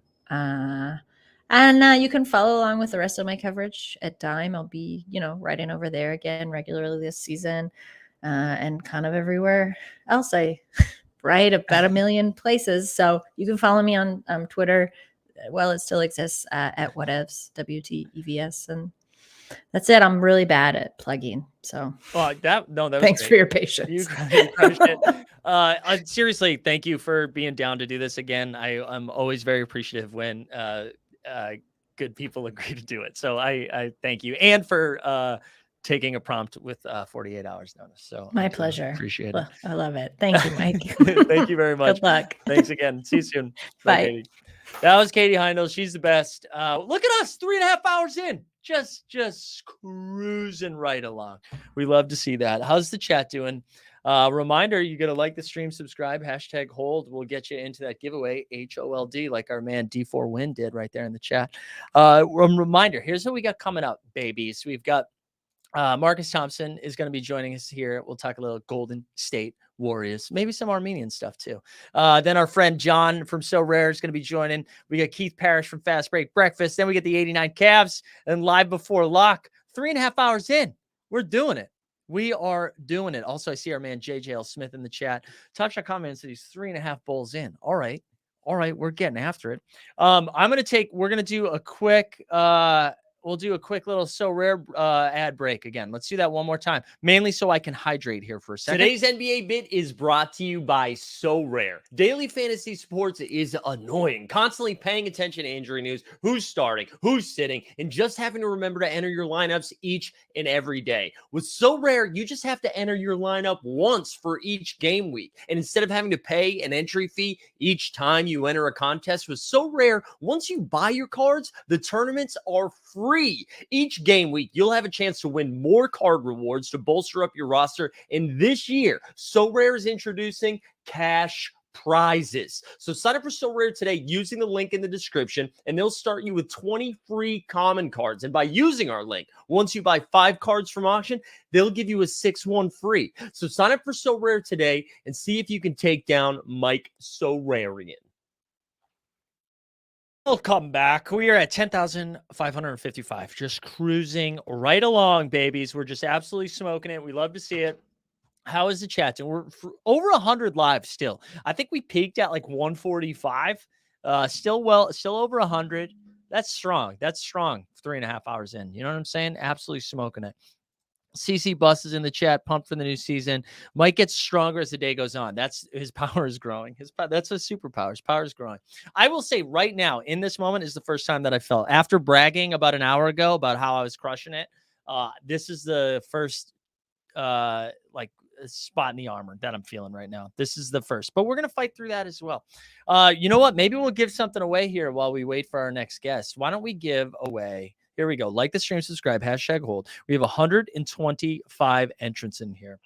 Here we go. What are we going to give away next? We're going to give away a Team Hold hoodie. I'm not wearing one right now because it's too hot in here. Otherwise, I'd be rocking it. But we've got a Team Hold hoodie. We're going to give that away next. And then we're going to do some tickets after that. That'll be the next giveaway. Our next second of tickets. Here we go. Spin the wheel. Winner, winner. If you win, shoot me a DM either at Mike Zakarian or over in the Discord. We love that. We love that. Here we go. Taylor. Oh, my God. Taylor, big Nuggets fan. Big Nuggets energy from Taylor Meyer right there. You, my friend, have won yourself a Team Hold hoodie. Can you believe? Can you believe in this economy giving away Team Hold merch? We love to see it. Also, I'm realizing right now I need a haircut. In dire need of a haircut. But that's okay. That's okay. Yeah, Team Hold merch. Congrats on the W. There we go, John. John in the chat. John's going to be joining us here in 1/2 an hour. And not only is that, he's going to bring me lunch, which is very exciting at the same time. And then we're going to nibble and chat. We're going to see if we can set up the second microphone. Otherwise, we're both going to just take turns passing this back and forth. Wow, Poker Pro Eric is in here. That's embarrassing. Yeah, look at those cars. Yeah, we get a lot of fun stuff here. Have people built out their So Rare lineups for game one? So we've got, let me just see if there's any news broke here. So we got the Devin Booker, right? We said that Devin Booker is indeed going to play because he said he was going to play. That's exciting. We love that. I saw there was an announcement over here. Okay. Let's see if we have, let me double check the Underdog, our other friends over there, to see if they've got any news, to see, maybe some other news broke, you never know. Hold on. Let's see here. Underdog NBA. Let's see. What are the most recent stuff? We've got Luka's questionable for Wednesday. We need that Luka news. We need that Luka Magic news. We get Devin Booker said he'll play. That's good. I'm glad Booker's going to play. Terrence Mann, who was announced a starter, already ruled out. That's bad. Jose Alvarado's out for a couple of weeks. Who else? We saw Monte Morris is going to miss 3 weeks. Boyan's missing 4 weeks. Good Lord. Good Lord. All this injury news. Week 1. Are you kidding me? Game 1. I need some sauce. Just signed up trying to catch a vibe. There we go, Brackenridge. So dude, get ready. We'll be doing some like projections and going over cards and stuff like that for So Rare here in just a little bit. Later in the show when TST joins, which will be a lot of fun. Man is out for sure because he's getting traded. Is that the rumor? We think the Harden deal is going down. Is that where the tinfoil hat bros are at right now? The speculation, James Harden going to Philly. Is that what's going down? I'm going to tell our friend, I'm going to wait a few more minutes. We might bump up our So Rare segment here a little. Well, or we can dive into some So Rare stuff too. Maybe I'll log myself into So Rare. I wonder, do you guys think the man is that, shout out Man Hands. Actually, we can do our first drop. We're talking about Terrence Mann, and I don't think this has any other competitors in there. Let's do a little, here we go. Let me see your man hands, money. Oh, yeah, that's our first drop of the day, baby. 3.5 hours. First drop of the day. Still going strong. Let me pull up Let me log into Sorare here. Although I don't know, I should have logged in before the show started, so I wasn't, doing 2FA, all that sick stuff to keep my, keep my stuff safe. Here we go. We'll log in here and I'll share that screen. Maybe we'll do our second NBA tickets giveaway here in just a moment. Here we go. Mike, is it possible to adjust the color speed behind you? I think it's a slower speed. Okay. I'm not going to worry about the lights right now. We're too late. It's too late to worry about the lights. Crate Collector said, so rare made me start all new with commons. Yeah, that's how the commons work. The free stuff. That's how the free stuff works. You got to reset, recycle. They didn't take away the stuff you bought though. All right, let's pull up the So Rare right now. I'll show you guys what lineup I'm rocking with right now. I've been trying to figure out what MVP I'm going to go after as well. But as you can see, I'm ETH poor. We're going to go out there. We're going to have to, I wanted to get an MVP. But here we go. This is my rare contender. This is what I'm rocking with. I mentioned this earlier. Look at this sex appeal right here. Tyrese Maxey. Because James Harden's not going to play the Philadelphia 76ers. You heard it here first. Breaking news. Mike Zakarian reports. James Harden probably not going to play for the Sixers. Here we go. Tyrese Maxey right here. Dominating, who we've talked about a lot, even though I want to come up with a different nickname. Dominating right there. We got Big Mark Williams, who, though the Charlotte Hornets vibes are bad, we like him. We got Grant Williams in there. And then we got Yuta, who is going to be playing some minutes. So we love that. That's our squad right there. Who are you guys rocking with? Anthony Simons or Shaden Sharp most improved? D-Jack, are you a Blazers fan? I feel like I like Shaden Sharp quite a bit. I'm excited for what he's going to look like this season. I do think it'd probably go up to Simons though, because Anthony Simons, I feel like the ceiling has to be too high for most improved, right? We saw like Jod do it. So Simons is somebody who is like an elite 3-point shooter that can just go get buckets. And he's going to get, as Jordan Poole said, he is the greenest of green lights. So will Anthony Simons. So that's great. I love that. Sabonis is MVP. Okay, Poker Pro Eric. AD is MVP. I do. You guys know how I feel about Anthony Davis. I think I'm buying the Anthony Davis hype this year. I think I'm doing it. I think I'm going to do it. I think he's going to be healthy. I think he's going to play the whole season. He was awesome the second half of the year. I'm very excited about it. All right, we get some. Let's rate some lineups here. Rate my squad. Boston based Jeremy Sohan. We love Jeremy Sohan. Johnny Davis is scary. Derek White. Okay. Jalen Smith, Grant Williams. That's fun. SPM Sports over here. Peyton Pritchard, kid. Kyrie Irvin. Josh Okogie. Derek White. Benedict Mathurin. That's fun. Man, I'm excited for Peyton Pritchard. You want to talk about potential 6th man of the year? Peyton Pritchard out there cooking. Very excited about that. Doug McDermott. All right. We got to chill. No Doug McDermott. Let me plug one other thing too. So tonight, after we wrap up, I'm not going to be on this show because I'm going to be crying myself to sleep. But we're over at Playback, playback.tv/teamhold. I'm going to share the link into the chat right now. Our friends Mike Weisberg, Sneeps, and we've got some fun guests as well that are going to be popping in. Are over on Playback. So, and if you guys aren't familiar with Playback, it's basically a stream while you watch the game. So you can actually see the game while they hang out. It's going to be a good time. So go check that out. We're going to have fun.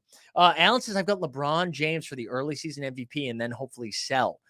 He's pissed at the Nuggets. Oh, so you think he's just going to go ham tonight? We're going to have LeBron go ham. Jeb out here. Limited contender. Franz, Tyus, Wiggins, Zaire, and Eric Gordon. There we go. Boston Base. Come on. How dare you, Boston Base? I think we are going to take a quick break here, though, in a second, just so I can regroup. I don't know if we're going to have our 3:30 guest. Maybe he thought it was 3:30 Pacific time. We'll see. We'll see what happens there. Reese is going as champion as AD, Russ, Şengün, Bane, and Kuminga. That's fun. I am excited for Jonathan Kuminga. I'm excited for what Kuminga is going to look like. No Draymond, right? No Draymond. So Kuminga gets a little bit more of a leash. Just run around, be wild. And I also think there's like a small chance, a little window where maybe the Warriors try to pump up Kuminga the first couple weeks, and then Kuminga is playing for another team, right? Because the Warriors got to win now. They're done with this like thread in the needle of being good now and good later. Now and later is terrible candy. All right, we're gonna take a quick break here. I'm gonna rehydrate. I'm gonna combine water so I have more water. I'm gonna take a quick pee break here while I don't have a guest. Oh wait, hold on. Let's read this one here. Champion LeBron, Bane, Levine, Turner quickly. That's fun. And Ian, welcome. He said this is my first proper year on So Rare. Didn't play much last year. So in my comment, I've got SGA, J-Dub, Russ, Drip God, Tyler Hero, and Wiggins. That's a pretty fun one.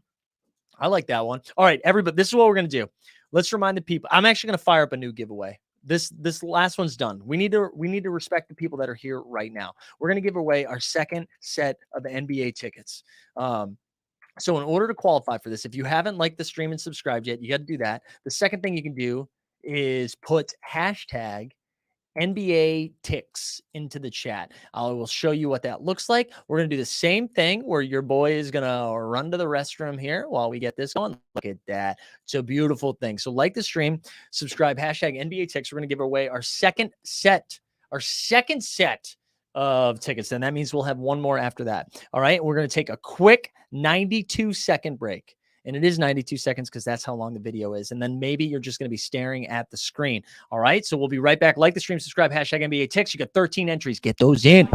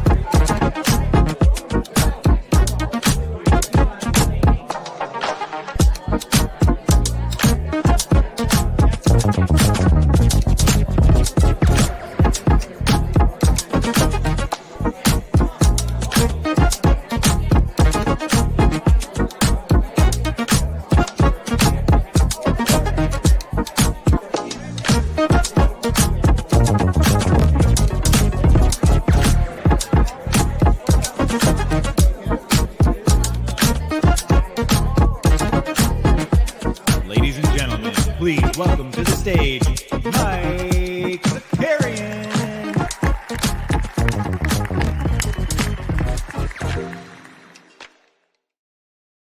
Easy, baby. We crush it. We crush it again. Nobody does this better. Nobody does this better. All right, we're up to 57 entrants. I'll let this settle for a second here. Like the stream, subscribe, hashtag NBA Ticks, and then we're going to give away our second set of NBA tickets. If you win, just a reminder, you're going to DM me at Mike Zakarian, or listen, join the Discord. You guys can see there's a link to the Discord here.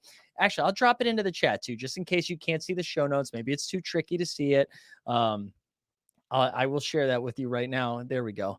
Here we go. Join the Discord. Also, everybody should be buying stuff for merch. Are you guys buying merch yet? Go get the merch. Also, I'm going to be sharing it from my personal handle. Isn't that exciting? Oh, no, I shared the team. Hold on. Sorry, guys. Let's go. Here's the Discord one more time. Crappy paste. There we go. Bang. Go join the Discord. Also, we're going to look at some merch over here. All right. While people get the hashtag NBA ticks in there, let's go look at some merch. Let's go look at our boys here. Because people should be buying our merch. You know what I'm saying? You want to look cool. You want to look cool. You want to look like me, who's not wearing merch right now. But I do wear it. But it's too hot for the hoodie. It's too hot. Look at this. Look at this sweet page. You can go teamholdnft.com.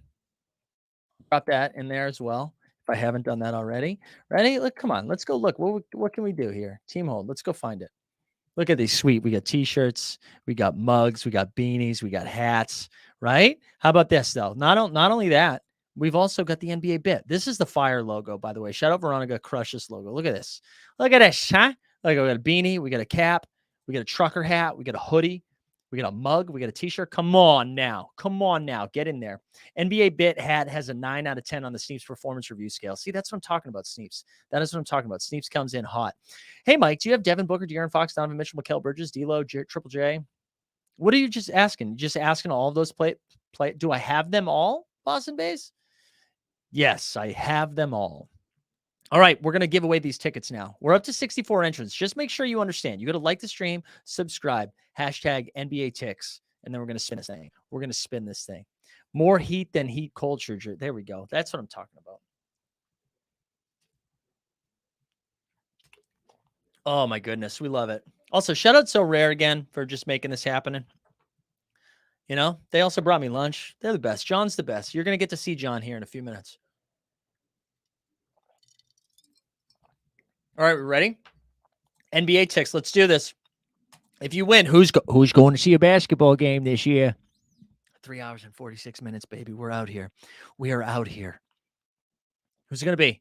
Veronica. Oh, my God. Heat culture. Heat culture. Veronica Perone. In-house. This is an in-house dub right here. And you know what? I don't care. It's amazing. Big dub for Veronica. Veronica, who made that Fire NBA bit logo, makes all of our sick stuff right now, takes it down. Big W for Veronica. People saying rigged. I don't care. I don't care. You can say it's rigged all you want. This is a dub. This is a dub. And it's a rare dub for the Miami Heat right now. You know what I'm saying? Miami Heat are down bad. They needed this. They needed this. No one will get more excited than Veronica to go see some Orlando Robinson just out there cooking. Let's go. Let's go. Big dubs, Veronica. Big dubs. Congratulations. Employee winning big prize, big winning prizes, big conflict, and I like it.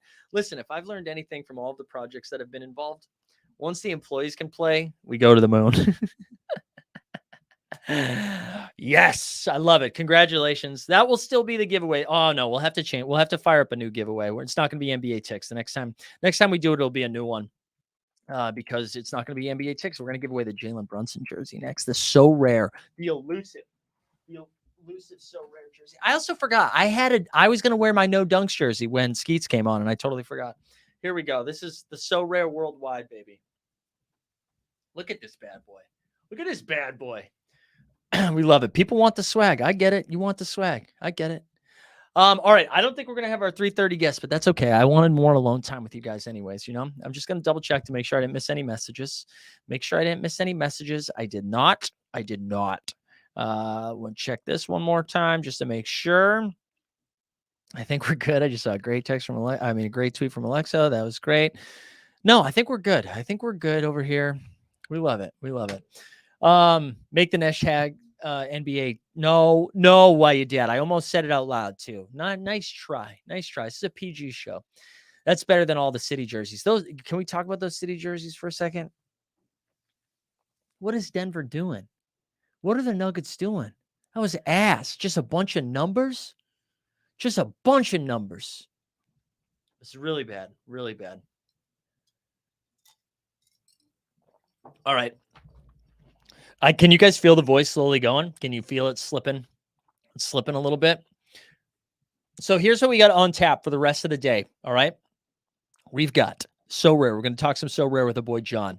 We're going to grill him. We're going to grill John. We're not going to. We got Keith Parish coming on at 5, Fast Break Breakfast. Then 89 Cavs live before lock. Guys, we're doing it. And we're still 100 plus strong. Rank the city jerseys. Man, the only one, let me see if I can just find it pretty quickly here. NBA. Oops. If I can find it pretty quickly, I'll pull this up. Let's do NBA city jerseys 2024. Honestly, Nike, big L though. Like, what are we doing? All right. SB Nation ranked everyone. All right. We'll just share their content. No, what do you mean, Veronica? No, you got to go to the Veronica, you cannot give these away. You winning, Veronica, okay? You are winning. Wait, what's up, Rowdy Rod? What was like my hairline? I think the SB Nation site, it's got too many cookies. Sorry, the chat's being... Yeah, I almost got Ron Burgundy. You're right. All right, hold on. Let me get Blazers Legend Time Lord. Shout out Alexo in the chat. All right, let's go over here. So SB Nation ranked them. No S tiers. Here we go. These are all bad, guys. These are all pretty bad. Like, let's look at, like, what are we doing? Indy, like, why are we doing the city jerseys? You know what I'm saying? Like, who asked for this? And I get it. You need money, right? You need to buy those jerseys. I get it. Team needs money because God forbid, right? What if the team doesn't make enough money? Like, why? Why are we doing it?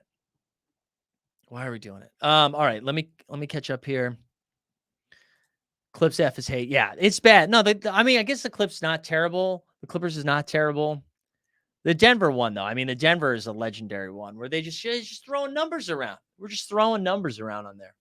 Have there been any good Nike ones other than the Miami Vice? No, I don't think so. Miami Vice is probably the only good ones.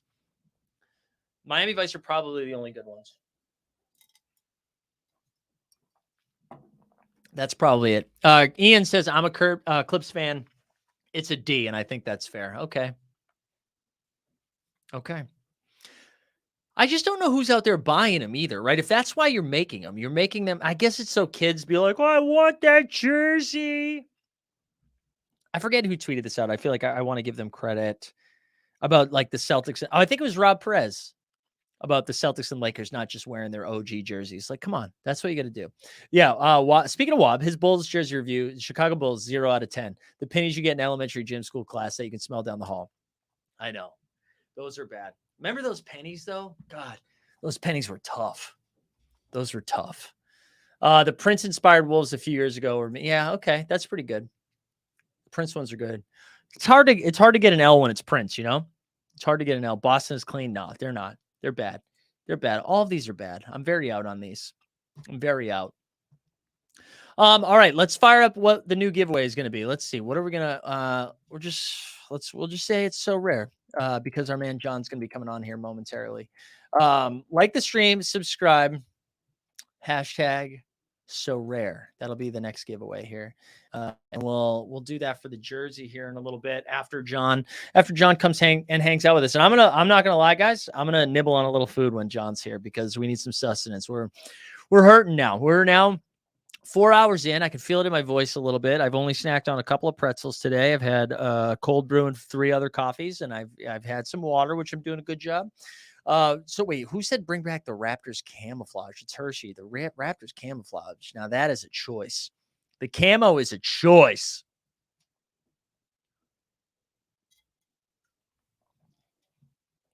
You guys, it looks like I just have glasses everywhere. I just have glasses of water everywhere. Oh, I see JJL the God in the chat, by the way. JJL Smith, good to see you, sir. Let's do a subscriber update, too. Where are we at? Stan saying the judge. Yeah, but where's the judge now? You know what I'm saying? Where's the judge now? 10,556. We love to see it. Let's get to 10,600. Let's 10,600. Let's do it.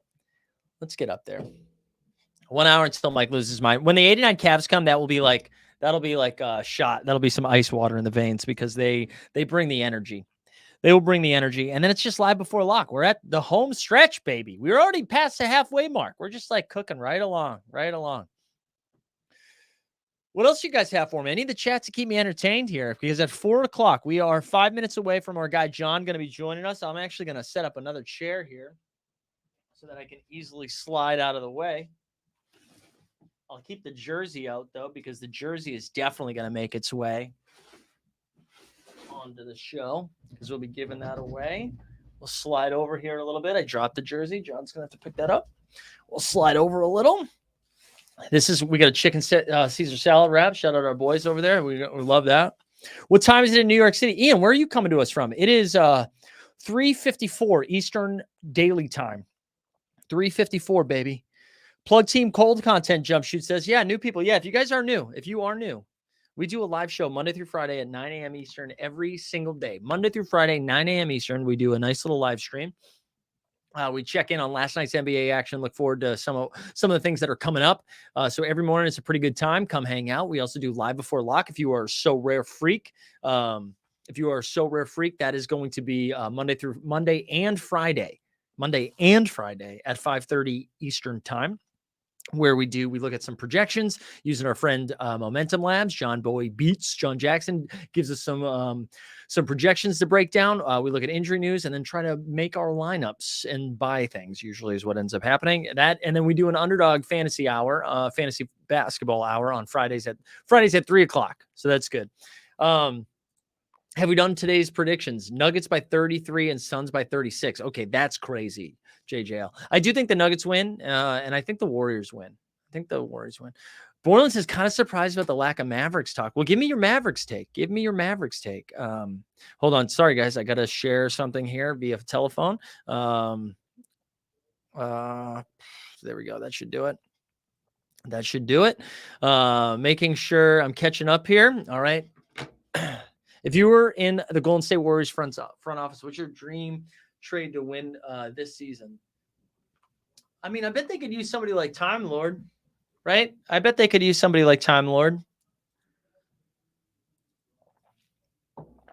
a good question. I don't know. Time Lord would be a fun one. Yeah, I don't know. I kind of just want Kuminga to be good and that he makes sense for them, right? Like, what if Kuminga and Moody just like step up a little bit? You're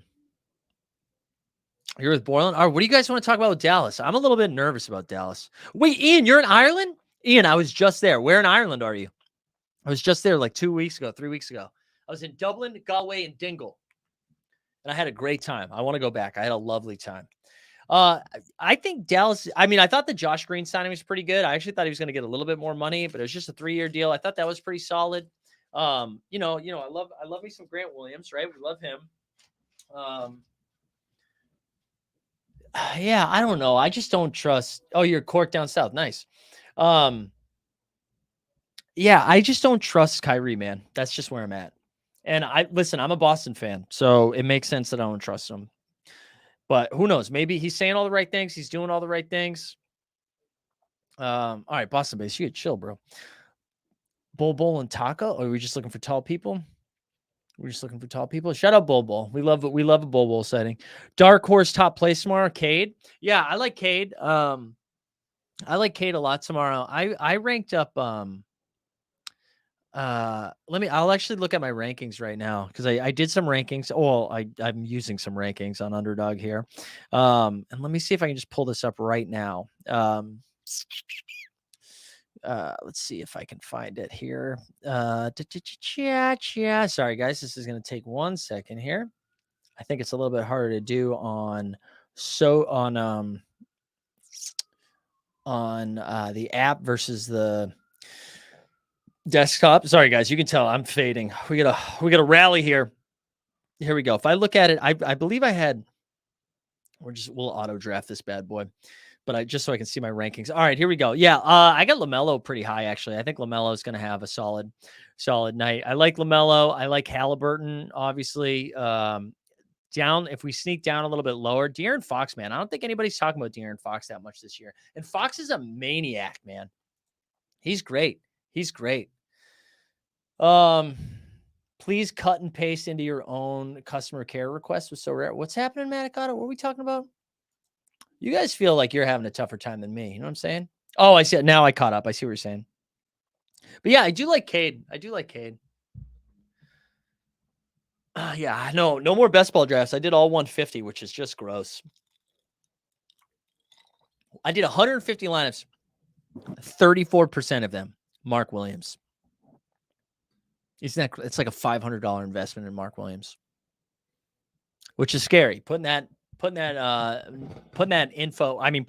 trust into the Charlotte Hornets is nuts. I put in a ticket for the 89 Cavs. Text them and tell them to bring some. Oh, Randall's overhated. Oh, wait, hold on, JB. So this is pro Randall. Oh, we get some pro Randall in the chat. Okay, all right. We can, yeah. Listen, but Randall's like on again, off again, right? Like sometimes he's hot and he's cold. He's yes and right. That's Julius Randle. So who knows? How much Steven Adams and Boyan? I barely had any Boyan. I did have a lot of Steven Adams, though.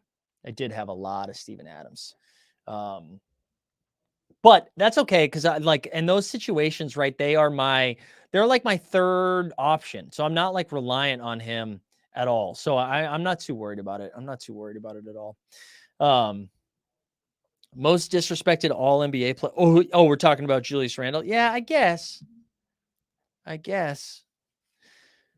More wild than 18 drafts, 47% Kawhi or 47% Mathurin. I do like Kawhi a lot this year. He's getting drafted way too low.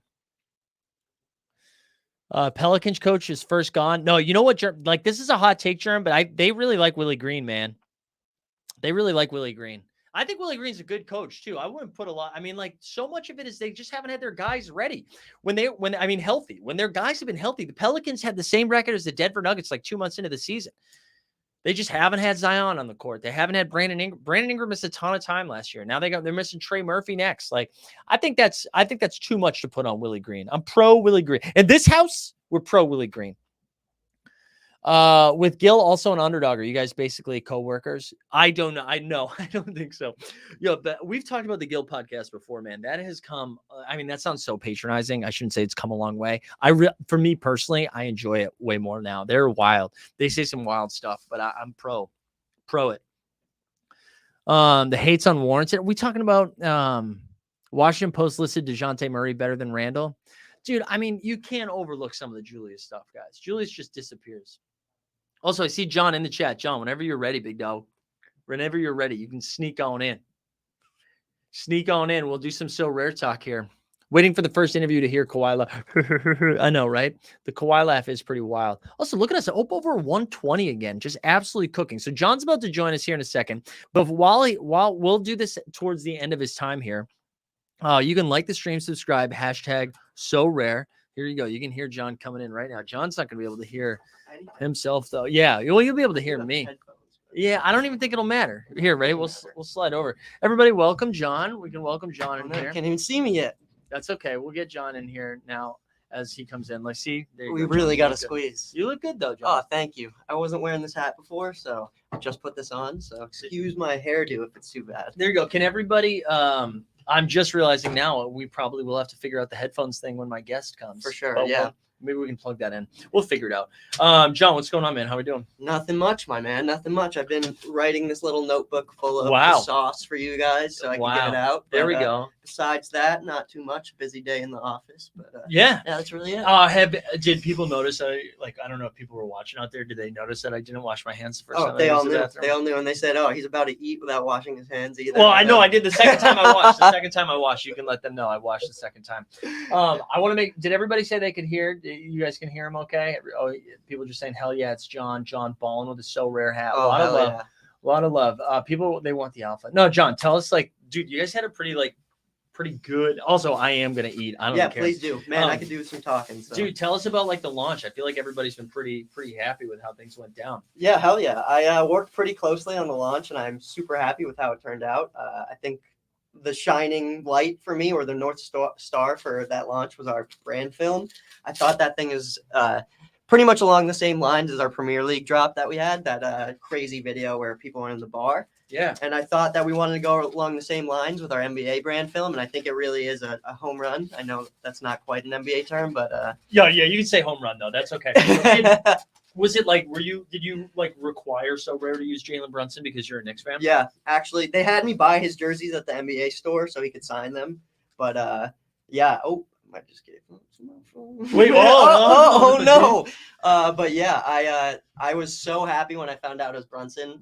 If you guys don't know, I'm a diehard Knicks fan. A lot of people in this office actually are, so it's the exact culture I'm looking for. Mm-hmm. But yeah, you'll actually see when we do get to my So Rare lineup, I do have a little bit of a Knicks stack going on because, I mean, I know you're a Celtics fan, but yeah. I love me some role players, and the Knicks are full of them. They are full of role players. Yeah. I think that's why I don't like them. But now, is that why you also include Donovan Mitchell to try to lure him to New York? For sure. Yeah. I know I have a lot of pull with D Mitch, and I know I can get him over to the Knicks if I really get a chance.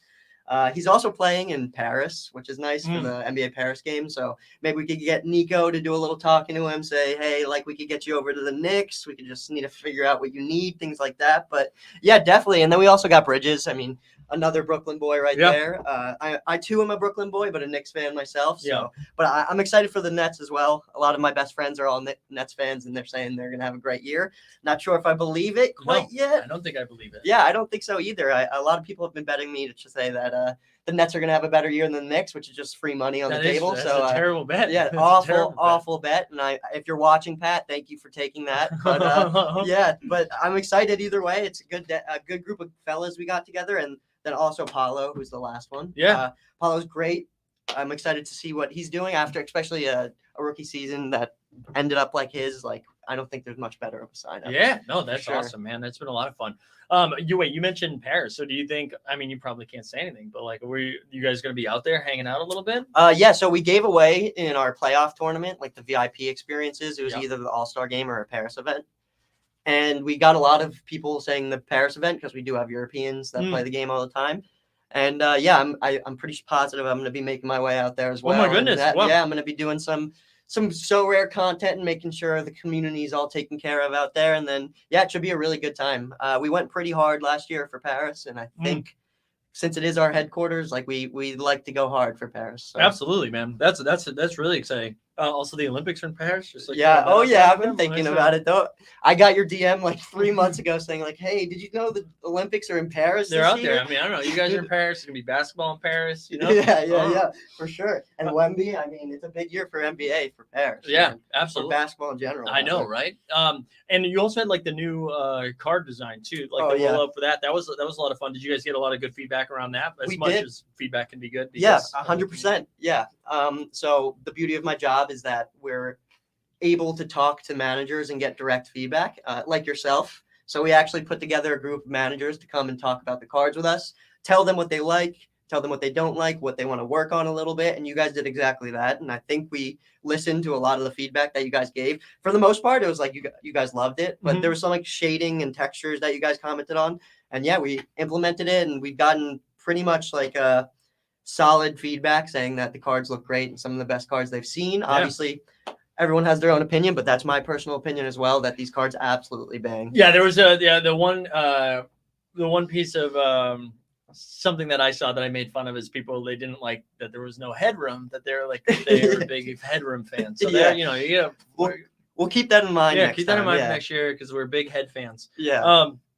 One thing I wanted to ask, so like, what's some changes that you guys maybe have made between year one and year two, like based on like feedback, or like because there's the first time you're doing year one, like you have the football product and the baseball product, but basketball is different. Like, was there anything like you guys receive any like feedback through year one and make some changes for year two? 100%. I think like the elephant in the room is obviously our scarcity count. We've decreased it quite a bit, 5,000 to 1,000.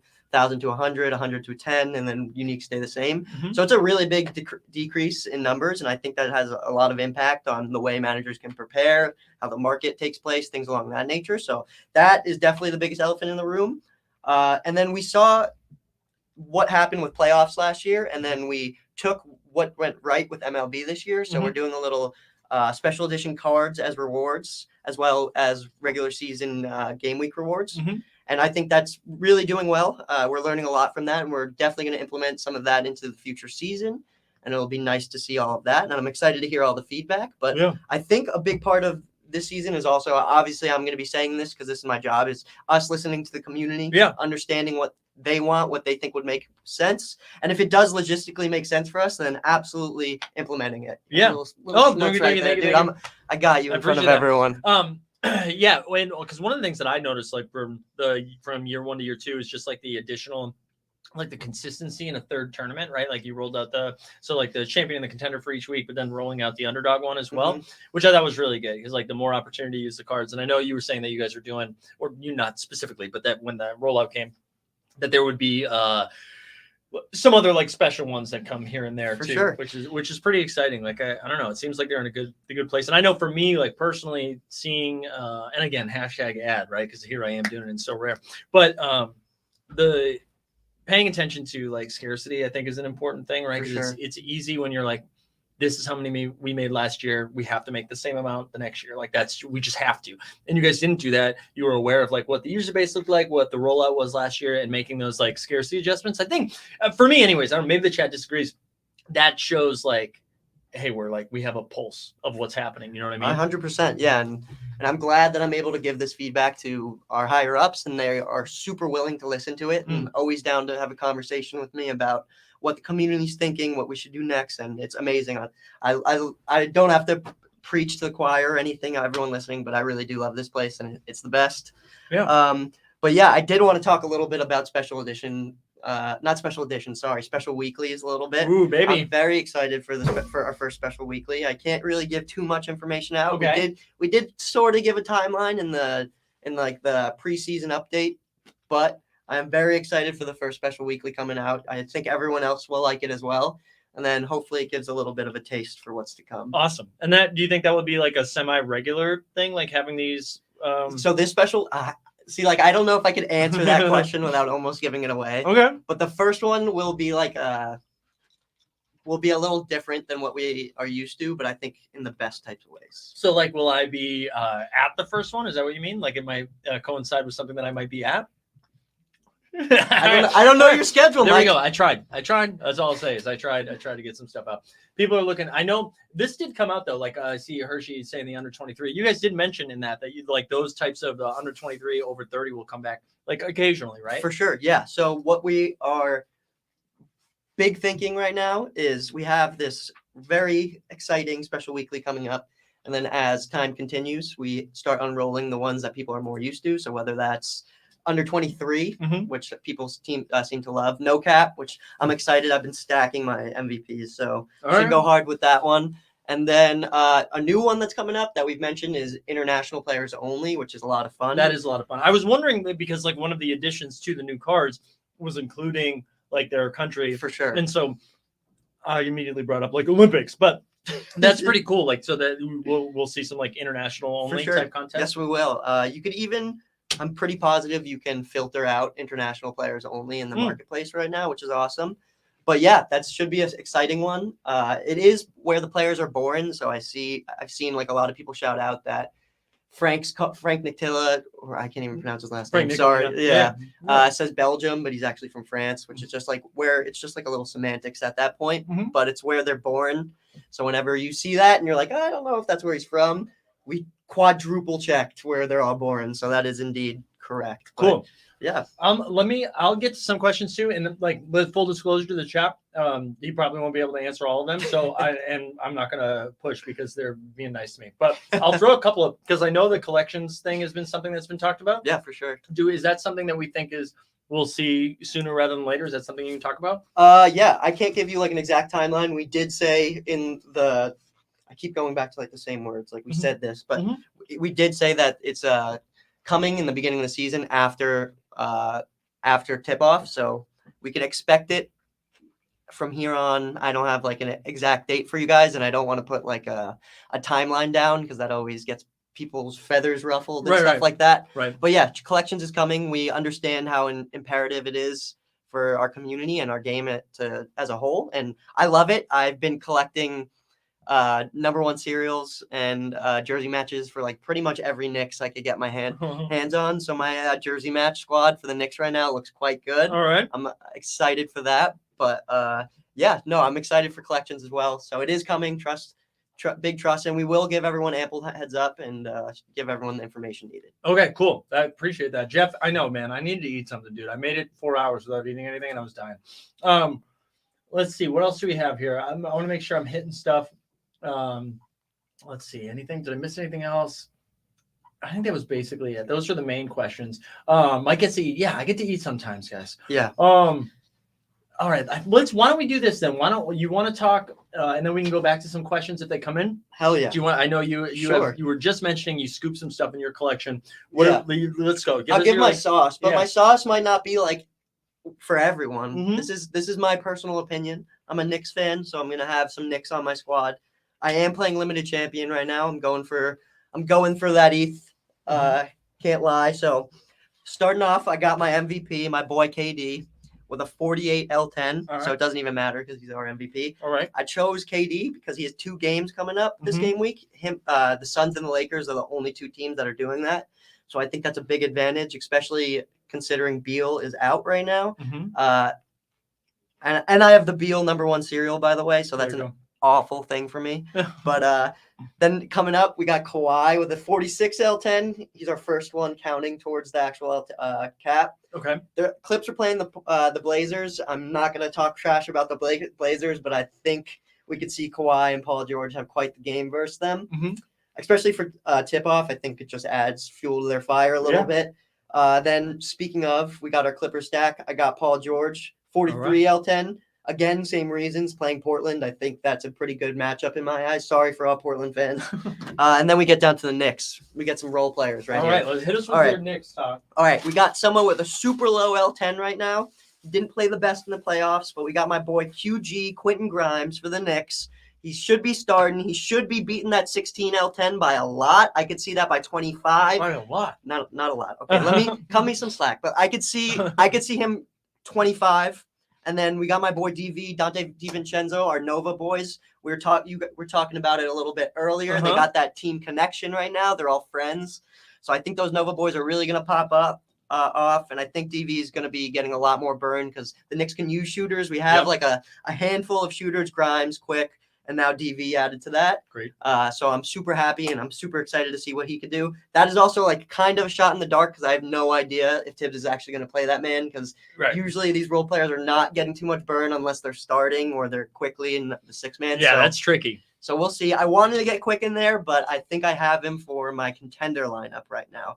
But I'm super excited seeing Grimes in there and seeing DV. Everyone else, I mean, I think they're going to play great and play about their caps, maybe over, but we'll see.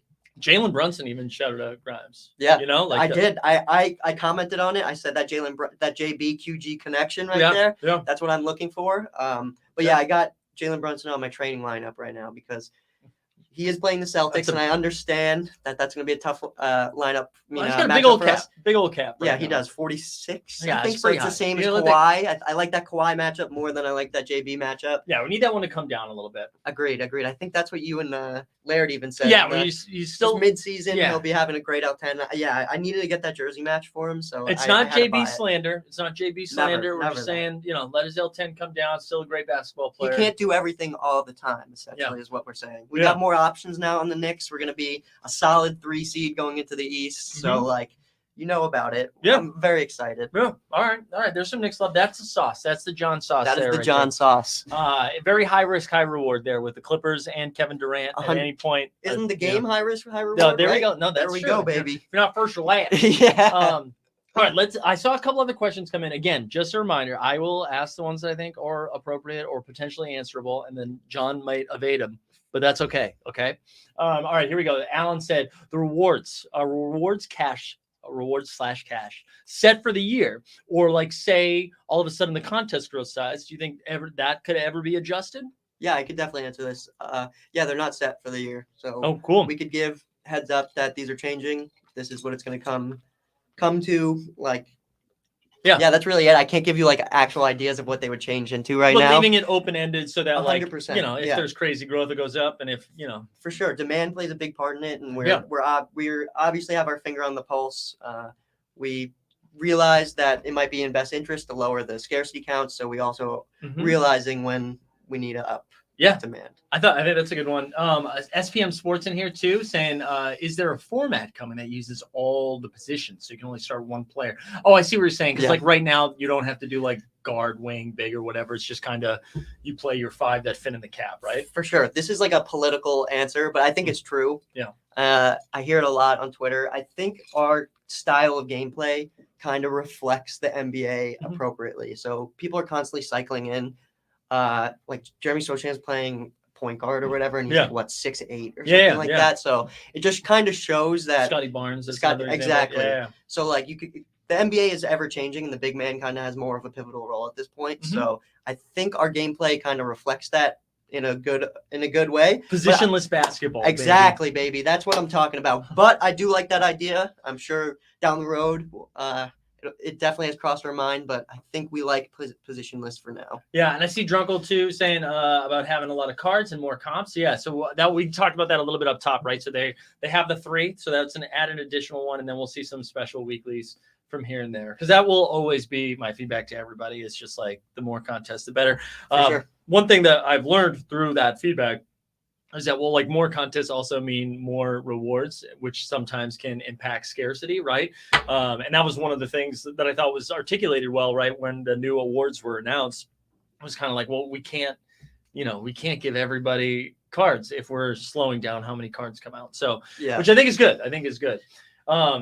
Yeah, shout out Damien for editing that section for me. So that was great. Definitely wrote that with like trying to be as transparent as possible in our decision making. And I think like that's a rule of thumb moving forward. Transparency is always in the community's best interest.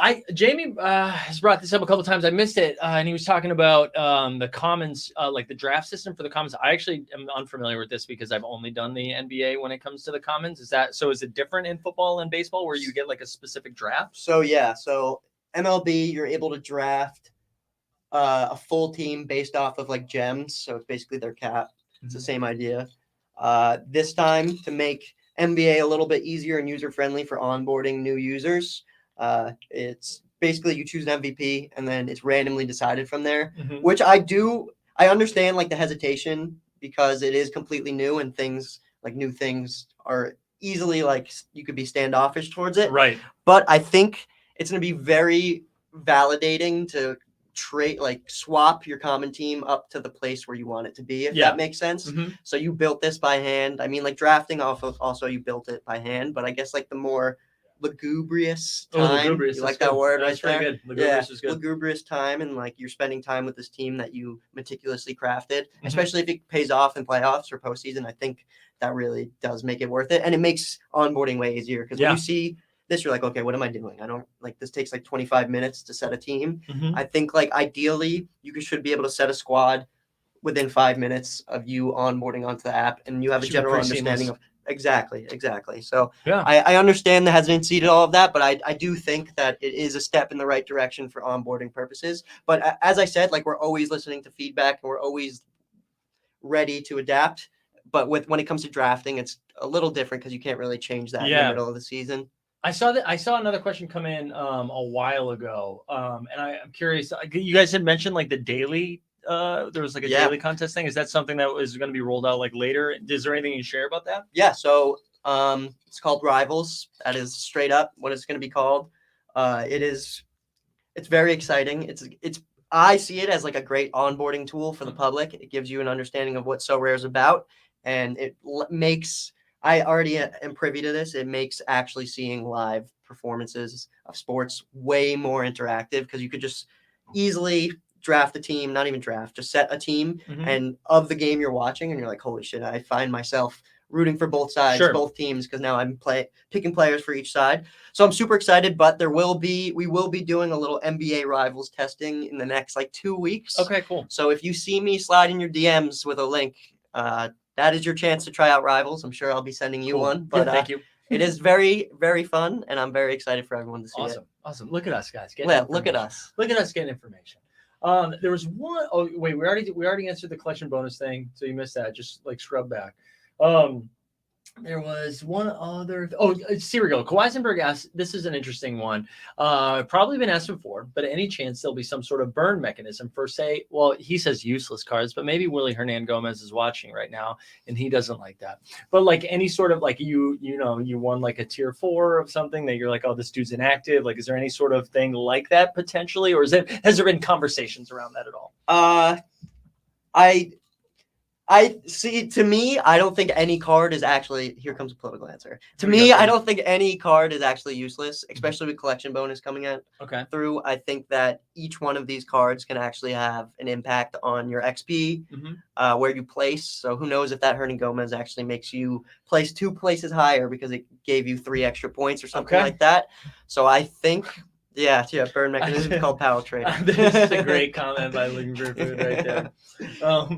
But yeah, I think essentially no card is actually useless. Yeah. But it's an interesting comment. It's good feedback, and we're always, like I said, listening to feedback. There we go. That's pretty good. We've asked like 12 questions. We've only gotten 2 political ones. That's pretty good. Right? That's pretty good. Hershey said, shout out Zaire Williams. Zaire Williams is back, baby. Get ready for some Zaire Williams. And then someone said Bo Cruz slander. That's a different Hernan Gomez. That's different Hernan Gomez. Let's see. Anything else? So we got Kim Robin joining the chat. You want to, I think it's right here. You want to pull up, because I'm going to remind the people, you like the stream, subscribe, hashtag so rare. You want to talk a little bit about this? Are we going to rep it here? Yeah. I'm going to hold it up for you. Oh no, it's tangled a little bit. Sorry if you can't even see me. All right, here we got the back. A nice little So Rare logo. Barely even seen before one of these patches. And I've never seen it. Yeah, we got this. Who knows? This could be the one that Jalen Brunson actually wore. Yeah. I don't actually know which one is the one. We'll never know. We'll never know. But it could be. Let's say it's this one. Let's say it's this one.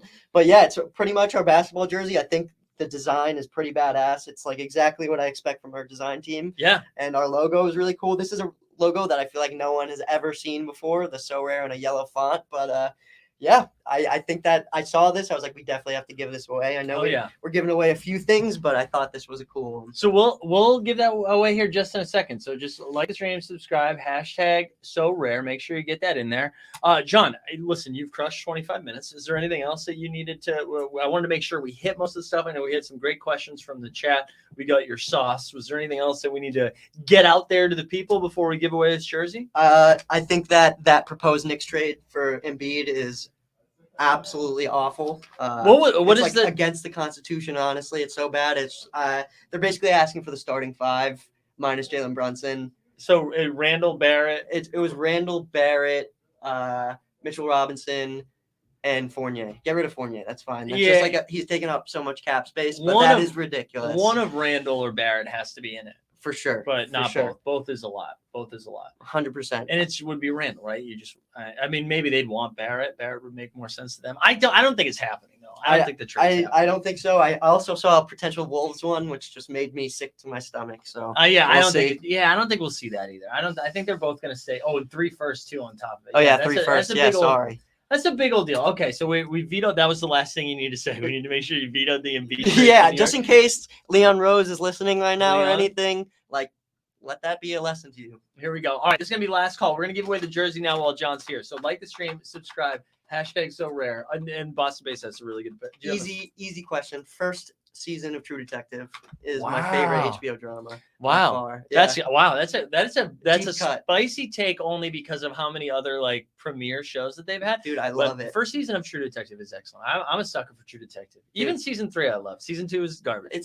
I recently rewatched season 2 and I was surprised because I never watched it because I heard it was so bad. I actually didn't hate it as much as I thought. Yeah. All right. You know what we should do while you're here before we give this away? This is just for me and you. Is to see if you could or the headphones to see if the headphones would work. Yeah. Because I'm realizing right now that Justin is coming in live for 89 Cavs. I think he's going to be here around like 5:15ish. Cool. But I realized that he wouldn't be able to hear anything that would be if really he wasn't able to. So we can troubleshoot with that while you're in here. Yeah, I can look for a cord as well, but it should connect via Bluetooth. Really? All right. So let's see. I wonder if I can. Is it already like turned on to the? Not this one to yours. Yeah, I can disconnect it. Yeah. Do you want? Yeah, you want to give it a go just to see if it'll work? Yeah, it's ready to connect. Right oh, is it okay? Let's see. So where do we go over here? Where do I go for this bad boy? No, you got to look up Bluetooth. The Macs are so annoying. Oh yeah, no, they really are. Hold on. All right, while we keep doing it, technical difficulties. Like the stream, subscribe. Yes. Hashtag so rare. We're gonna give away a so rare jersey right here. All right, these are the devices we got. Devices, maybe go down. Oh yeah, nearby devices. We got. Look at all Bose these. 700. There we go. See that one right there. Connect on the right. Oh, sorry. I thought I had to like again. I'm used to PC, bro. I'm a PC, bro. It's all good. All right, so you.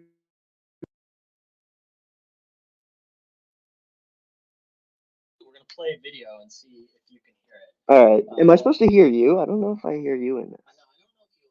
Yeah, I actually don't think it's gonna work. Oh, great. If I go to the audio, I don't know if I can take a second. No, you definitely can't. So I think this is gonna be a problem. But we're gonna play a quick video. We'll play the so rare video. Yes. I just want to see if you guys. Today's NBA bit is brought to you by So Rare. Daily fantasy sports is annoying. Constantly paying attention to injury news, who's starting, who's sitting, and just having to remember to enter your lineups each and every day. With So Rare, you just have to enter your lineup once for each game week. And instead of having to pay an entry fee each time you enter a contest with So Rare, once you buy your cards, the tournaments are free. Each game week, you'll have a chance to win more card rewards to bolster up your roster. And this year, So Rare is introducing cash prizes. So sign up for So Rare today using the link in the description, and they'll start. We're going to give away this jersey right now.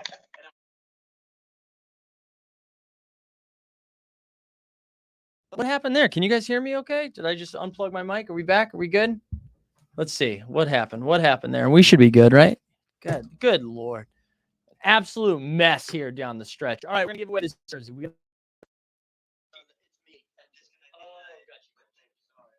117 entries, baby. If you win this thing, shoot me a message on LinkedIn. We'll get you this So Rare jersey.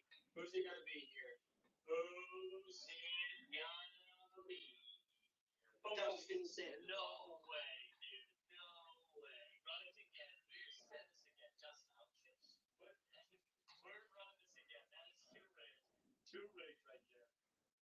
Wait, the mic dropped again? Oh, it's because of this. They're fine.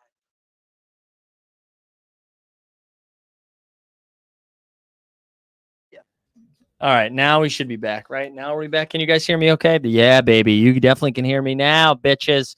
All right.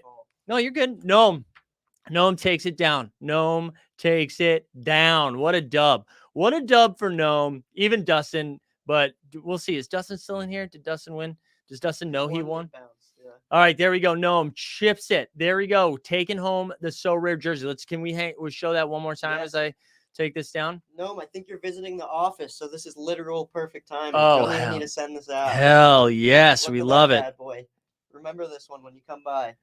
Sweet, amazing. I think that is it. There we go. I think we did it. Let's give it up for John, baby. John crushed it. He was in here for 31 hot minutes. Brought in a sandwich. Yeah, Dustin, you won. We're going to figure something else out. You can't get the So Rare jersey, Dustin. That's too messed up. All right, I will. I'll keep you posted. We're riding right along here. Look at this. 4.5 hours in. 4.5 hours in. A couple guests left to go, and then we're out of here. That's right. Clap. Congrats. That's fire. We love that we just gave away that jersey.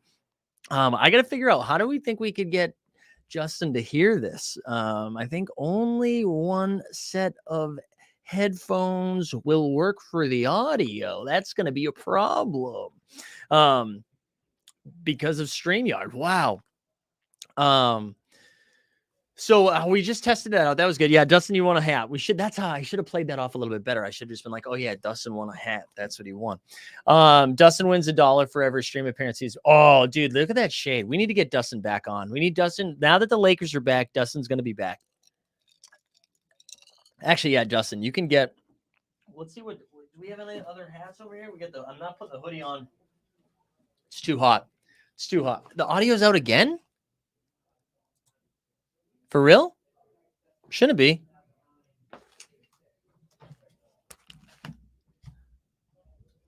That's weird. Hold on. Sorry, guys. Test. You guys should be able to hear me. You guys really can't hear me? Still? Oh. Audio's good? Oh, okay, what are you guys doing? Oh, there we go. We could Bluetooth the AirPods and one in each ear. There we go. That's actually a good idea. Good idea. Good idea, Veronica. We could do. Sorry, guys. Hang with me. So it's just Weisberg that sucks. Okay. You guys are dumbasses. You could all hear me. You guys are dumbasses. All you guys are dumbasses. Every single one of you. I appreciate you being here, but like super dumb. Super dumb. All right. There we go. We figured this out. We figured this out. There we go. That's good. Everyone else is saying you're trolling, Boston base. Weisberg was just behind. There we go. Classic Weisberg. You guys want to give away a So Rare card next? Should we do that? Let's here. We'll stop this share screen here. We're gonna give away. Let's see. I'm gonna peruse the marketplace, and we're gonna figure out what we're gonna give away here next. All right. Let's see. First of all, we're gonna start up a new giveaway, and it's gonna be audio is fine. All right, so that's what it's going to be. You're going to start collecting the comments. Here we go. We're going to like the stream. We're going to subscribe and put hashtag audio is fine. Audio is fine. Ooh, Consigliere says Mark Williams. I'm going to go check to see what what Mark Williams is going for right now in the marketplace. This is going to be my first. I know you guys can't see it yet. I'm going to leave the giveaway up here for a little bit. The So Rare site's being a little slow, maybe because there's too many users, dude, because we're going to the moon. Let me pull up the market and we'll see what we're going to give away here. Look at all these fans. Also, what's our subscriber count? We got to do another subscriber check. We got to hit 10,600 today. We're at 10,560, baby. 40 more to go. Come on. Call your friends, call your grandparents, just like anybody you could think of. Bully people. I don't care. You go outside a school. You can yell at some children. I don't care. Just do whatever you need to do. Step it up. Step it up. It's the first day of the NBA season. Everybody can live a little, you know? All right. So we're, again, like the stream, subscribe, hashtag audio is fine. Those are coming in right now. I'm going to go over to the marketplace. Let's go see what kind of deals we can find over here on the So Rare marketplace. But maybe we can find, What's going on here? Down bad, dude. All right, hold on. This is awesome. This is awesome. Almost as good as my audio earlier, you know?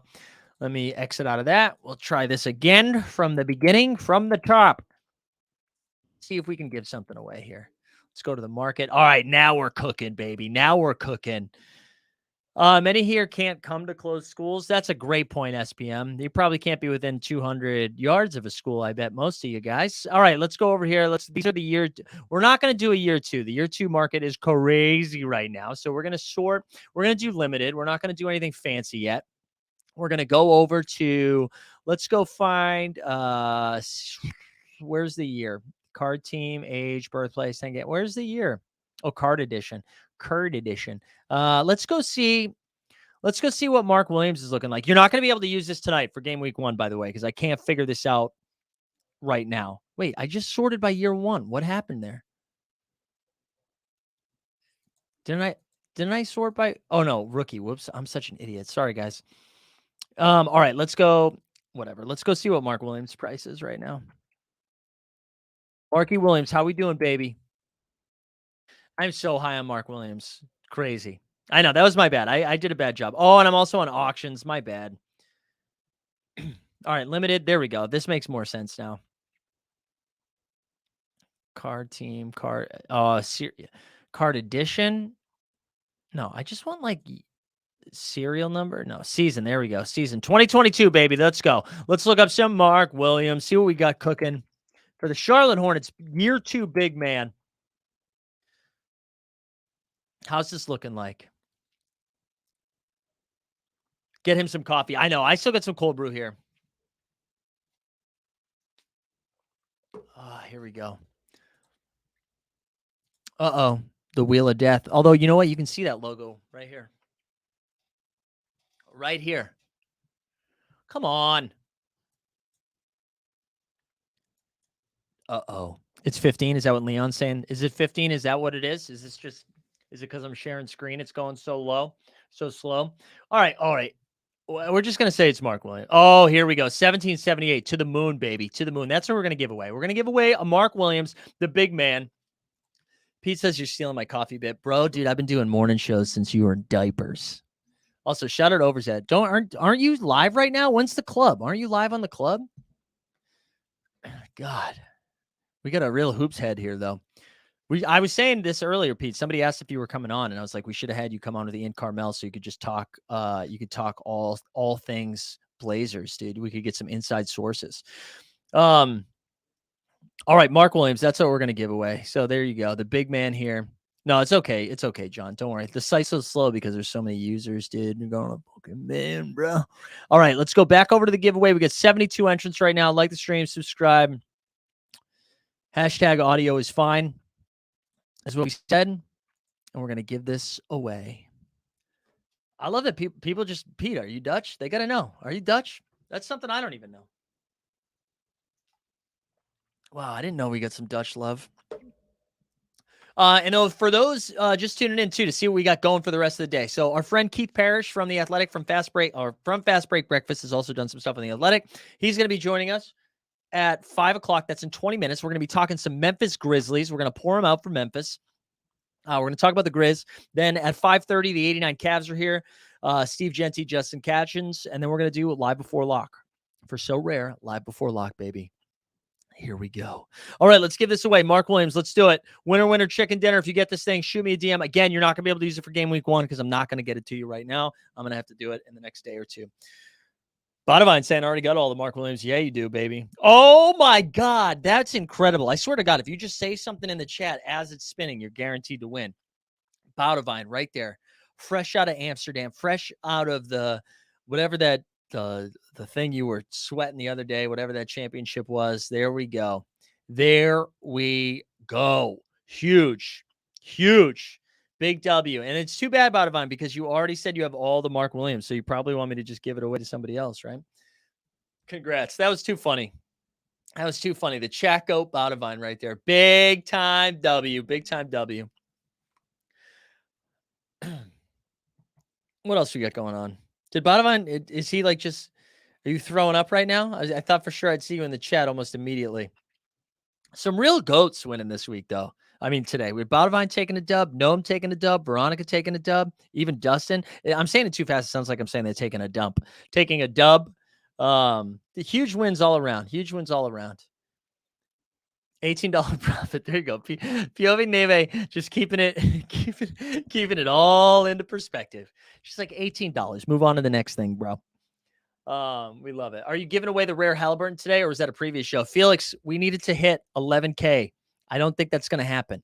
We need to hit 11K. We're only 340 short, 440 short. So I don't think the Tyrese rare is happening. But once we do hit it, I will still give it away. I will still give it away once we do hit it. There we go. Yeah, send it straight to the burner. Hey, I thought that was a pretty good conversation with John, by the way, with John from Sorare. I thought that was helpful. I like that. I just assumed we weren't going to get any real answers about anything. I'll be honest. I've seen enough of these AMAs, even the text ones, to know that typically they're not going to tell you anything because they're like, we're going to just paint ourselves in the corner. And John gave us a lot of info. I thought that was pretty helpful. And it was our first in-studio guest, huh? And we're about to get our second one in an hour or so. So that was great. That was really good. I really appreciate them. And again, shout out to Sorare for making this happen. And if you are new here today, make sure that pinned chat, right? That pinned chat, you can sign up for Sorare today, get you started for free. And if you're like, hey, Mike, listen, dude, nice try. Don't take my money, all right? I work hard for my money. You're not going to touch it. Then you can play for free. You can just use the free commons, and then you can even win something worth ETH or $1 through a limited card. You could win a limited card through the free game. So you can just play for free.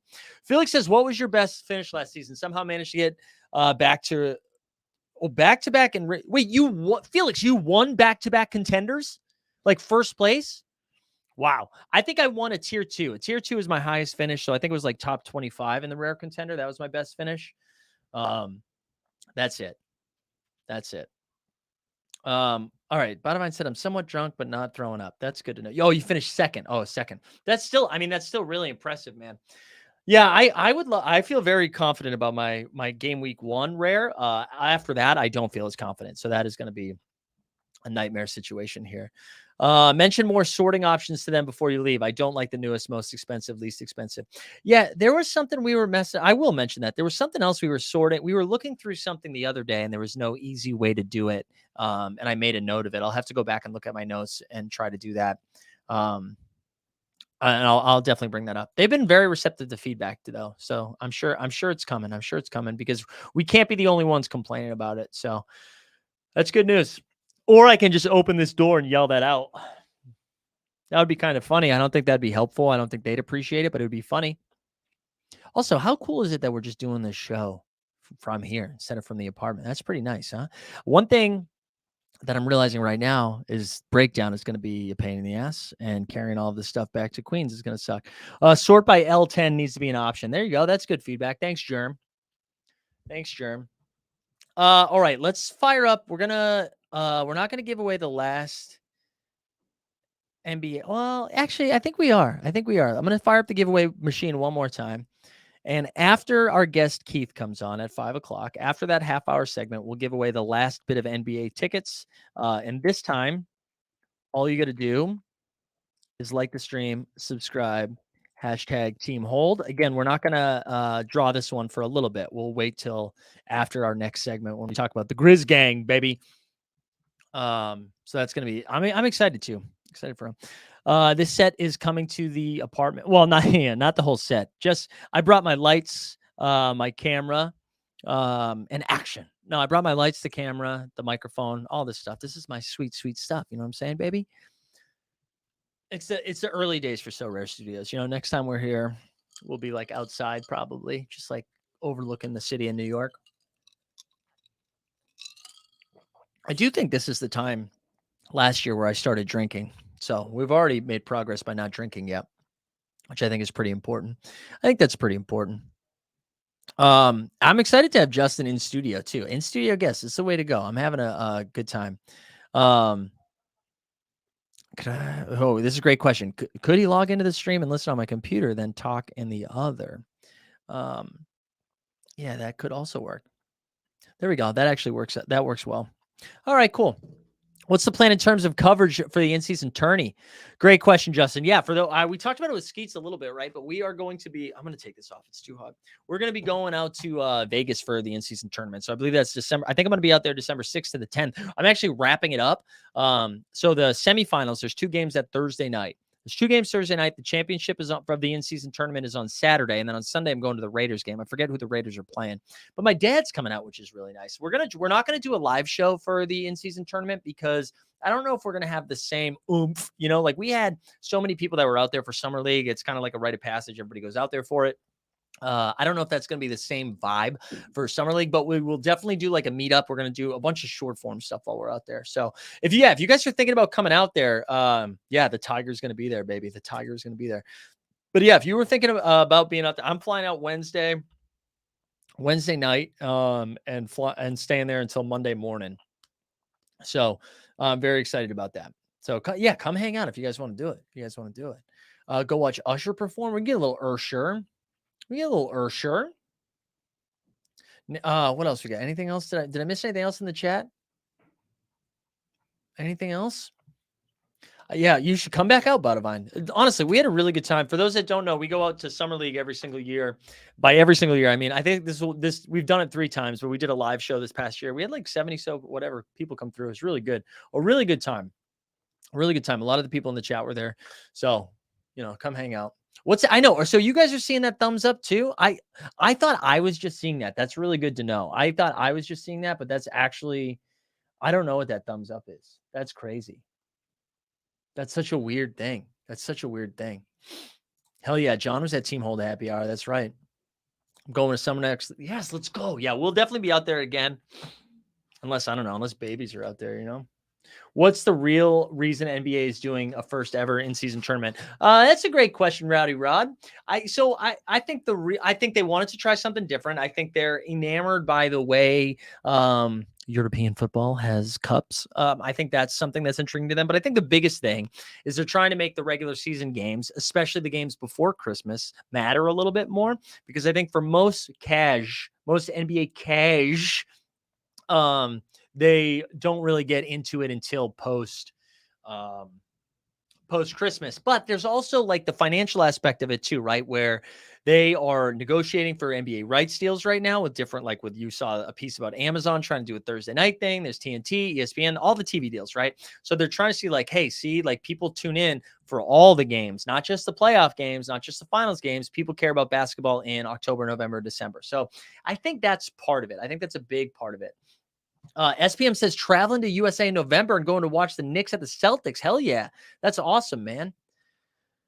Andy in all caps says because they want to copy the Champion League from Euro football. Yeah. I mean, I think that is part of it. I do think most of it is financial. I think they're just trying to make some sweet, sweet cash. And they want people caring about the league in October and November.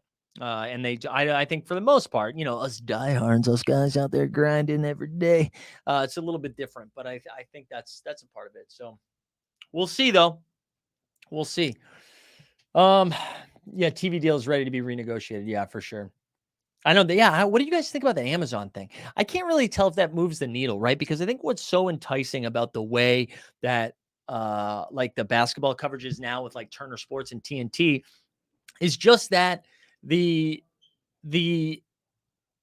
product is so good over there, right? Like Chuck is so good, Ernie is so good, Shaq, right? And is that everybody? Kenny, like they're just so good at it. I don't think there's that same push like ESPN making it a specific night. I don't think anybody would give a shit, right? If Mike Greenberg is out, like I don't think anybody's like, oh, thank God, Greeny, Stephen A, and Michael Wilbon. Oh yeah, I don't think anybody is really too excited about that. So I think if they do something at Amazon, they have to be able to like capture the lightning in a bottle, and I just think that's way easier said than done. I don't know who you bring in there. I think they'd have to bring in some like young and exciting, maybe like, dude, our guy Kenny Beecham, right? Like somebody like that has to come in and do something. All right, this is great. Matic Auto is following up on a comment. So like 5 hours ago or 3 hours ago, you reached out to Sorare and you said, what did you ask them? You asked them if they could bring me weed, right? For the 89 Cavs job. For the 89 Cavs show, you asked them to bring me weed.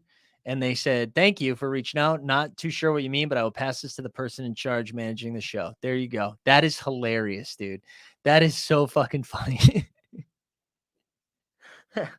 Manicato, I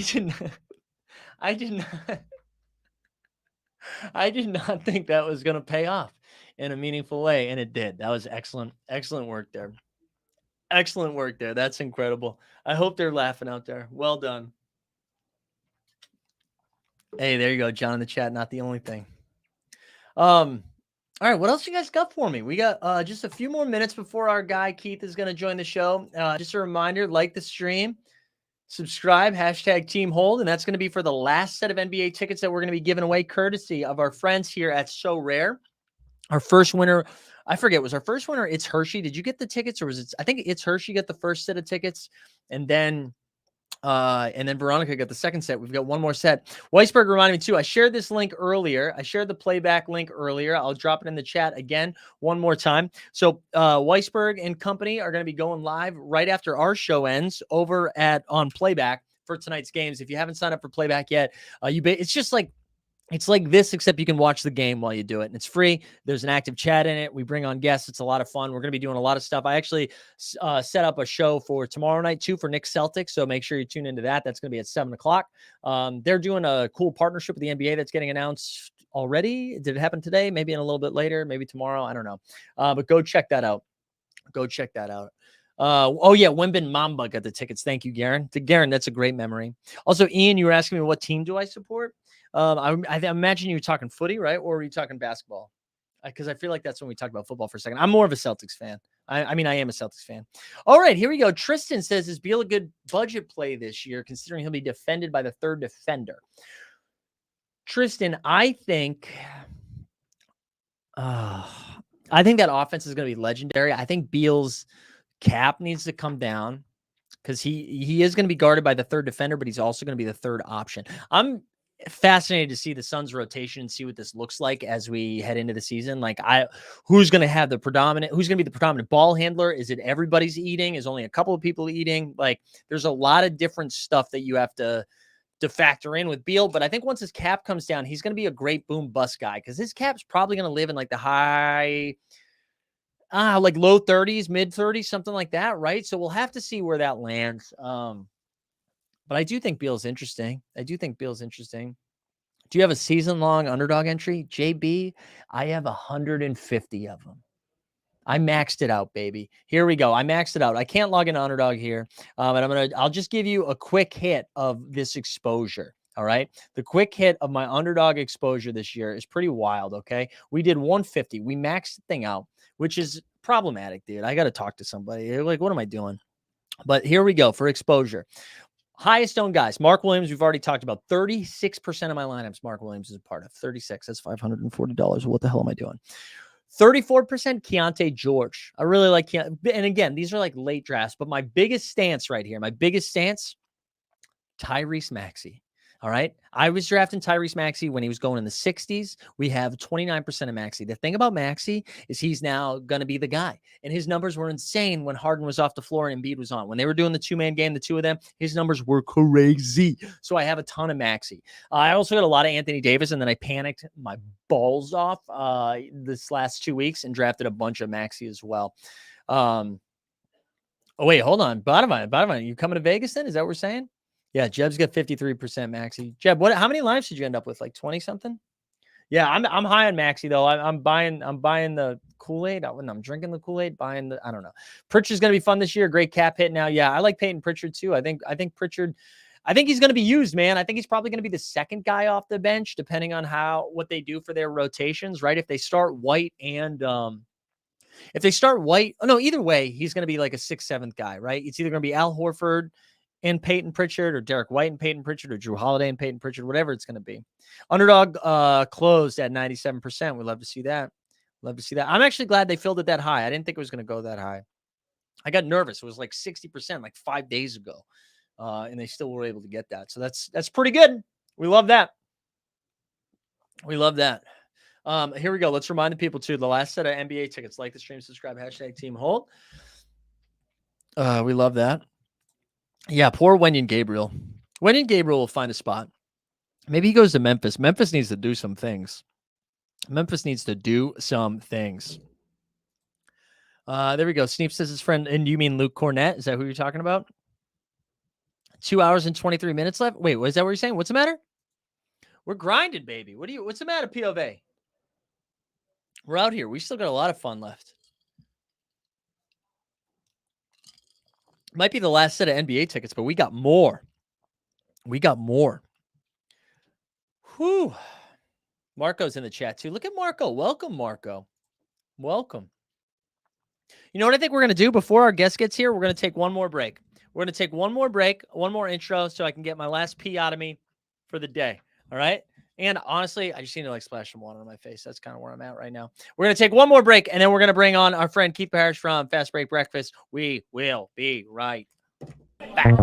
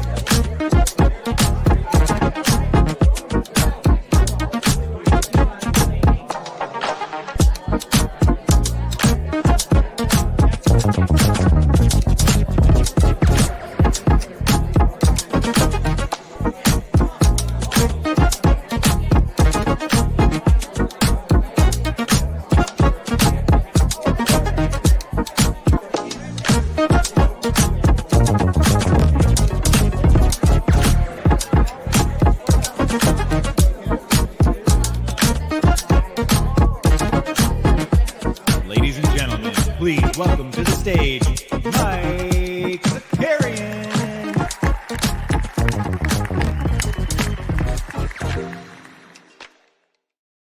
Too easy, baby. Too easy. Who's watching the opener tonight? We're all watching, Ian. We got it. We got it. Hey, I washed my hands. Don't worry. I washed my hands and my face. See, don't I look a little cleaner, right? I washed everything. We washed everything, baby. Let's start by the obvious question. What do you got for me, Marco? What do you got? Start with the obvious question. We'll have to wait. We'll have to wait for the, who's going to win the NBA? I like that you said not even the title, not the finals. Who's just going to win the NBA? Adam Silver, that's who. How about that for a take? Corporation, business is going to win. All right, I'm very excited for our next guest. Second appearance on Team Hold, but first for the Marathon Show, which is very exciting. We're bringing on our friend Keith Parish from Fast Break Breakfast, from the Grizz and Grind. How are we doing, Keith? I'm good. I'm excited. How are you, Mike? Yeah, I'm great. I'm happy you're here. I'm 5 hours in, and I still feel like I have some juice left, which is good because I was nervous. You know, you never know what kind of shape I'm going to be in right around the 5th hour. Yeah. What is your situation with the marathon? You mentioned juice. Do you have to reduce your fluid intake? You know what? Our intro video is exactly 92 seconds long. That's a lot of pressure. 92 seconds? Yes. So far 3 for 3. I've taken 3 breaks. Yeah.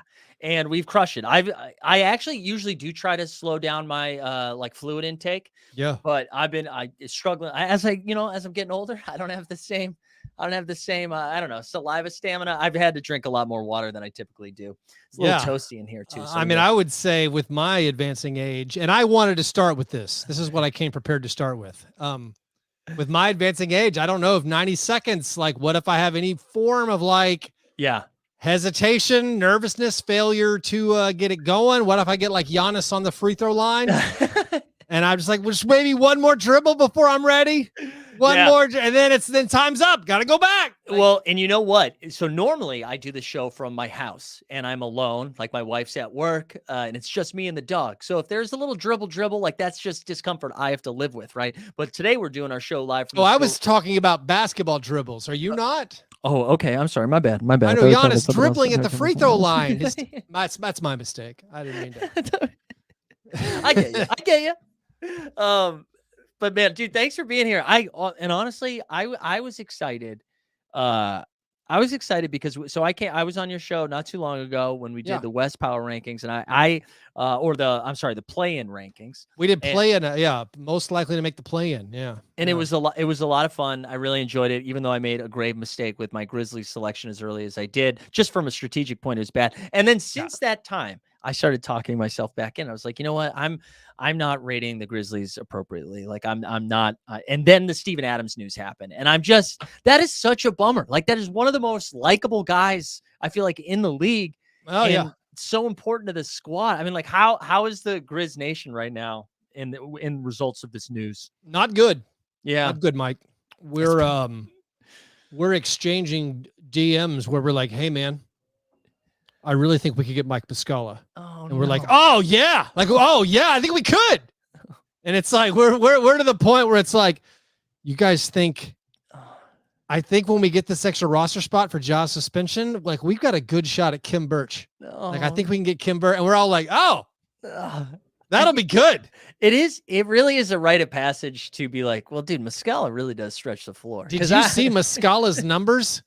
His on-off numbers on the Thunder 2 years ago? Because have you seen how powerful they are? Because as a Celtics fan, I went through the same thing. Oh, dude, what a huge addition with Muscala.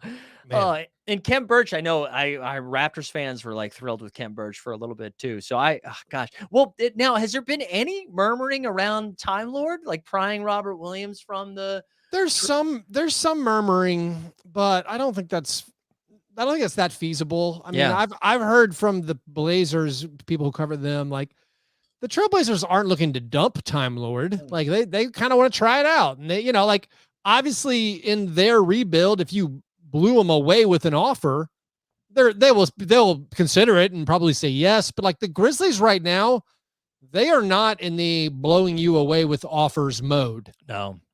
We're in the we need to see Ja Morant get cleared to play again. Yeah. Before we invest any more capital in this season. Right. So no, the Time Lord thing doesn't make. I mean, you got Brandon Clark, played at Gonzaga, Pacific Northwest. Maybe Brandon Clark coming home. Maybe you say, hey, Portland, look at Brandon Clark. Maybe you'd like to have him next year when he comes back from the Achilles. He's under very reasonable extension. The only problem is so is Robert Williams. Like Robert Williams, they basically have the exact same contract. Right. So like, what are you gonna juice the offer with, to go back to our word juice of the day? What are you gonna juice the offer with to like make that happen? You're not. So the Grizzlies aren't going to trade a first-round pick for Robert Williams. Do you know, I posed this right after it happened, and they're too talented to do it, so they can't. I don't think they would do this. But part of me was like, do you just go full Golden State a couple of years ago, except you don't draft James Wiseman? But like, do you just shut it? Like, you don't have Ja for a little bit. You're without Adams. You're without Clark. I mean, do you just kind of like, that's slide into the lottery, get a pick, and then that's podcaster brain, Mike. That's a sickness. I don't. That's a sickness. Well, I going into the season starts in a few hours. You have Jaren Jackson Jr., who's 24. I know. You have Desmond Bane, who's going to make the All-Star game, and he's 25. He's going to make the All-Star game. I love that. Plant that flag early. Yeah, Damian Lillard chickened out. He got out of the West. It's true. It's true. Damian Lillard was about to not make the All-Star game. You got Ja Morant on the commissioner's cannot play list, so he's not making the All. Yeah. I think Jamal Murray's probably getting in for the first time. Desmond Bane's probably getting in for the first time. But you have a good squad. Like right now on paper, it's the exact same squad, which lost to the Lakers. Yeah, you lost to the Lakers, but like you lost in 6. You missed Ja Morant for some of those games.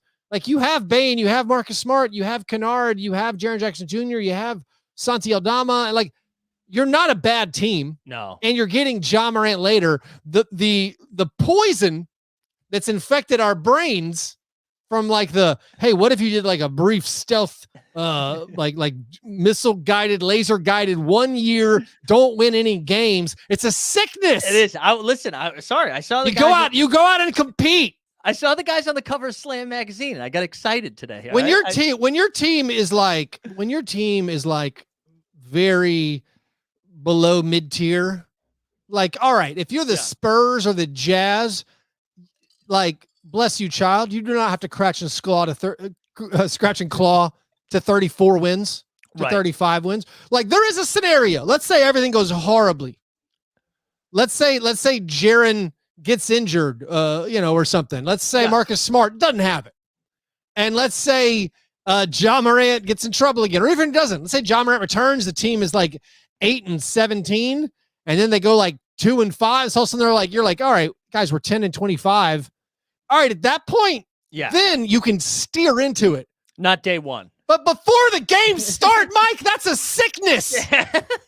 I'm very excited to clip this. This is great. Okay. No, they're way too talented. I agree. I mean, they're way too talented for that to even happen. I think Jaren Jackson, and I think the stink, if you will, of the FIBA World Cup. Like people forget how awesome Triple J was, even when Ja was. Also, this is the online world. I know we're doing online world things right now, the streaming on YouTube, but like Jaren did not get that many rebounds in FIBA. Right. The concept that Jaren was bad in FIBA is like this fictional thing that was created. Right. Like when they gave him the ball, he was good. Right. He scored. He had one of the best on-off ratings of anybody on the FIBA team. Like it was weird. Where it's like you're asking him to do this one thing, he's doing great at it. When they played Germany, they got back in the game because Jaren Jackson Jr. was out there to help guard the Franz Wagner, Dennis Schroeder pick and roll. Jaren has a very specific set of skills that he's unbelievably good at. Yeah. No, rebounding's not one of them.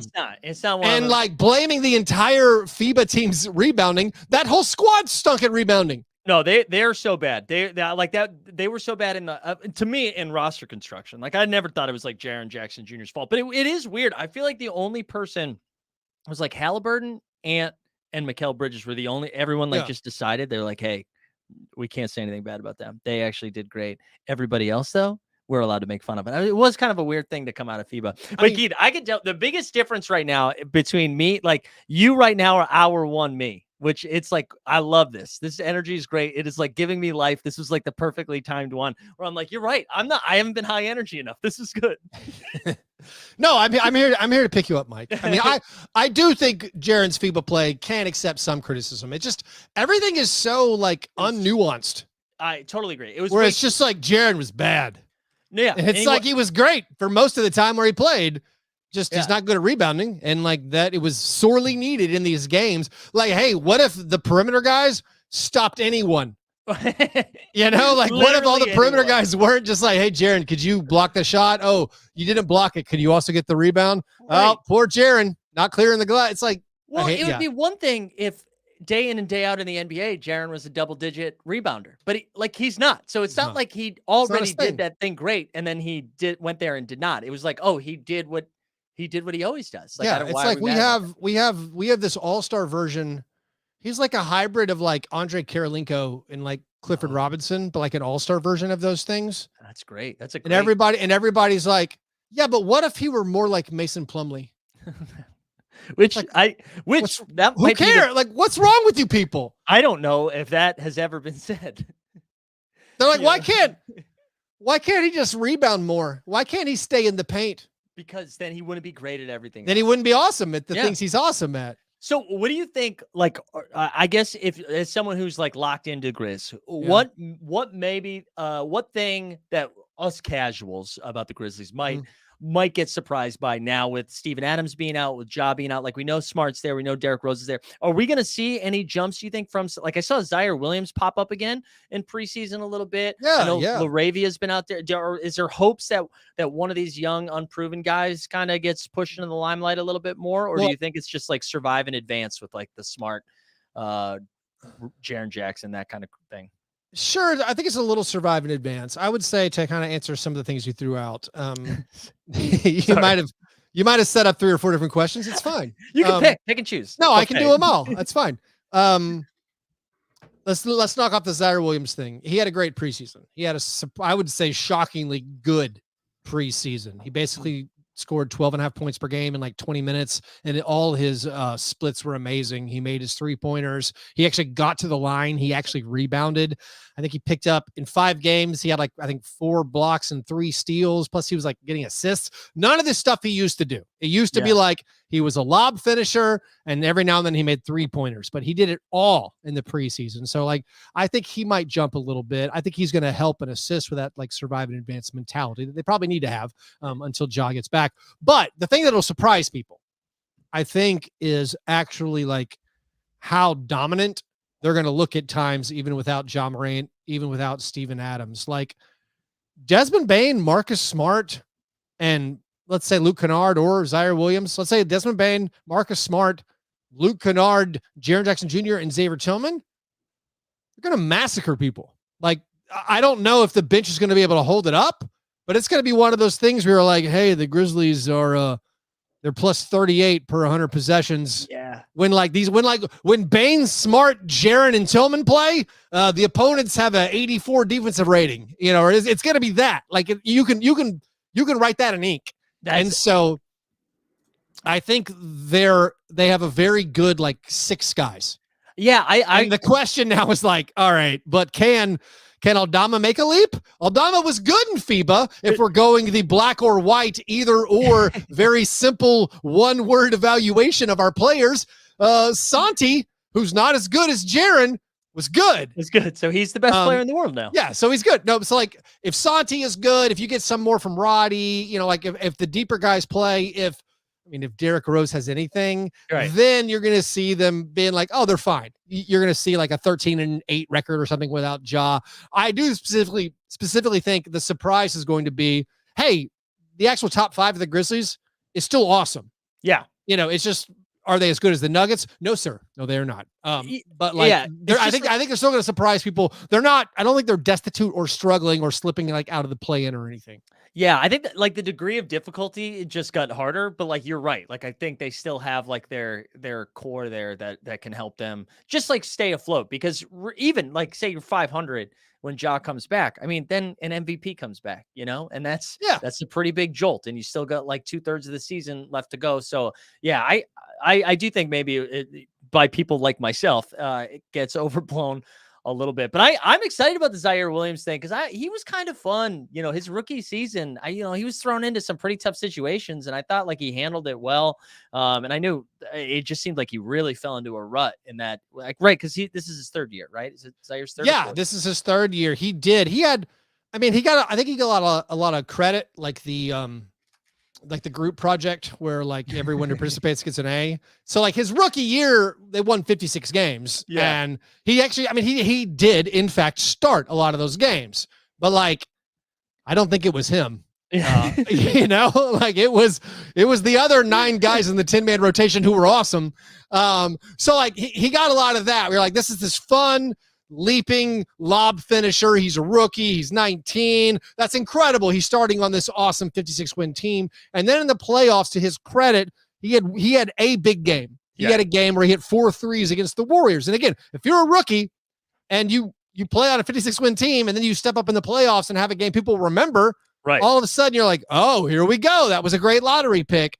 And then last year, he was battling some nagging knee issues apparently all year. When he played, he was useless. And then he kind of lost his confidence. They sent him to the G League, and like it was a lost season. So then you have to kind of be like, all right, what did I see? He seemed promising his rookie year. He was useless his 2nd year. Now his 3rd season, hopefully it's just not useless. And that's why I think most Grizzlies fans, outside of dealing with the catastrophic news of Steven Adams, we've been optimistic about, like, that's one thing we'd highlighted in the preseason to be like, hey, what is Zaire? Is he a thing?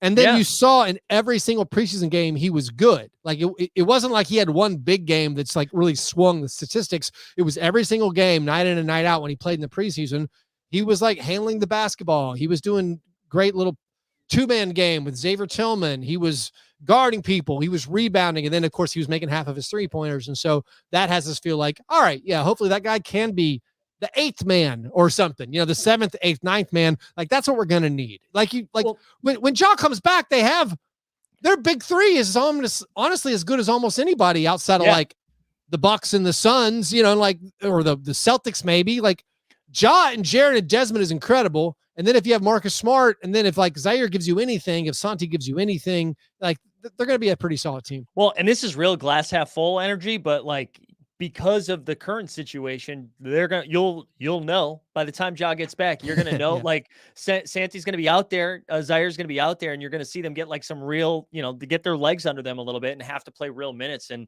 that I always think about like the Celtics seasons when we suffered those injuries with like Hayward and then Kyrie just doing Kyrie stuff, like all of it, Tatum, Brown, like all those guys had to play like real minutes and get out there. And I think that helped them mature fast, or just not mature, like basketball mature faster. So maybe there we go. There's some glass half full that because of the Zaire couldn't become an all-star without this injury. That'll be the takeaway. Yeah, that would certainly be the story. Anything outside of the Memphis sphere that we're excited about right now heading into tip tonight? Everything. I don't know what you call it. I'm a NBA completist. I mean, I watch it all. I love all of the various storylines. I'm trying to just watching get to see the Nuggets again. Like that's going to be cool. Yeah. This Suns debut was fun. I mean, Wednesday night's the real day. Like these are all our national TV teams that I'm going to get tired of watching really, really quickly. Like honestly, by the Lakers Nuggets game, I'm going to probably, I might turn on Netflix on the other TV. Like I'm going to be split attention.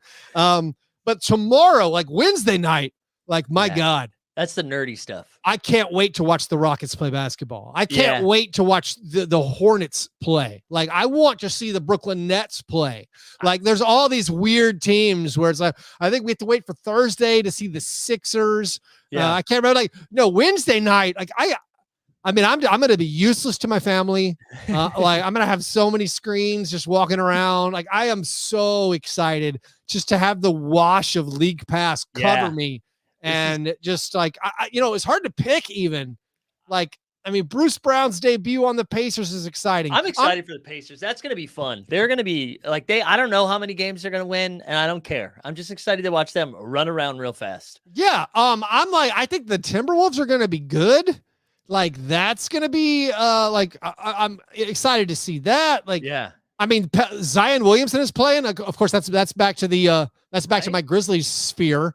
Like Grizzlies Pelicans opening night, like that's gonna be huge. Be so fun. I'm very excited for that. No, there's like, so, I mean, what are your just real sicko things that you're like, I gotta watch this play? We were talking about this a little bit earlier. I kind of want to watch some Wizards basketball. Dude, give me some Wizards basketball. I want to see. I read that I gotta scout Mike Muscala. You gotta be ready. You don't know when the moose is gonna be loose. And I was saying this earlier. I remember almost every day that Tyus Jones does not play for the Grizzlies, but I forget almost every day that he plays for the Wizards. I'm excited to see, him be out there. I want to know how long he's going to be on the Wizards. I want to see Jordan Poole take 40 shots in a game. I want to see it all. I'm excited about Bilal Coulibaly, their rookie. I think he's a lot of fun. So they're going to stink, but I'm excited. They should stink. But like, I also, there's all these teams where I start working in these storylines where I'm like, hey man, what if Coulibaly's pretty solid? Right? What if he's like this connective tissue piece? Yes. And he's just like a defender and a rebounder. And I know that Tyus Jones is rock solid. Yeah. And what if Corey Kispert and Denny Avdia kind of get it going on? That's right. What if Daniel Gafford's super in shape? Yeah. Like all of a sudden, man, watch out. And the East is not good. So the East has like 7 teams that are all going to win 36 games. And it's going to be so good. I can't wait. I saw somebody in the chat too put the Magic. I'm very excited about Orlando. I don't know why, but I am. I bet real money on their under. Did you really, or you just don't believe it? Here's where it's going to blow up in my face. Okay. Where it's all of a sudden like, oh hey, Paolo Banchero and Franz Wagner are stinking awesome. Yeah. Where it's like year 3 Wagner and year 2 Paolo. It's like, oh yeah, those guys are awesome. They're both going to be all-stars. This was dumb for me thinking because no one on their team can shoot or pass that well that they aren't going to be any good. That was my thought. I was looking at the the Eastern Conference, and I'm like, I am not convinced the Magic are better than like all those other mediocre teams. They could be, but I'm like, I think the Pacers, the Bulls, the Raptors, the Nets, the Hornets. Like I'm not certain the Magic are better than all those teams because the Magic were kind of stinky last year. I know they were middling. They were mediocre. like the last, whatever, 60 games or something. But like, I don't know if I buy that much of that. And they didn't really do anything. Like, I don't think Anthony Black is going to play early. I don't know what Jet Howard's going to bring. Like, all right, Joe Ingles is going to be the rug that ties the room together. I okay. forget Joe Ingles is Maybe. on that team. Yeah, you said no shooting. That's where I decided to be like, they're not winning 37 games, or it seemed high to me. When you said no shooting, I mean, that is their biggest thing, right? I'm excited about Fultz. Like, I think Fultz is healthy. His mind seems right. Like, I think that's great. He's fun, man. Yeah, but if they need somebody who can knock down a three, and right now they don't have anybody, right? So that's going to be a problem. But you're like, all those teams you listed, though, you're absolutely right. They're all going to finish with 36 wins. Like, it's all going to be that one of them is going to be like the 8th seed with 37 wins, and then the 11th seed is going to have. So that again, wins. I am not good at betting. But I will tell you why I thought I made the proper decision was because it's like the teams don't actually ever end with 37 wins. Like if you're like, you might scratch and claw, phrase I'm using again in this little venture. You might hit that like 38, 39 wins, but but most teams realize, hey, we're not going to get there. Right. Shut it down. It's time to steer the ship into 32 wins. Yeah. And so that seems like all of those teams, most of them are going to steer the ship down into 30 to 34. So you'll know probably by the new year whether you're cashing possibly or not, yeah, right? It could like be. If they're over 500, buckle up, but if they're not, let's go get a draft pick. So they can take somebody like Jet Howard again, which was how many picks too early did they take Jet Howard? I can't assess. I don't know. He's the next Zaire Williams. That's what I hear. Yeah, there we go. Which soon to be all-star. Keith, I'm very appreciative of you being generous with your time and coming on and hanging out. I really do. I always like talking with you. You have great energy, and this is perfect timing.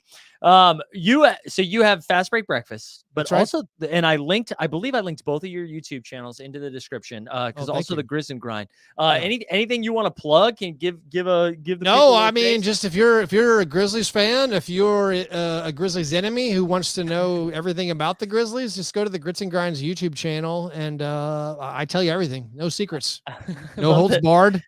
I love that the enemies are getting behind enemy lines, just trying. Well, I mean, if you want to know, something about the Grizzlies, and you want a 25-minute episode where I would say one of the world's leading experts on the Grizzlies tells you everything. It's easy, simple to consume. You can listen on like 1x, 1.5x speed, 1.75, whatever. You can pump that out in like 15 minutes, and you will be more intelligent than others when it comes to the Grizzlies. I love it. Well, dude, seriously, thank you so much for coming on, man. I really appreciate it. Thanks again for the pick me up. This is like, I feel like I can make it to the end now. I'm glad, man. That's what I'm here for. Thanks for having me. Best of luck with the rest of the streaming. Thank you. And I apologize for bringing that sickness podcast energy about talking about it's tanking. fine. We all have things that, this is like this cancer growing in the hive mind of NBA podcasters. Yeah. Like, hey, what if instead of trying to win, what if we just give up? I feel like you vocally slapped it out of me, though. I'm that take. Like, hey, we're playing a sport where the entire definition of sport is you compete to win. If you don't compete to win, that's not a sport. That's something else. But I'll end it on this. I can't believe I forgot to bring this up. You know what my favorite bet is right now? Taylor Jenkins for Coach of the Year. Because if this it's a good one, right? If they're like a 5 seed, we got to give it to him. He finished second 2 years ago. Yeah, which is he honestly should have been more considered last year. Yeah, and now with everything they went through stuff last year, everyone's like, "Oh man, last year was such a disappointment." Yeah, they were the 2 seed, guys. They were the 2 seed again. Yeah, and now everything is set up.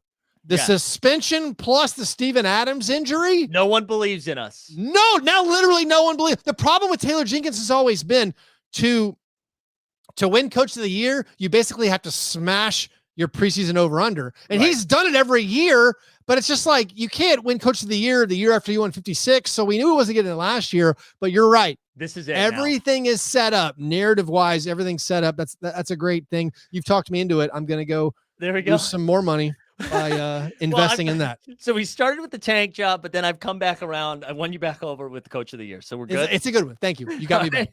All right. Thanks again, Keith. And everybody go check out Fast Break Breakfast and the Grizz. Grizz and Grind, right? Grits and Grinds. Grind. Thank you, Grits and Grind. I apologize. All right. Thank you very much, Keith. Take care, man. See you, man. Shout out to Keith. All right, like I told you, we are going to give away that last set of NBA tickets. You're going to like the stream, subscribe, hashtag Team Hold. We're going to get, I think Justin is here. We got to get him in here and set up for a little 89 Cavs. I think he made it up here.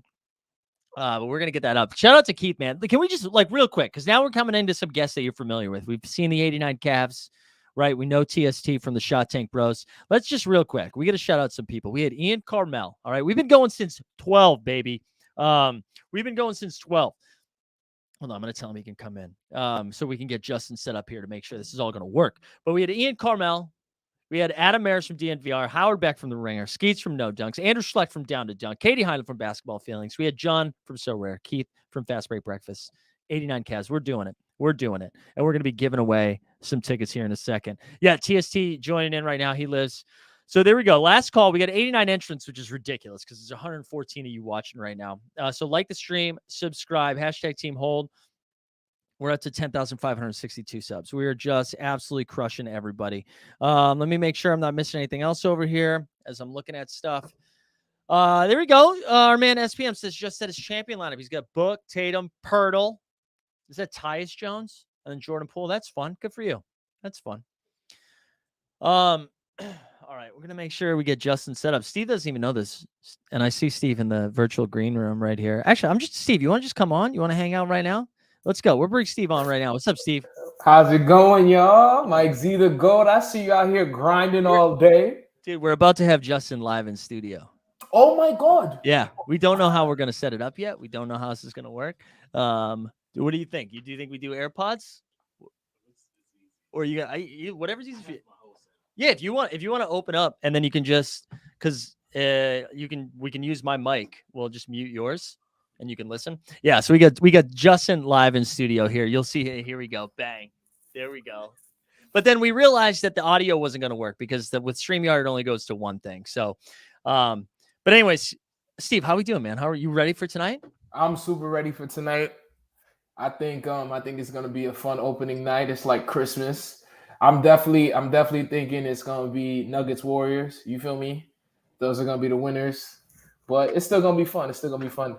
I mean, Bradley Beal being out game one was just wild. It's horrible. It's horrible. What? Out of nowhere. Is it his toe? What's wrong? His back? What the fuck is wrong with him? No, I think it was Booker's toe, but it seems like he's gonna be okay. I think it was Beal's back. I think it was his back. He already starting with this shit. Here we go. I'm gonna get Justin set up here with the Wi-Fi. In the meantime, like the stream, subscribe, hashtag Team Hold. I gotta get Justin the Wi-Fi here. I forget what it is. I almost just said it out loud, which would have been bad. Then anybody could have just hacked the system, bro. I think it's this right here. I think it's that right there. All right, I'm gonna spin this though for a giveaway right here. We're gonna like the stream, subscribe, hashtag Team Hold. We're giving away 2 NBA tickets. What? 2 NBA tickets. See if that works. Did I get you on? Oh, hold on. Actually, sorry guys, just bear with us, okay? Bear with us here. It's this one. Oh, I might be able to share it with you too. But anyways, yeah. What was the Wi-Fi again? Nice try, dude. Nice try. Nice try, bro. All right, we're gonna spin this. This won't be the last giveaway, but it's the last NBA tickets giveaway, and it's just for the people here. Here we go. If you win, shoot me a DM so I can get your info, and we'll get you a ticket. 102 entrants. Let's see. That worked? No. All right, hold on. I'll get it. We got, oh my God, Iga Halaj. Let's go. Whoa. Let's go. Oh, wait, there we go. That was it. Oh, capital. Boom. There we go. Wait, let us know. Are you in the chat? Where are you at right now? Where are you at right now? Also, look at our man, John, right there. DM the Wi-Fi. There you go, John. So 2 NBA tickets. So just DM me at Mike Sakarian or find me in the Discord or snail mail, whatever. I don't know how you want to get at me. And we'll find wherever home is. We'll get you some home squad tickets. All right, let's see what else. Did we hit everything? We'll see if we'll get Justin. Oh yeah, he's on the Wi-Fi, baby. Yes, sir. Yes, sir. And then we're gonna get him in frame so we can actually see his beautiful face. It's not my burner. That's not my burner. We're gonna get this screen right here. We go here. They said that shit is your burner is crazy. All right, can you hear stuff? Yeah. Yeah. Oh my! You can hear Steve? Yeah, we figured it out, baby. 89 Cavs are live. Or you know, I feel like we almost have to do this actually to officially start. I feel like we gotta update this shit too. This is what we really need to update. But we'll hold on one second.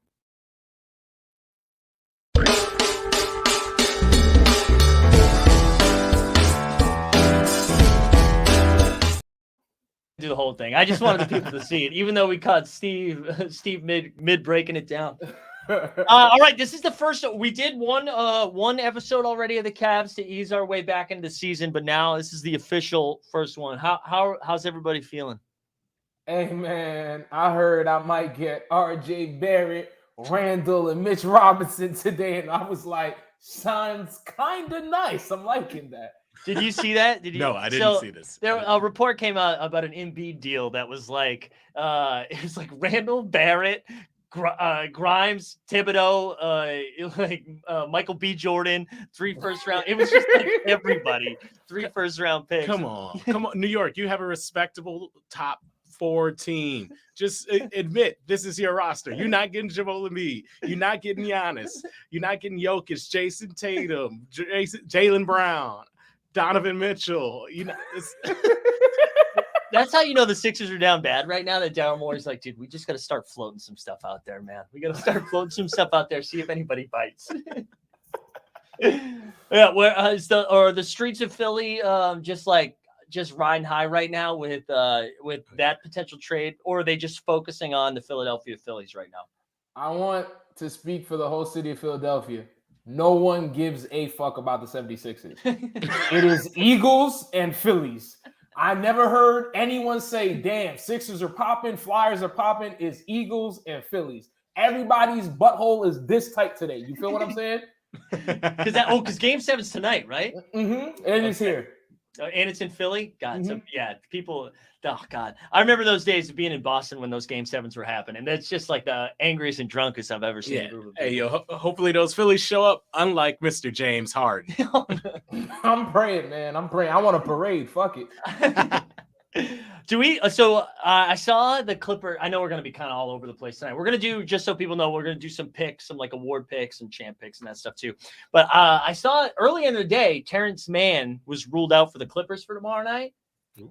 And it felt like they had just announced him as one of the starters. So do we think that means the Harden deal is imminent? Yeah. We think that's why Harden's just going to be a Clipper? 100%. That's why he's not in the city of Philadelphia right now. Yeah, I think they just gonna go ahead and do it. Yeah. This is a lot of Terrence Mann talk. Right? Like, no offense to Terrence Mann, he's a good role player, but like a lot of the rumor mill has been Terrence Mann, and he's not even a starter until this year. Like, just trade for him. I just like what does Terrence Mann have on the Clippers front office that they're like, we can't move him. We can't move them. What are the Clippers doing acting like they're not the Clippers? This is what you do. You take wild chances with a wild, rich owner trying to get a new arena. Yeah. So, yeah, you're going to have the Thunder from 2010, a player whose knee hasn't worked since 2015, and Paul George, who was good 6 years ago. Just make it work. Yo, what if the Clippers is dead ass fire? Like, wouldn't that shit be crazy? You know what I'm saying? Like, that shit would be insane, bro. What if that was the piece with James? With James Harden? Like, James Harden comes and all of a sudden the Clippers are like a one seed. Fire. You know what I'm saying? Like, I'm not saying it's going to happen. It would be the most Clippers thing ever if James Harden is what broke the Clippers curse. This shit would be nuts, dog. I would like it because it's very much a team of dudes on their last ride. Yeah. It's like the Expendables, but for the Clippers. Yeah, 100%. Like, they're much closer to the big three than the youth superstardom. So. Yeah. Yeah, I feel like they're just doomed.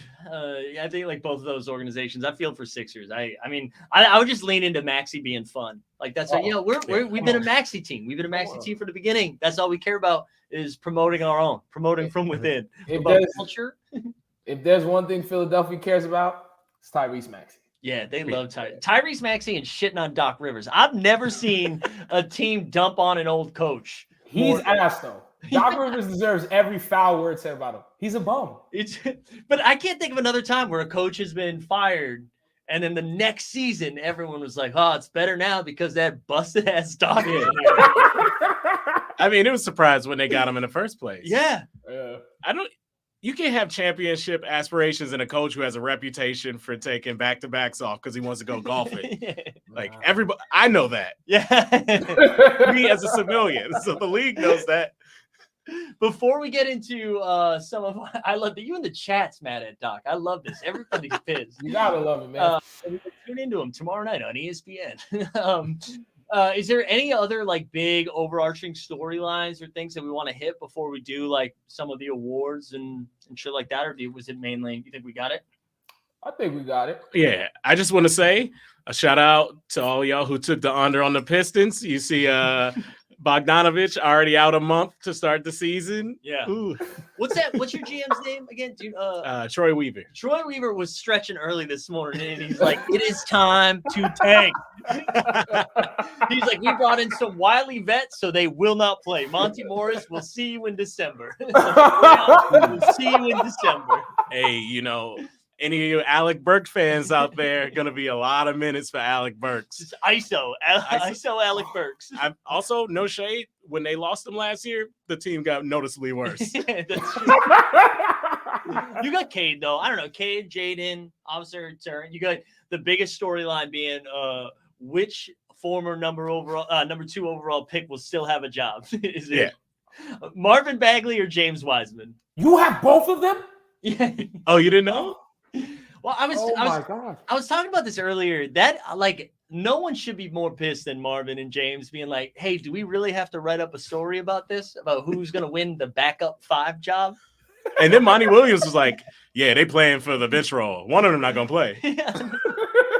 Yeah, and if there's anybody you can trust on building up a young center, it's Monty Williams. Shout out DeAndre Ayton. Yeah. Unfortunately, man, Detroit has a problem with this. Matt Millen back in the 2010s was like, "I'm going to keep drafting tall receivers."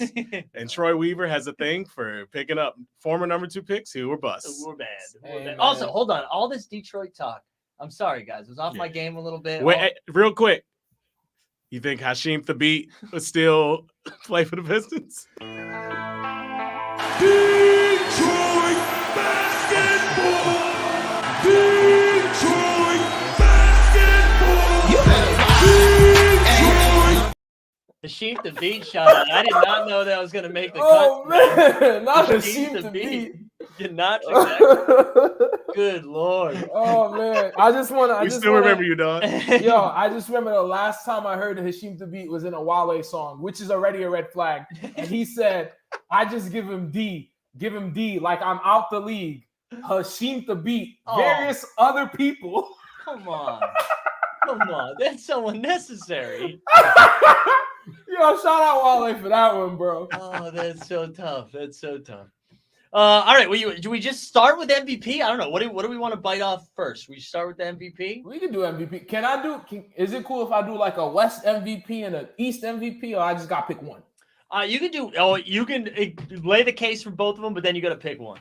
Okay, so I just want everyone to know the last episode I was smoking a little blue rocks from Walter White, but after hearing Steven Adams is going to be fucked up and the Suns is already on some bullshit, there's only one person that's going to win MVP in the West, and that is Jokic. There's nobody else in the West that's going to win MVP. Everybody talking about this Luka, blah, blah, blah, blah, blah, blah, blah, blah. Nah, because OKC is going to have a higher spot than the Mavericks. But when we go to the East, that's when you could do a lot of different things. It depends on the narrative that the NBA wants to stick to. Mm-hmm. Could be Giannis, but it might also be Irish Drake. And I think it all depends on who's first and who's second and whose dick they want to lick. So I'm going to say Giannis, Drake in the East, but definitely in the West is going to be Jokic. No one's going to average a triple-double or do crazy shit like that plumber. You feel me? So who do you think ultimately takes it? Do you think it's Jokic, or do you think it's one of the East gods? I think it's probably going to be, unless like you're like the Nuggets are like 4th or 3rd, bro, which that doesn't sound like logical. I'm gonna say it's gonna be Jokic for a third time. That's my pick though. Yeah. What about you, Justin? My MVP pick is straight up off of NBA math. So Giannis isn't gonna get it because Dame is there. They're not gonna vote for him. I don't think Embiid definitely isn't going to get it because Philly's not going to be better. And they gave him his one, so they're probably like, just shut up now. I think it's going to be Tatum. Tatum fits a lot of the narrative things. Boston's probably going to be the best team in the East. He's a young player who hasn't gotten the award yet, which is a lot of I guess a lot of what happens with the award. Also, the MVP has a trend of being the team that's not going to win a championship. And I don't think the Celtics are going to win a championship this season. So I think we're going to get like a strong 64-game winning season from the Celtics. Jason Tatum gets MVP. We get some articles about the return of the American-born basketball player. There's going to be a lot of that. So. It's gonna, they're like the media have been dying to do that. They're ready for it. So the media needs to stop being ignorant. It's fine if the best players are from Europe. It's dumb as shit. This sport is made in Canada. You dig what I'm? Yeah, it doesn't like. It's not a bad thing if the best player is like European. I think that's so ignorant.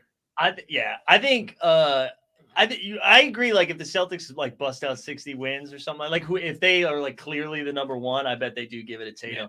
I think I'm going to lean Giannis because I just think they want to, because of how good Giannis is. I think they're like he probably needs to win one more, like almost like DiCaprio winning for Revenant or whatever. Like that's kind of how he's gonna like. It shouldn't have been the one that he won it for. But they're like, we got to give him one. I feel like that's kind of how it's gonna happen. But what if the Lakers are the 1 seed though? Oh, LeBron, 45-year-old MVP LeBron James. Yo, I'm not a LeBron fan, but I'm here for that. That would be sexy. That would be sexy. It should be Anthony Davis if the Lakers are the 1 seed, but just let me throw that out there. AD will be the best player, but I can just see everybody just getting ready to talk about LeBron. I feel you. If the Lakers are good enough to get a 1 seed, it's gonna be AD. Yeah.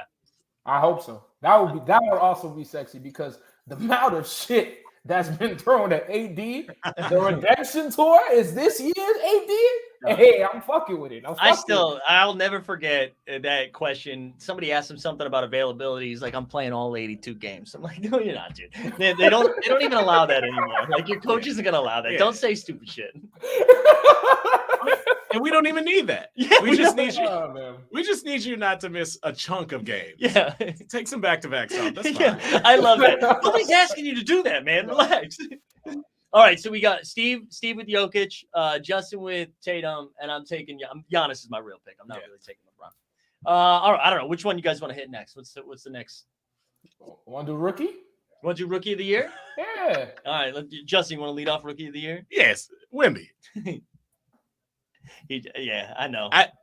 I think he's gonna have so much hype around him that I don't think anybody has a chance. Maybe Chet, maybe because he's been in the league, so like technically hasn't played an NBA game, but he's been in the league in practices. He'll put up decent enough numbers. I think it's gonna be Wembanyama. I think Wembanyama might contend for another award too, which is gonna help his rookie of the year case, dude. He's gonna be insane on defense.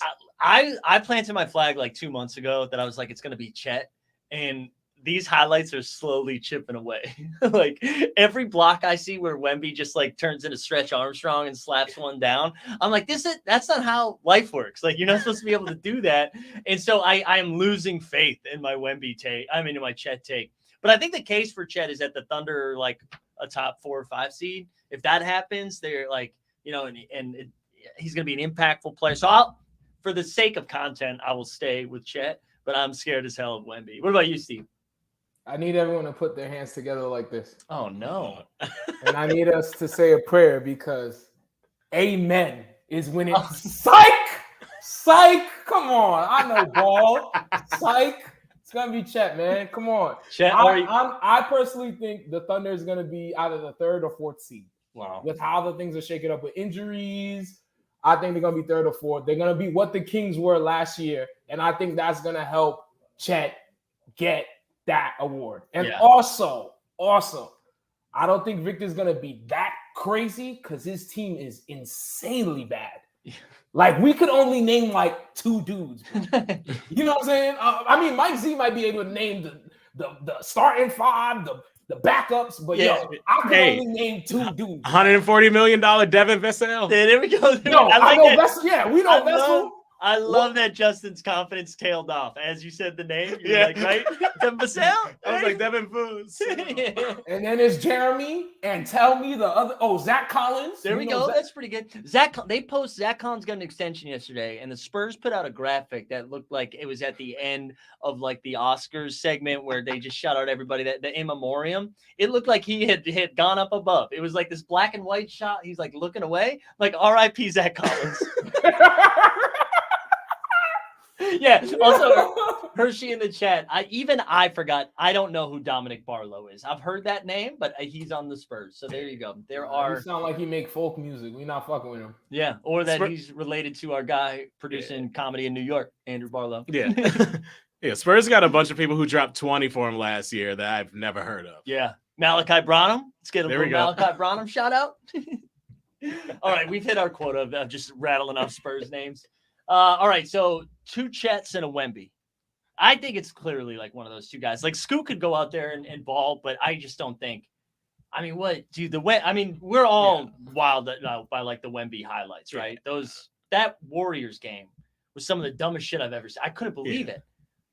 They're gonna figure him out a little bit. Yeah, but it's still gonna be an impact. Yeah, I think Chet could maybe have a better season and still lose, like Carmelo did when it got rookie. When he lost to LeBron, because like they're close enough, and you give it to the bigger name player. Right. That's a good point. Like if it is closer, just like, hey, but Wemby sounds cooler. And I think Scoot plays with too many actual veterans. Like Portland is not a dominating, but they got like vets. So, yeah. Do you think there's anybody real quick outside of the, I would say, top 3 dudes we just named that has a chance? Not at rookie of the year. I think we could be excited about him. Like those Thompson brothers, like Oscar Thompson, I think is going to have to play like a lot of minutes, and he looks legit. So I could see people getting excited about him for like a week or so at a time. But I mean, that Wemby stuff was insane. I get like, It's a video game. Yeah, and then like, so he does all those blocks, and the next day he's nutmegging like Reggie Bullock, who's like a real NBA defender. Like that wasn't summer league stuff. He nutmegged the guy that was like the Mavericks' best on ball defender. That's crazy. He's literally, if a kid was like, I'm about to just make the dumbest shit in NBA 2K to life. That's what he is. That really makes no sense. All right, let's do 6th man of the year, because I don't have a take for 6th man of the year. I got a take that might land me in some hot water. Oh, let's hear it. This man is not gonna want to start. No, he's not gonna want to come off the bench. He's gonna want to start. But I don't think he's gonna be able to start. And I think he's gonna be solid off the bench. And he's gonna be solid with the bench core. And I'm giving that shit to none other than Mr. State Farm himself, CP3. Oh, wow. Yeah, that was my pick as well. Yeah? Yeah. Wow. There's no way he could, bro. If he wants to start, he's smoking rocks. You're not gonna start over Clay and my man Curry. It just like, bro, we're not gonna move him to the 3 and then like that shit is stupid, bro. You know what I'm saying? Okay. Yeah, and he'll play starter minutes, which essentially 6 man is. It's the dude who comes in 6 minutes into the game and closes out. That's what it's been recently. So he's probably gonna play like 32 minutes, especially with Clay's ankle or whatever, or his Achilles. He's still not fully back from that. So I think it's gonna be Chris Paul. That's man, and if the Warriors too, like if they are solid, like that's just going to be a storyline everybody's excited to run with too, where they're like, you know, look at how he changed, you know, look how he changed his game to like fit the mold of the team. So selfless, like will be a lot of that stuff. Man, I honestly did not think about Chris Paul quite a bit, but that's a good one. I was going to go with a white guy in Boston because I feel like they are just like looking for reasons to hold up their own. Peyton Pritchard. Little Peyton Pritchard, baby. Got a new extension, was averaging like 48 for this preseason. I actually don't think it can be Peyton Pritchard because it's like Derek White probably has a better shot. But I think Peyton Pritchard gets some run though. I think people will be excited about him. Like he gets buckets. Like I think it'd be a fun one. He's fun, man. I fuck with his game. I fuck with his tween body. Nice. You know what I'm saying? Yeah, I fuck with his game. He got engaged like after 5 months though. I think that is like a shout out. Hey man. All right, shout out. I don't know. That's that rich man shit. That's rich man shit. I think also a thing going for Chris Paul is the other people in the running for 6 man are people you don't care about. Yeah. Like it's like, and no offense to them, they're great players, but it's like Malik Monk, Malcolm Brogdon, Derek White. They're not going to win. Kelly Chris Oubre? Paul. We get Kelly Oubre signed? Hell, motherfucking no. Also, Monk should like high key start like over Barnes though. Yeah, I think if Barnes is longer. I think that's why they do it because they put like Barnes in the floor. Because he's like 6'8", and then Malik Monk is like 6'5", right? Yeah. Yeah. Man, I can't even. Yeah, like that's a great point. I can't think of any other. Like I can't think of people. Like I don't even know. Like Brandon Miller, the rookie of Charlotte. I think he's gonna come off the bench. Maybe might be him. Yeah, you got a lot of faith in Jordan. I do not. Oh man, but yeah, Chris Paul. That's a good one. That's a good one. What about most improved? Should we do that one next? Most improved. Come on. I've been seeing crazy shit online, hearing crazy shit. I'm letting you know right now. Everyone heard it first. There's only 2 motherfuckers that's gonna win most improved. Okay? In the West, come on. Hillbilly Kobe, AR-15, Austin Reeves. In the East, wow, baby Gilbert Arenas, Tyrese Maxey. There's no other I don't want to see no other bullshit, this, that, and the third, because those 2 dudes are gonna have so much of a bigger role now that their numbers are gonna look stupid. You know what I'm saying? Yeah, no, those are both great names. I love the Maxey call too. I think Maxey's going to be incredible this year. I'll throw one more dude in a new role who is already pissing off some teammates, but might average 35 points a game on 35 shots a game. Jordan Poole. Yes, that's my pick. I think honestly, I think it is going to be a disgrace to the scoring record when Jordan Poole gets it. He's going to average like 35 a game on like a 12-win team. Yeah. But I could see them giving it to Jordan Poole. Yeah. I'm not mad at that. Yeah. He can have the statistical case that like Shea had. Mm-hmm. They're not going to win more games like Shea did though. Right. And I think honestly, I don't know if media members will vote for Jordan Poole. I think they don't like him, or they'll feel better for him because, like, oh, he got out of the Warriors and started balling. That's true. I read that. I don't know if you guys saw Logan Murdoch did a piece on The Ringer about like the Poole Draymond thing, and I brought this up earlier, so I apologize if anyone was here for all 6 hours of this so far. I forgot they did that. Draymond did that documentary at the beginning of last season. That like 7-minute thing. That's so like TNT greenlit it, and Logan breaks it down. Like at no point did he apologize. Like he didn't like take responsibility. He was just kind of explaining himself in a documentary, in a mini doc. Like I can't believe that happened. Yeah. That is what a crazy fucking thing. That was it. I feel like we'll forget about it 10 years from now. That's an insane thing that happened. He probably forgot about it because all the stuff he said on his podcast. Yes. Draymond is like flooding the zone with media, so you just forgot. And I guess that was part of the reason. Again, the piece is really good. You guys should check it out.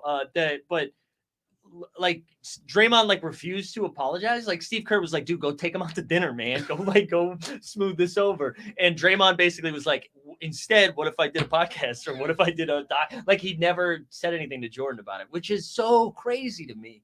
So crazy. Yeah. Ooh. I want to see a documentary about Draymond and Chris Paul learning to live and play together for a year. God. Because those two are 2 stubborn dudes. I'm sure they both have cameras following them around too. Like I feel like Chris Paul's already like tried to do a doc once before, right? Or something like that. If Chris Paul's smart, he puts Draymond in the State Farm commercial. Right away. Smooth everything over. Yeah, he sees Draymond trying to do all this post-career stuff, just like, nah, we go squash this. Get him in a commercial. You know what would be hilarious though if Draymond punched Jake from State Farm in a commercial? Hey, let Jake live. He's a part of the bit. It's scripted. It's scripted. Also, yeah, you're right. Also, Jake is like The Rock, man. He can't get punched on camera. Nah, he can't.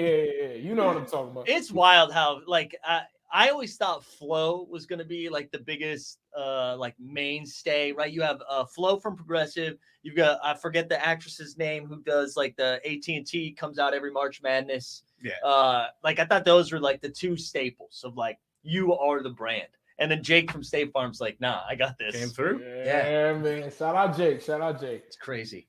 All right, what else? So we did most improved. We did 6-man, MVP. Would you coach of the year? Yeah. Do some coach of the year? Yeah. Anybody got anything on the Okay. Oh, go ahead. I don't know how to say this man's name, so everyone's gonna make fun of me. My pick because they're gonna be third or fourth. Once again, is my man Mark Daggernot. No, it's definitely not that, but I appreciate it. I appreciate the attempt. Is it I think it's Dagnall? I think it's yeah. I even said it wrong. I said it wrong. Yeah, I like that. I haven't looked at the odds. I wonder if he is the favorite, but I love that. I'm checking him now. I don't know what the fuck the odds be meaning. I don't know how to like. No, you're right though. I mean, like if they, they were a 9 seed last year, right? They made the play-in and then lost in the first game, and then if they all of a sudden jump up to even like a 5 or 6 seed, I mean, what a quick turnaround for that team, especially in the West where everybody is so good. I like that one quite a bit. I got all right. My take. I'm ready for this one. Buckle up. I unveiled this take a few minutes ago before we started. What if John Morant's gone for 25 games? Steven Adams out for the year. Brandon Clark out for the year. Everything points to the Grizzlies being a tire fire. What if they were like the 5 seed? You got to give it to Taylor Jenkins, right? You don't think? I feel like everybody thinks they are going to be bad now, right? I mean, it's like Marcus Smart led. I see the case. Yeah. But I don't know if they give it for moral victories. The moral victories. Yeah, you know what I'm saying. Justin, he know what I'm talking about. Yeah, like Mike Brown got it because they had to win a lot. That's true. Where the Grizzlies were like 2nd seed. So they'd have to be like the 3 seed. If they were like the 3 seed, would it be in consideration? They won't. Yeah. Nah, it's not possible. Yeah, West is too good. All right, who do you got? I was just gonna pick the Pacers coach. Yeah. I don't know. I don't think they'll get it. But I love not knowing the coach, but being like that guy. That guy's the coach of the year. Was it Carlisle? Right? Carlisle is the Pacers. Yeah, Rick coach? Carlisle. I think he looks like Jim Carrey now. Come on. Like I think Rick Carlisle looks a little bit like Jim Carrey. He always did though. Yeah. I just want y'all to know, man, 89 Cavs is all about consistency. And I just want y'all to know it's still fuck Indiana Pacers over here. They're still gonna be trash. And Halliburton, I hope you get out that motherfucker. You know what I'm saying? But they're not winning. They're not winning the goddamn thing. Y'all smoking some crazy shit over there in New York City. I'm smoking some good shit in Philadelphia. Y'all bugging. That might be fair. Or I just heard this week. Eric Spoelstra has never won Coach of the Year. Isn't that crazy? Is it though? Yeah, I think it is. I think he's the best. I think he's the best coach in the league, right? Like right now. For sure, but it's like he always be having some crazy seeds. It's either he's 6th or 8th, and then when he was first place, no one gave a fuck. Yeah, remember when they were first place? Yeah. Nobody gave a fuck. That was like Toronto Raptors energy, where they're like, "Okay, congrats on the regular season." Yeah, I feel like nobody give a fuck about the Heat like that. Yeah. Also, there we go. Badavine was happy. He said, "Classic Steve Rant." We got one. My man's. What other awards do we? Is that most of the awards? Is there anything weird? Do we have any weird awards we have to get? Like most likely to get traded? James Harden doesn't count. Most likely to get traded. Yeah, that's a good one. No James Harden though. No James Harden. Cat. Yeah, Cat's in a lot of rumors right now. It gotta be Cat. I gotta tell you, the Cat stuff has gone so far one direction that I think I'm rooting for Cat now. Minnesota should be good. I know. Minnesota will never be good because of that man from France. It is. Well, we're in the studios of a French-owned company right now, so hey, I'm a big Mbappe fan. Man. Yeah. You know what I'm saying? Yo, I do wonder if there's some manner of Gobert seeing Wemby getting all this hype and trying to do a little too much. Like, no, I'm not getting about it again. Can you imagine if Rudy, like first game of the year, is like hitting him with a little, like tries to nutmeg? He's about to get another fight on the bench. Yeah. I know. I think Minnesota might be good. I think they might be good this year. I think like for real might be like top 5 in the West. I could see it. And I don't think they're gonna like in Sacramento Kings era. Like I don't think they're going to do anything in the playoffs this year. But I could see them winning a lot. Like if Ant-Man gets a little bit better, they barely played any games with all 3 of them together. Yeah, and they got Jaden McDaniels back. Like I don't know. I think I like their rookie Leonard Miller, Nickeil Alexander. Well, I don't know. I feel like they're going to be feisty. They just got a lot of dudes. I think they're going to be good. Man, I'm praying for Ant-Man, but shit, I don't see them doing better than like Pelicans, Mavericks, Thunder. You feel what I'm saying? Like, well, hey, I think it's all pretty close though, right? Like I think all those teams are gonna be super close. Oh, for sure. There's gonna be an injury or like a hot streak, something. Mhm. I feel like there's also everybody's so jumbled together. There's gonna be a couple trades towards like the deadline that are gonna like start separating people once people like either start giving up or realizing they got a shot. Yeah. I also think like I saw some of the cat trade rumors, and I just think that's Knicks. That's like the Knicks fans. Like, I don't think anybody in Minnesota is like, oh, we got to pay attention to what happened with Cat. I think the Knicks were like, we're paying attention to Karl Anthony Towns. Like, okay. Okay. All right. Yeah, I'm like, I'm going to too. I'm also going to pay attention. But I don't think he's going to get I hope he doesn't, just because I feel bad for Minnesota. But I think that is the name that's going to be out there the most. I've heard, who said Cat? Did you say Cat or did you say Cat? I said Cat. You said Cat? You said you wanted a dumb award. Who do you think is going to have a fall off? Ooh, like what team drops? That's it. Player. Oh, maybe this is foul. If you're an NBA player watching this, I love you. I want to come to all of your games. You can leave tickets at the each arena, and I'll check. And I'll travel. Yeah, I'll travel. So, what player has a fall off? This might be a little disrespectful. I'm not trying to say nothing disrespectful, but I think it's gonna be like, yo, is Trae Young really that lit though? Like, I think this is the year where we're like, yo, we was kind of gassing it a little bit. You know what I'm saying? That's such a good pick, and I hope again. I think I'm turning into soft. I'm getting soft as I'm getting older. Where I'm like, man, I hope Trae figures it out this year. I feel bad for Atlanta. I hope Cat figures it out this year. Like I don't know what happened to me. That's a great pick. Trae's a great pick. Yeah, he had the good rookie couple seasons, a good first album. Yeah, and they just be waiting for him to follow it up with another banger. And we're like, it's kind of looking. We get straight skips, bro. We getting for all the dogs. Trae Young deluxe version. On that the baby fall off. What was Hey, not that drastic.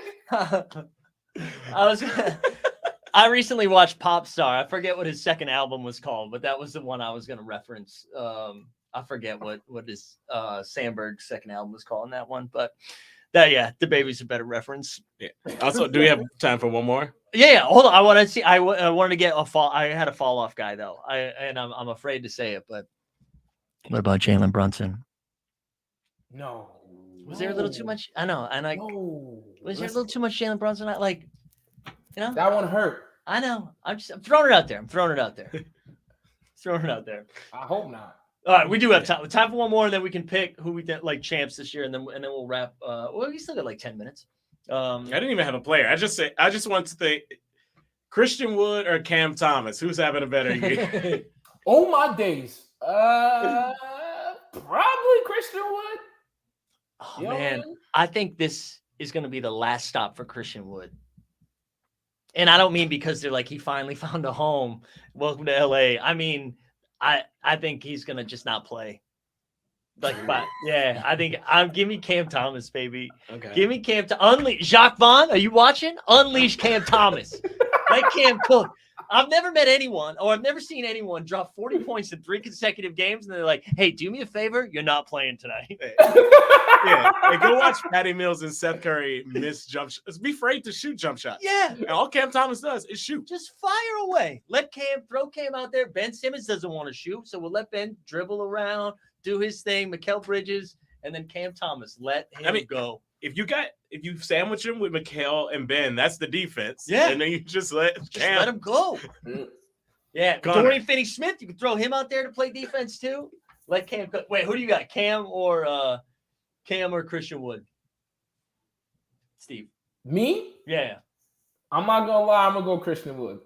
I just think I know I'm a big fan of this one player, but I think it's for real. Like, he's about to go crazy. But Mikal Bridges is just gonna go so crazy. Like, Cam not gonna get minutes like that. You feel what I'm saying?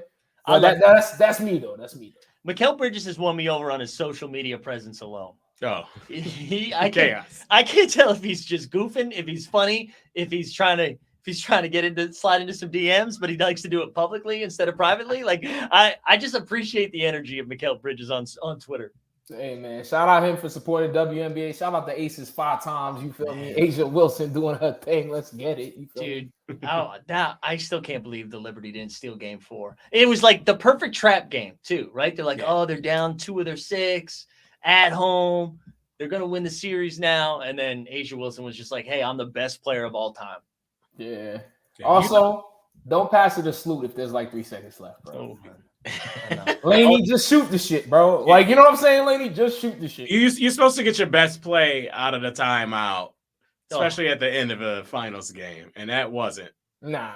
Also, I mean, we talked about it privately. Do we do it publicly? Breonna Stewart, James Harden? Yo, hey, no Stewie slander. I was saying those Yo, were some tough playoff numbers. Oh, I just want y'all to know, when Stewie was cooking, you feel me? She had, you feel me, a Hall of Famer. You know what I'm saying? It's not gonna be as easy with a new core group. And But you know she was great all regular season long. She's the MVP.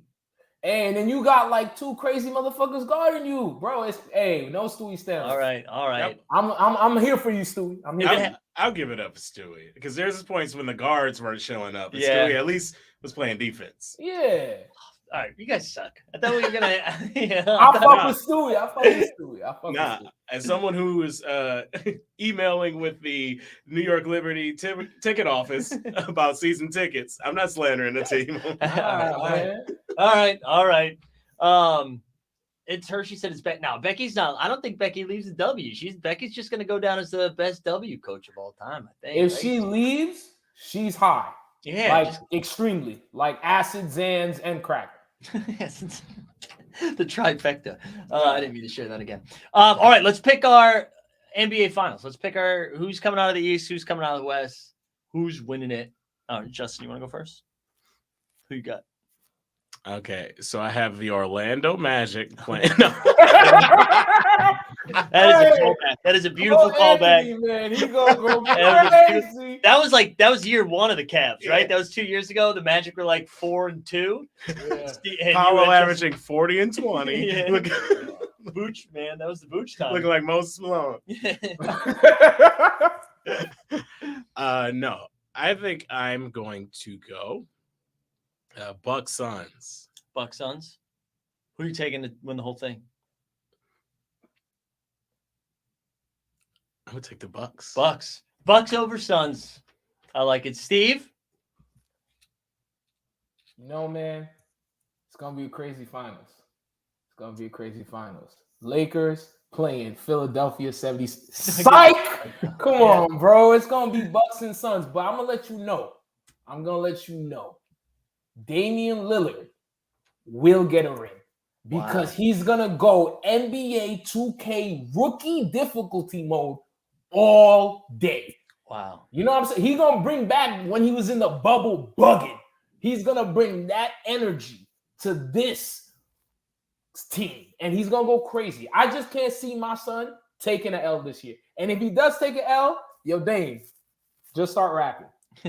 Put your jersey in the Raptors just because they gonna drag you through the dirt, the mud, everything, dog. You feel me? You got I think Dame's next album is gonna be emo, because there's no ring this season, baby. Celtics are gonna get swept by the Nuggets. Nuggets are gonna go back to back. Yo, Mike, I just want you to know something. Like, for real. You watch basketball all day, you digest it, you understand that there's a narrative in the NBA. Yeah. There's a lot of basketball players that have outspoken and told us there's a narrative in the NBA. And you're saying the most unmarketable team is going to win again. Is that what you're stating? I'm saying that. That's how good they are. They're above the narratives. I just think they're really good, man. I really do. I think the Suns are legit, though. I think the Suns. At first I was out on Phoenix. I was like, there's no way they stay healthy, but I do think Denver, Phoenix, and the Lakers are going to be the 3 best teams in the West, and I think it'll be like a bloodbath. But I just don't. There's no answers for Jokic. Yeah, and Jamal Murray is going to be an all-star this year. I just think they're going to be too good. There is an answer. Officiating, refs. There's an answer. Bro. They would have done it already. They would have done it already. No, they wouldn't, bro. This is a new year. I know Adam Silver got my back and a billion other people that don't want to see that team, bro. Trust me, bro. I'm not making shit up. We've heard this shit before. You know what I'm saying, bro? They're not gonna win again. It's happening. It's happening. Man, Nah. You know what? I actually regret not picking the Nuggets. But I picked them. I didn't pick the Suns, so I'm gonna let it rock. I think. Listen, I think all of those storylines. I wouldn't be mad if Dame got one and Giannis got a second one. I wouldn't be mad if the Sun, like KD getting one. I like KD. I mean, if the Suns make it, it won't be KD. It's gonna be Devin Booker. Yeah, that's true. I think Devin Booker. I have so many questions. So you think Jamal Murray, Michael Republican Porter Jr., and Jokic is better than Chris, Dame, who's hungry, and Giannis? I just want to know, do you think those three are better than them? Yeah. You smoke crack. No, but it's not okay. So I guess all right. I think Jokic is the best player on the planet right now, and then it would go Jokic, then it would go Giannis, Dame, Jamal, and then like Jamal's top 5. No. I'm sorry. Between the two teams. Okay. No. But I like the where Milwaukee gets weak is after that. Then you're running out like Pat Connaughton, like. My G, who are you guys running? Aaron Gordon. Dude, Aaron Gordon is like better than Bro, Michael Aaron Gordon is in the starting 5. I'm talking about like on the bench. Who are you guys running, bro? Yo, but Pat Connaughton is in the start. Yeah, Hunter Tyson, baby. That's right. That's right. You better get that motherfucking MAGA-looking motherfucker on my face, bro. Hey, Hunter was a dog in that one summer league game. And he's going to be a dog in the bad Cup preseason. Yo, ready? He had one game. What? Julian Strother. Write that name down. You don't have to write it down. I just remember that we talked about it. He's going to play for them. He's going to play for Denver. They also have Peyton Watson. Denver has they rely on a lot of young dudes. Young dudes who haven't done shit yet. Yeah. Christian Brown, who has done something. Najee. You got smoking crack, man. You just don't. I don't want to see Dame happy, bro. But I know. You know who I trust? Adam Silver. It's all, bro. Yo, have you met besides yourself and other people that digest basketball the way you do? Have you met other Denver Nugget fans that aren't from the city of Denver? Yo, I only one because I was wearing a Nuggets jersey in Queens, and it was like a no dunks Nuggets style jersey, and somebody was like, "Let's go Nugs," and I was like, "Whoa." I didn't expect that in Astoria. Was he a white man? Yeah, man. Yeah. You see what I'm saying, bro? The shit is against your team, dog. Like, I'm just saying. Oh yeah. If we didn't let the Kings win in 02, you think we really gonna run this shit back again, bro? They had 2 Puerto Ricans and they didn't run that shit back. I do have one quick Bucks take, and that could swing the championship in their favor. Is that has Dame ever played with a Thanasis? Like a dude who's straight good. He has Giannis on the team, his actual brother. He can bring Dame into the Antetokounmpo family and set some hard screens on them 35-foot threes. You know what I want to do? I want to put money on this. Yeah, that's how serious I am. I want to put money on this. I mean, it's outrageous. What you're saying is outrageous. It's outrageous. You were saying that was pro bucks. No, I'm not talking about Justin. I'm talking about betting money with you, Justin. And what I'm saying, am I speaking like Cleon? Do you understand? No one likes this team. Why are they gonna run it back, bro? Because they're good, man. That's what happens. You know who was really good? Honestly, Doug Christie. Mike Bibby, my man Peja, Vlade Divac, Chris Webb, Bobby Jackson, Hedo Turkoglu. Yeah, they was pretty crazy. Yeah, but they wasn't better than the money. Shout out to Tagani. Shout out to Tim Donaghy. That's crazy. Bro. That's crazy. Bro. I'd buy it more if it wasn't Milwaukee. You know what I'm saying? No one's being like, dude, the TV ratings spike if Milwaukee gets into the finals. Everybody love Giannis. My mama love Giannis. She never seen him dunk. Handsome. I hope we get Denver Bucks though. That would be fun. I think like the match. No, it won't be. Why won't that be fun? Denver Nuggets is terrible. It's just not fun. Dude, I love Steve. No one has planted a flag. As much as I've planted my flag in love of Denver, you have equally slammed it down in hate, and I respect it. This show's all about consistency. Yeah, come on, let's start sucking dick. You know what? I just hope all the teams go out there and have.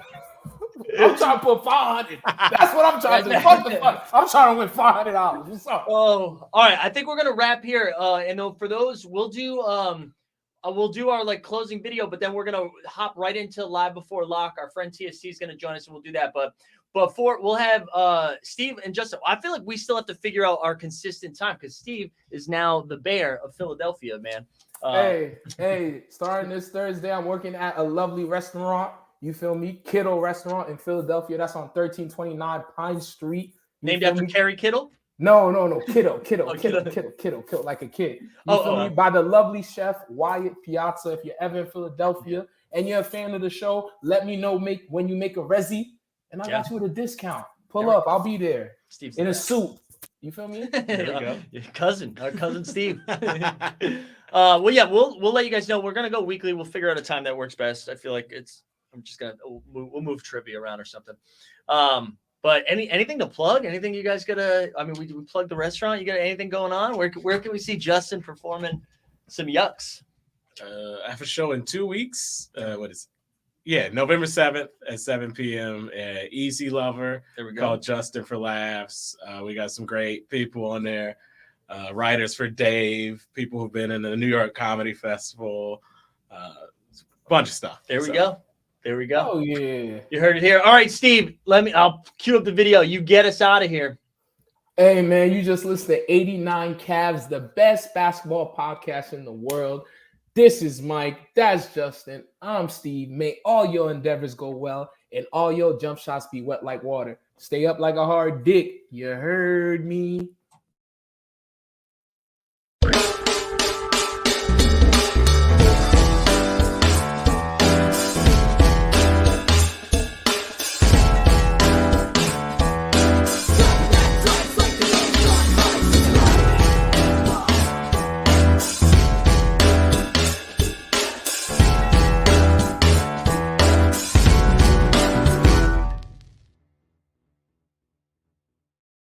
Go the 89 Cavs, baby. All right, we're gonna fire up live before lock here in just a second. Our man TST is gonna be joining us. We'll go over some of those sweet projections there in the Sorare streets. That's right. Bottom line says get your lineups in. So TST will be joining us here.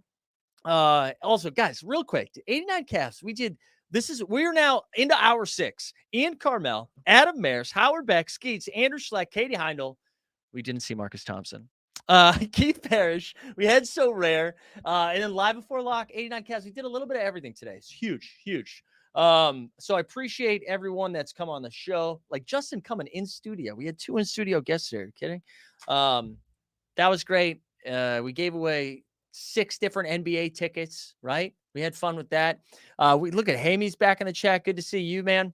And we're still going strong. And I feel like a lot of the same names have been in the chat this whole time, which is pretty nuts. So, guys. So real quick, because I know it's about to get hectic once TST joins, just want to give like a big thanks to Sorare for making this possible and teaming up with us and letting us host here. It's nice to feel like I had a real person's job and leave the house. So it's cool that we get to do it here, and for helping with the giveaways. We gave away that Jalen Brunson Sorare jersey, which is pretty sick.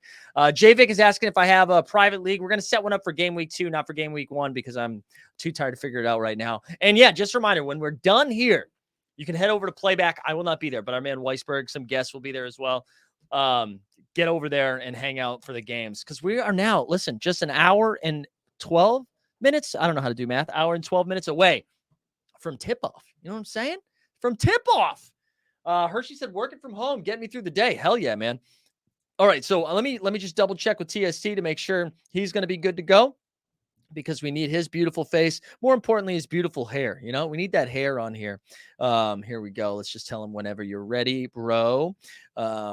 Whenever you're ready, bro. There he is. And I'm going to make TST. I'm going to give him a heads up before I bring him on, but he's going to cook by himself for just a hot second, because now I don't need to play a video to pee, because TST's here. What's up, man? How are we doing? How are we doing today? Are you surviving?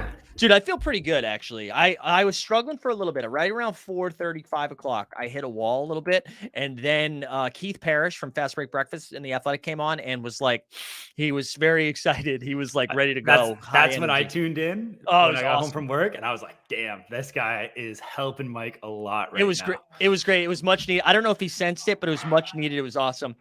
Here we go. We're going to do one more giveaway today, too. We'll give away we're going to give away a rare card. It's going to be like a, not a sick rare card, but it's going to be a rare card. And then TSC, you know what? If you want to go and like share screen so you'll be able to like pull up the projections, maybe you can like talk through some of that while I take that quick. I think I might whip through the Underdog Twitter first to get awesome. us set. So I'll share that screen. Pull it up. But yeah, like the stream, subscribe, hashtag LBL. And for those that don't know, we do this every game week, Mondays and Fridays at 5:30 p.m. Eastern. We'll have different guests come on, and we will break down all of the different projections, the injury news, all of that fun stuff. So TST, why don't you go through the injury news? I'm going to refill in water and pee. Wicked.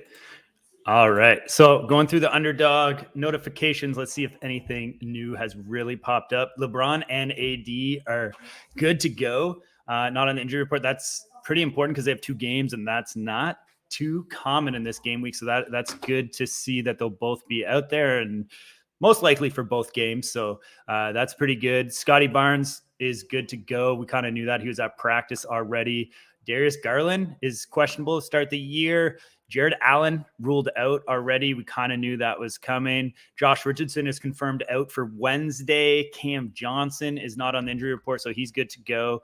Zach Collins' illness. So, I would still say that's a pretty likely questionable, even though he is questionable, because if we got sickness, we can play through that. Also, it's a day away, so we need to make our decisions ahead of time. Jaden McDaniels is out. We kind of already knew that.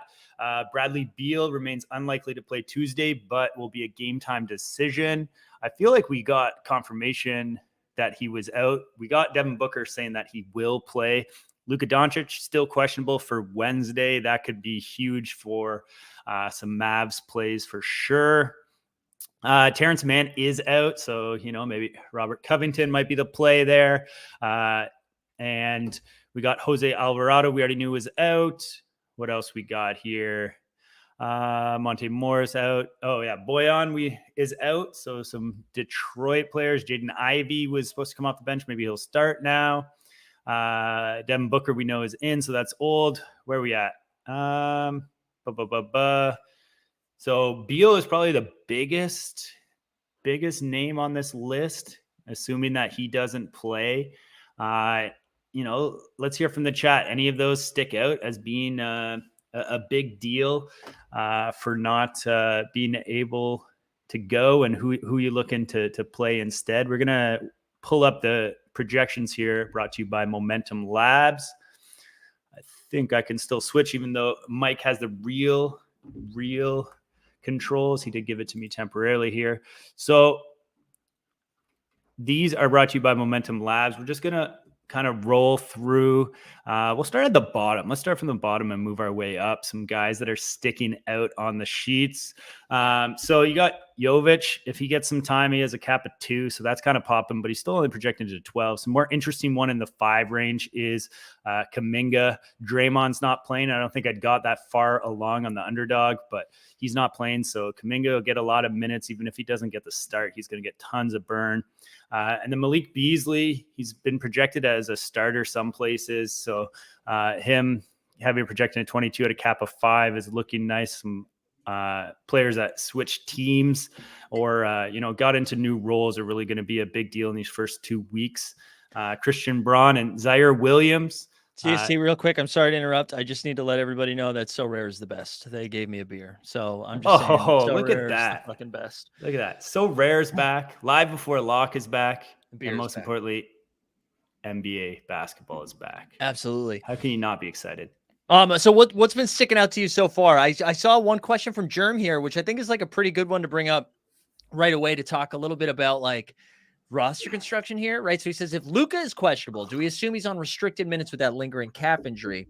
And I actually would go the other way. If you think Luka is going to play, he's going to play, because there's no reason game 1 to be like, let's only have him play 18 minutes. If he's like, they'll just rest him. So if you think Luka is good to go, put him in your lineups. If you don't, Jaden Hardy, Kyrie Irving season, right? Yeah. And also what I like about that questionable tag and it being tomorrow is that like you might get people that are scared to play him. So his like ownership might be a little lower because of that. Mm-hmm. So you might be able to, climb some leaderboards if he does just play and have a normal game. Especially if we're talking from the common streets, like you're competing with less people likely. Yeah. I think that's a great point. I did wash my hands. Everybody's asking. I had plenty of time. I didn't feel rushed. For those that don't know, the first time I went to the bathroom, I held my hands up high. All right. I didn't touch my wang. And then but the second and third time I had time to wash my hands. So don't you worry. How many, you got 3 pee breaks all day? Yeah, I think I did 3 total. How far is it from where you're setting up? It's pretty close. But the thing that's the biggest difference is that there's like 35 employees or 60, more than 35. It's like 60 employees. So everybody like knows when you're peeing. It's a weird thing. This is the stuff people came for live before lock. That's right. That's what they want to know. The bathroom Booker, situation. Booker is said to go. They said Booker was good to go, right? Was there any, what was some of the, and I know I missed it, you just went over it. Is there any, like, from the information we've gotten so far, any sort of like big alpha things that dropped that like affected your lineup construction? Nothing crazy. There's just some like minor things that were confirmed, if not. I think like one interesting one is that AD and LeBron were both confirmed in, which like isn't like crazy or doesn't change big things. But I do think the fact that they have 2 games this game week means that like news kind of matters a little more than it would generally. Definitely. But you know, like definitely the Beal and the Draymond are probably the biggest things, but we kind of knew that going in already. Yeah, that was really helpful. So with Beal a little bit, should we talk? And if you already talked through it, excuse me, but like with Beal being out, right? I think the natural inclination is to be like, well, who soaks up the use? Like who gets a better shot at stuff? I'm more inclined to just be like, just play Devin Booker and Kevin Durant. But of those like lower cap guys, is there anybody that you're seeing that you're like, because I mean, I have Yuta in my lineups. I also own an Eric Gordon, was thinking about playing him. But I don't really know. Phoenix to me is so tricky until we get like a full 2 weeks of basketball. Like, how are you approaching Phoenix? Like they're so like deep and not deep at the same time. It's just like there's such a drop off for their guys that then it's just like we don't know who's going to play. And that's, I think, what's most interesting about this live before lock. It's kind of like we don't know how rotations are going to look normally, let alone when you throw in an injury.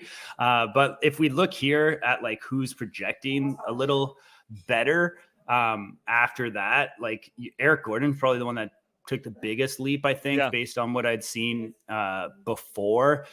Josh Okogie obviously is going to, get a little bit more, but just the type of player and the role he plays on that team, I don't know that like, he wasn't getting many shots anyways. So, and they'll just like Kevin Durant, like you said, and Booker would just take those shots away from him rather than Beal. There is 2 games though too. So I don't know, like it could be like a sneaky Beal play too. Like if he's in for the next game, who knows? I wouldn't risk that in game week 1. But I think you make a good point. Like with Gordon too, what's nice about Gordon, and I think Okogie is somebody we can put in that spot too, is that like, I think they're going to play minutes regardless, where like Yuta, Bates, Jop, some of those guys, you're kind of relying on some other stuff to happen. I also think like Nurk becomes a little bit more interesting because he might be, I don't know what Nurk's cap is. It's 22, so it's okay. Like considering what it could have been high because he played in some useless games or whatever. So he was shut down before Portland had gone like full tank. So yeah, I think that's pretty interesting with that cap. I think he's got a pretty safe floor because I do think he's going to rebound. I think he'll pick up a couple of the peripherals. So yeah, that's the Phoenix is the thing that I'm going to watch the most. I'm running out Yuta this week, but I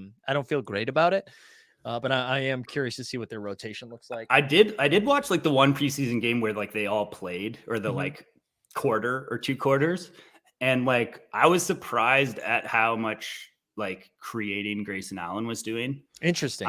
So like, he's someone that I would maybe consider with Beal out. Like I don't like him to play at a cap of 18 when all 3 of those guys are playing, but with one of them out, he is like another guy that, attacks the basket, creates things other than just spot up. So I like that call. Cause I always think about, Grace. I always forget about Grayson Allen. One, that he's on the Suns and even to play him. All right. Is there any other like big picture things we need to cover for game week 1 before we just dive into some of these questions? We could maybe just scroll through the projections. Sure. I think I'll just unclear just this Phoenix love we were getting. I'm going to need you to steer the ship on that because I can't see too much just because my monitor, you guys can't see this, but the monitor is about, I don't know, like 6 feet away. But yeah, so we're just looking at some low cap plays. These are names that you've probably been hearing for the last like month as like decent plays. And Kuminga is the big one with like the Draymond news hitting early. Then there's the Pritchard, Malik Beasley, both at a cap of 5. And then Derrick Rose, cap of 5. I don't think that like he's ever going to be a like that big of a smash play, but like, if you're looking for just someone in your underdog or something, maybe that will be guaranteed to, play, then he might be something. At our 8 range, we got Zaire Williams projecting at 19. What do you think about Zaire? We were talking about him a little bit with Keith. I mean, I like Zaire. I'm a Zaire truther. So he's only going to get more opportunity with all these Grizz down. I know his position doesn't necessarily interact with Adams, but it's now 30 more minutes that are going around. I think it does in a way, just like if people have to shift down, right? Like you could have Aldama that shifts down or plays with Triple J when maybe they would have been playing with Steven Adams. Obviously Xavier Tillman's going to get the most like direct bump, but like what happens if Roddy now plays some small ball 4 instead of taking Zaire's minutes? So like I think there could be a little bit of a trickle down with that. I will say around that, like now, because there was a question here. I know this is a different team about Paul Reed starting at the 4 over PJ. Similarly to Memphis, right? One of the fun things about game week 1 and 2 is we don't have a ton of information. So like, if you want to take a shot on some stuff before that's common knowledge for everyone else, like, yes, you might be wrong, but it's like, whatever, it's one game week. But if you're right, you're doing something like that's pretty unique. Like Paul Reed is usually on people's radars when Embiid doesn't play. And if he does start at the 4 or even just have an expanded role, like maybe does backup 4 and backup 5 minutes, now's the time to take shots on that because we're all going to know this information in a couple weeks. Same thing with Memphis. Like if you have a stronger play, like you're like, no, this is all Tillman, it's all Aldama, it's all Luke Kennard, whatever it is. I think like planting a flag early, like now's the time to make those stands. And I think you can even do it without putting in your lineup. Like maybe it's just going to pick up a Paul Reed because like, he goes off when Embiid's out and everyone goes and rushes to buy him. So like you could even kind of like wait and see. And then worst case, you have a player that like might pop off later and you're not buying like Kuminga's super inflated right now. Right. Probably not a good idea to go buy him right now. If you have him, great idea to play him. But and a lot of people are asking questions like that. Like, do you play Kuminga or do you sell Kuminga? And I mean, it's like, depends, how do you feel? Do you think, Aldama is out? That's good to know. Sorry about that.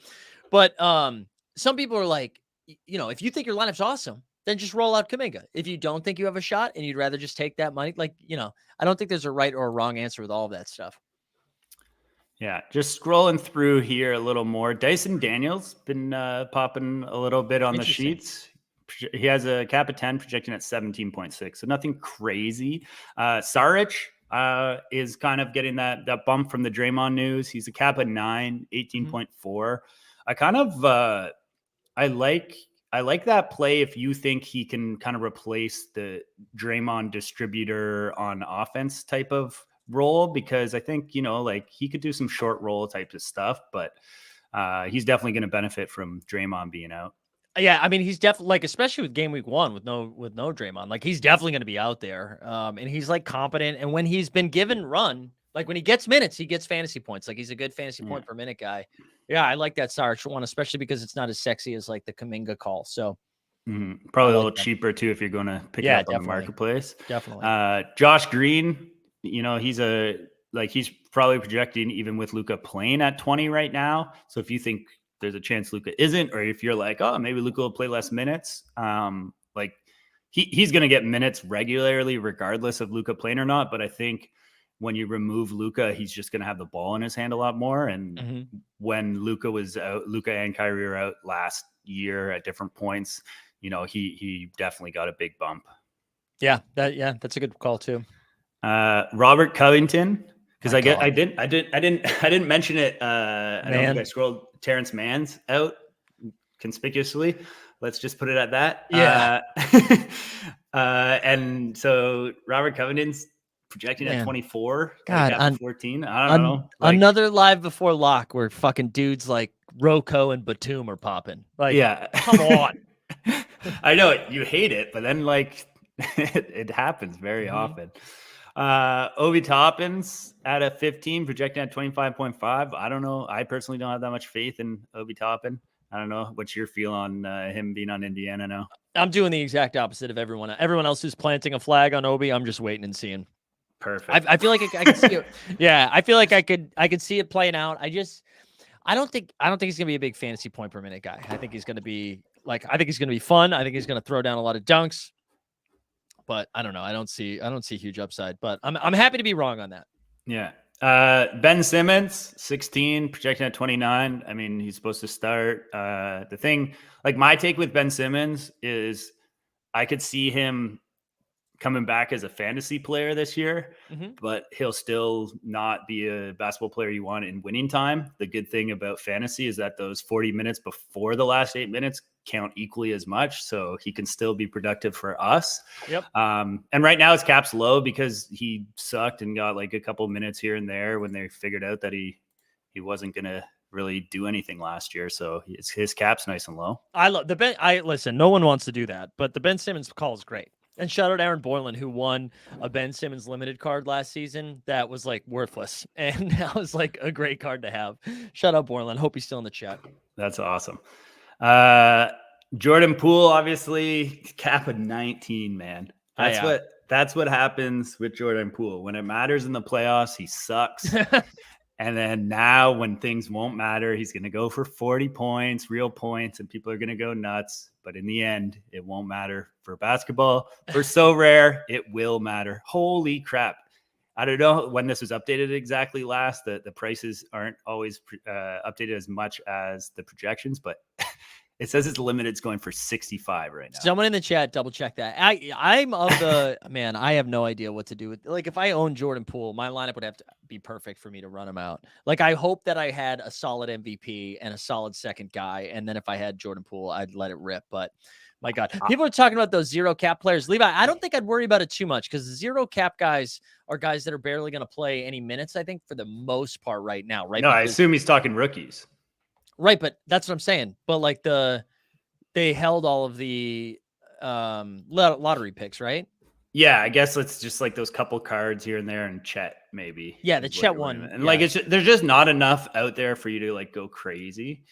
But like that's happened. See, like Mike had to go check and make sure that he can't go pick one of those up and play right now, so he had to dip out, I guess.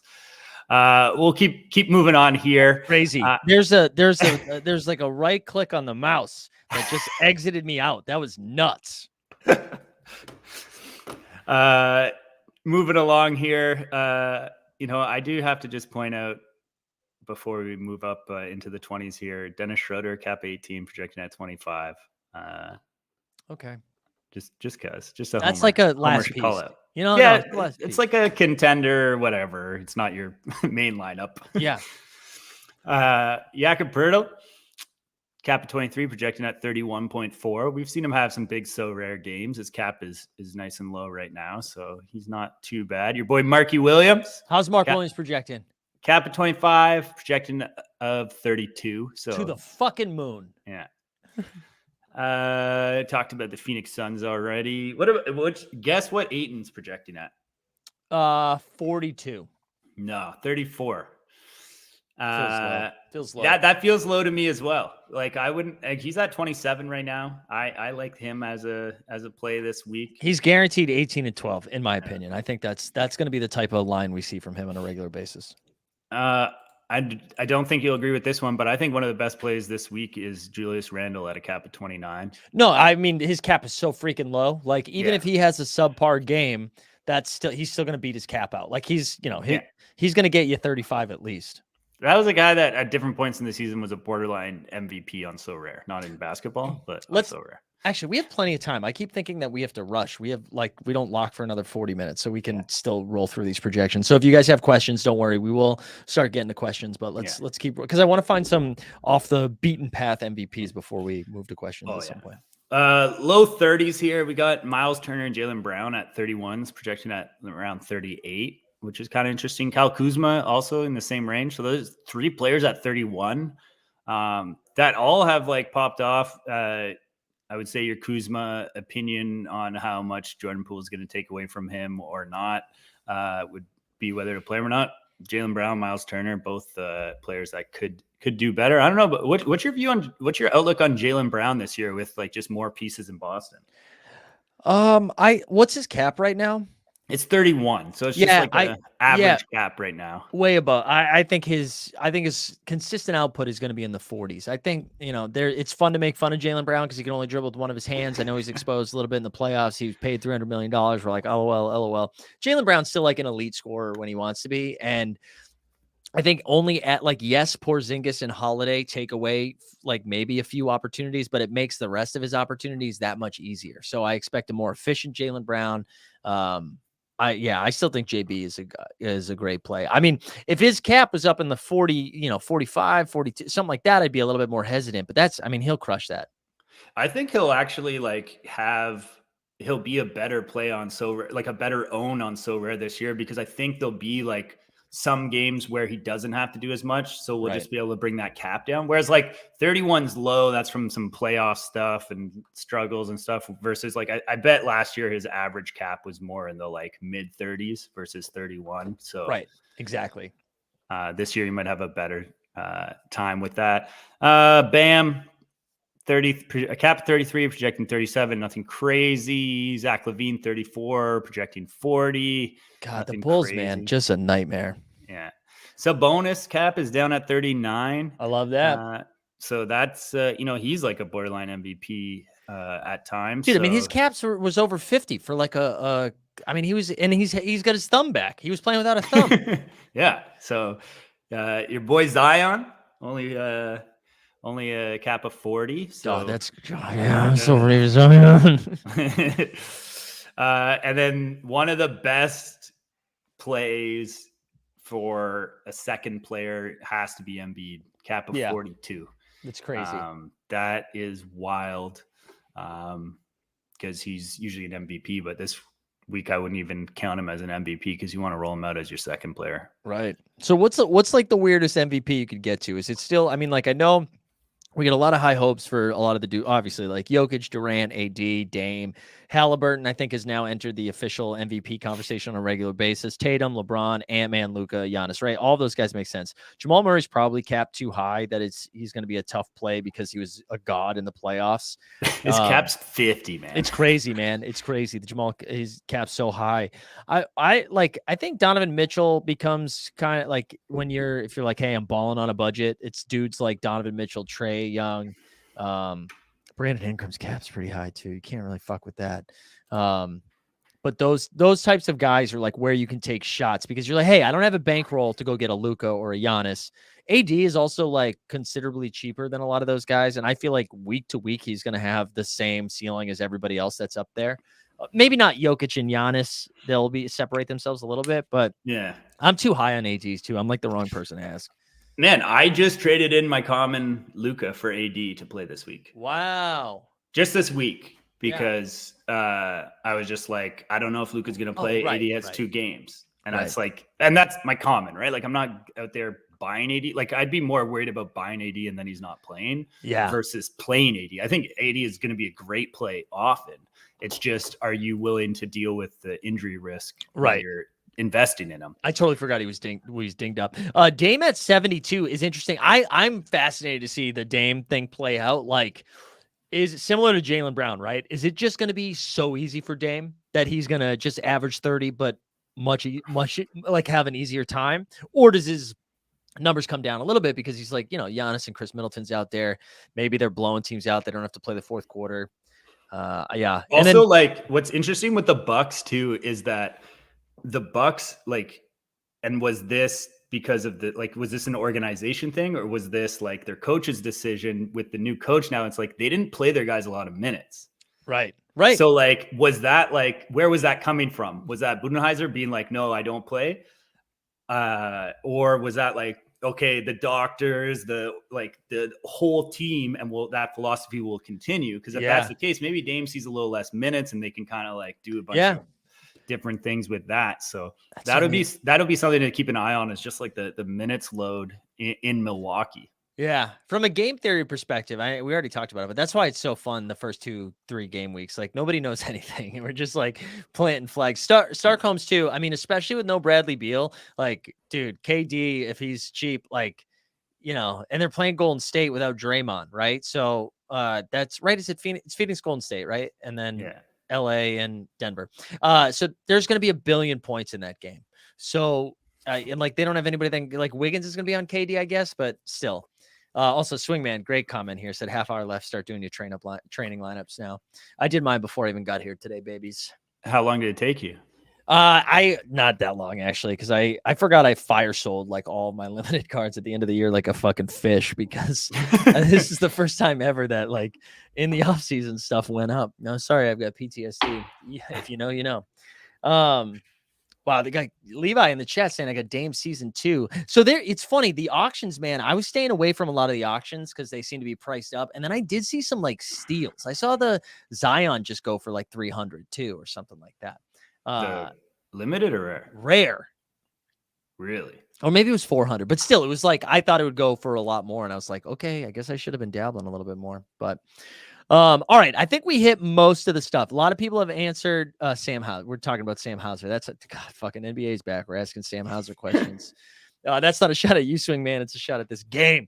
All right, now that we're in it, I think we can. Let's first of all remind the people, like the stream, subscribe, hashtag LBL for Live Before Lock, LBL. There's 75 entrants right now because it's week 1. I'll give away a rare card today. Dang. Yeah, so like the stream, subscribe, hashtag LBL. And now I think we dive into some of these questions. And if you've already asked them, I don't care. I'm starting now with this one from Ibrahim. Says Cam Thomas or Josh Green. So I saw the Top Shot comment man in the chat while we were going over stuff saying that Green is actually coming off the bench because our boy Derek Lively, it's Lively season, is going to be starting. So these to me are 2 wild unknowns where I have more confidence in Josh Green than Cam Thomas, but obviously Cam Thomas has a way higher ceiling. What does TST and the sheet say?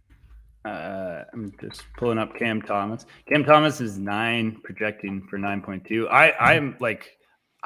I'm not convinced about Cam Thomas still. I know, like, it's scary. Like, and it's not that I'm not convinced that he can put up numbers. I'm not convinced that he like gets the run. He hasn't ever proved that he has like sticking power with any of the coaches. They got a lot of guys too.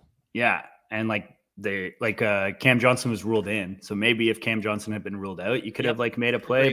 Great point. We looked at Josh Green earlier, and he's at 19.9. So if you have the cap room, I go Josh Green all day. Yep, I love that one. Tyler Hero, Scotty Barnes. So there's no Josh Richardson, right? Which I can't believe again. It's like, oh my god.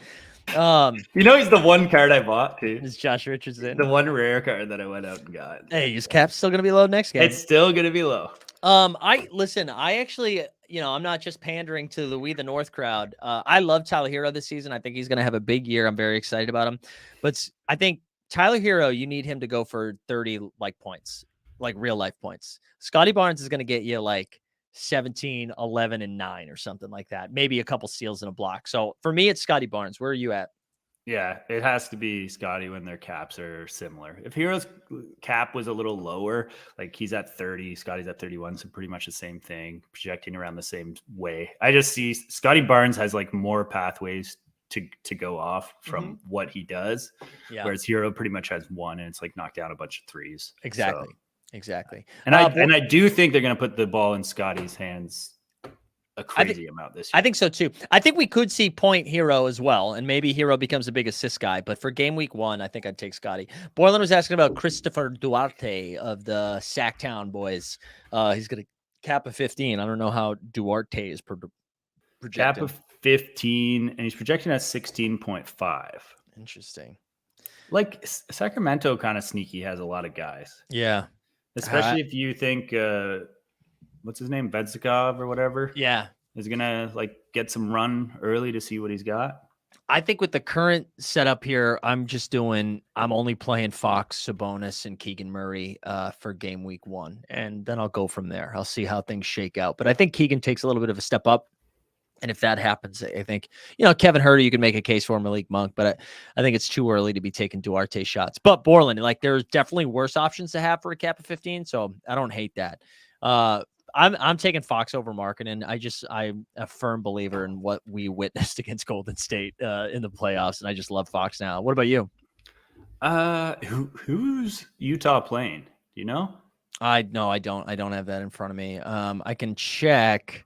Not that I don't believe in Lauri Markkanen, by the way. Like it's more of that I've drank the De'Aaron Fox Kool-Aid, baby. I'm ready for it. Oh my God, it's making me sign in my NBA ID. I just want to see who's playing. And I don't want to lose my spot in the chat, so I'm not checking. Man, you got to get the score app, man. What are you doing on the like NBA the app? Canadian score app?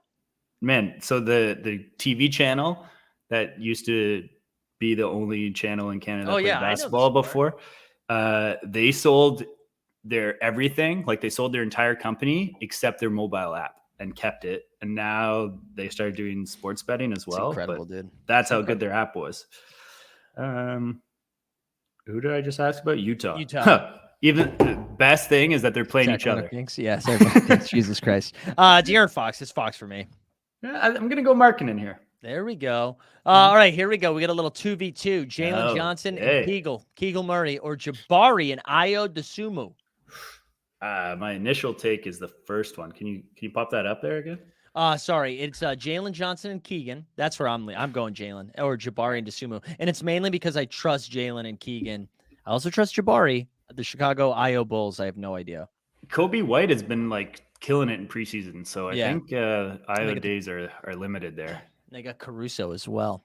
I'm sorry I'm missing some questions. I apologize. D4 win. DeAnthony Melton at 20, Tyus Jones at 20, or Okongwu at 21. This might be the hardest question we get.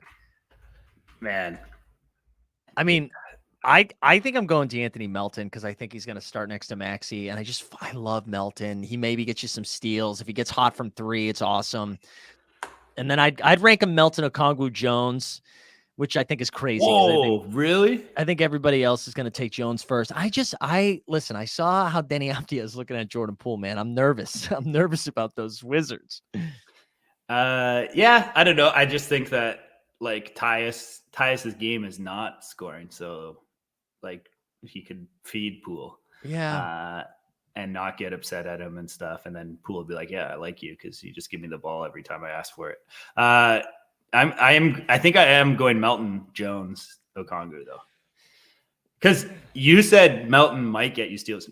If Melton plays, he is getting you steals. That guy is so long. And I think he's going to have a big year. I'm upset that his cap's at 20. I know. I like that. That's because he was good in the playoffs. I know.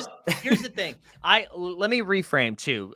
Because some of you guys are pussies and are probably like, I want a safe floor. If you want the safest play that also has some upside, but the safest play is Tyus Jones. Yeah. If you want to have big balls, it's DeAnthony Melton because Melton and like Okongwu is big boy. Yeah, if you want to be the big boys, Okongwu also has a massive ceiling just because of those blocks and steals, right? I mean, again, Tyus is awesome. We've seen what Tyus can do. This is not Tyus slander. I just like I like Melton.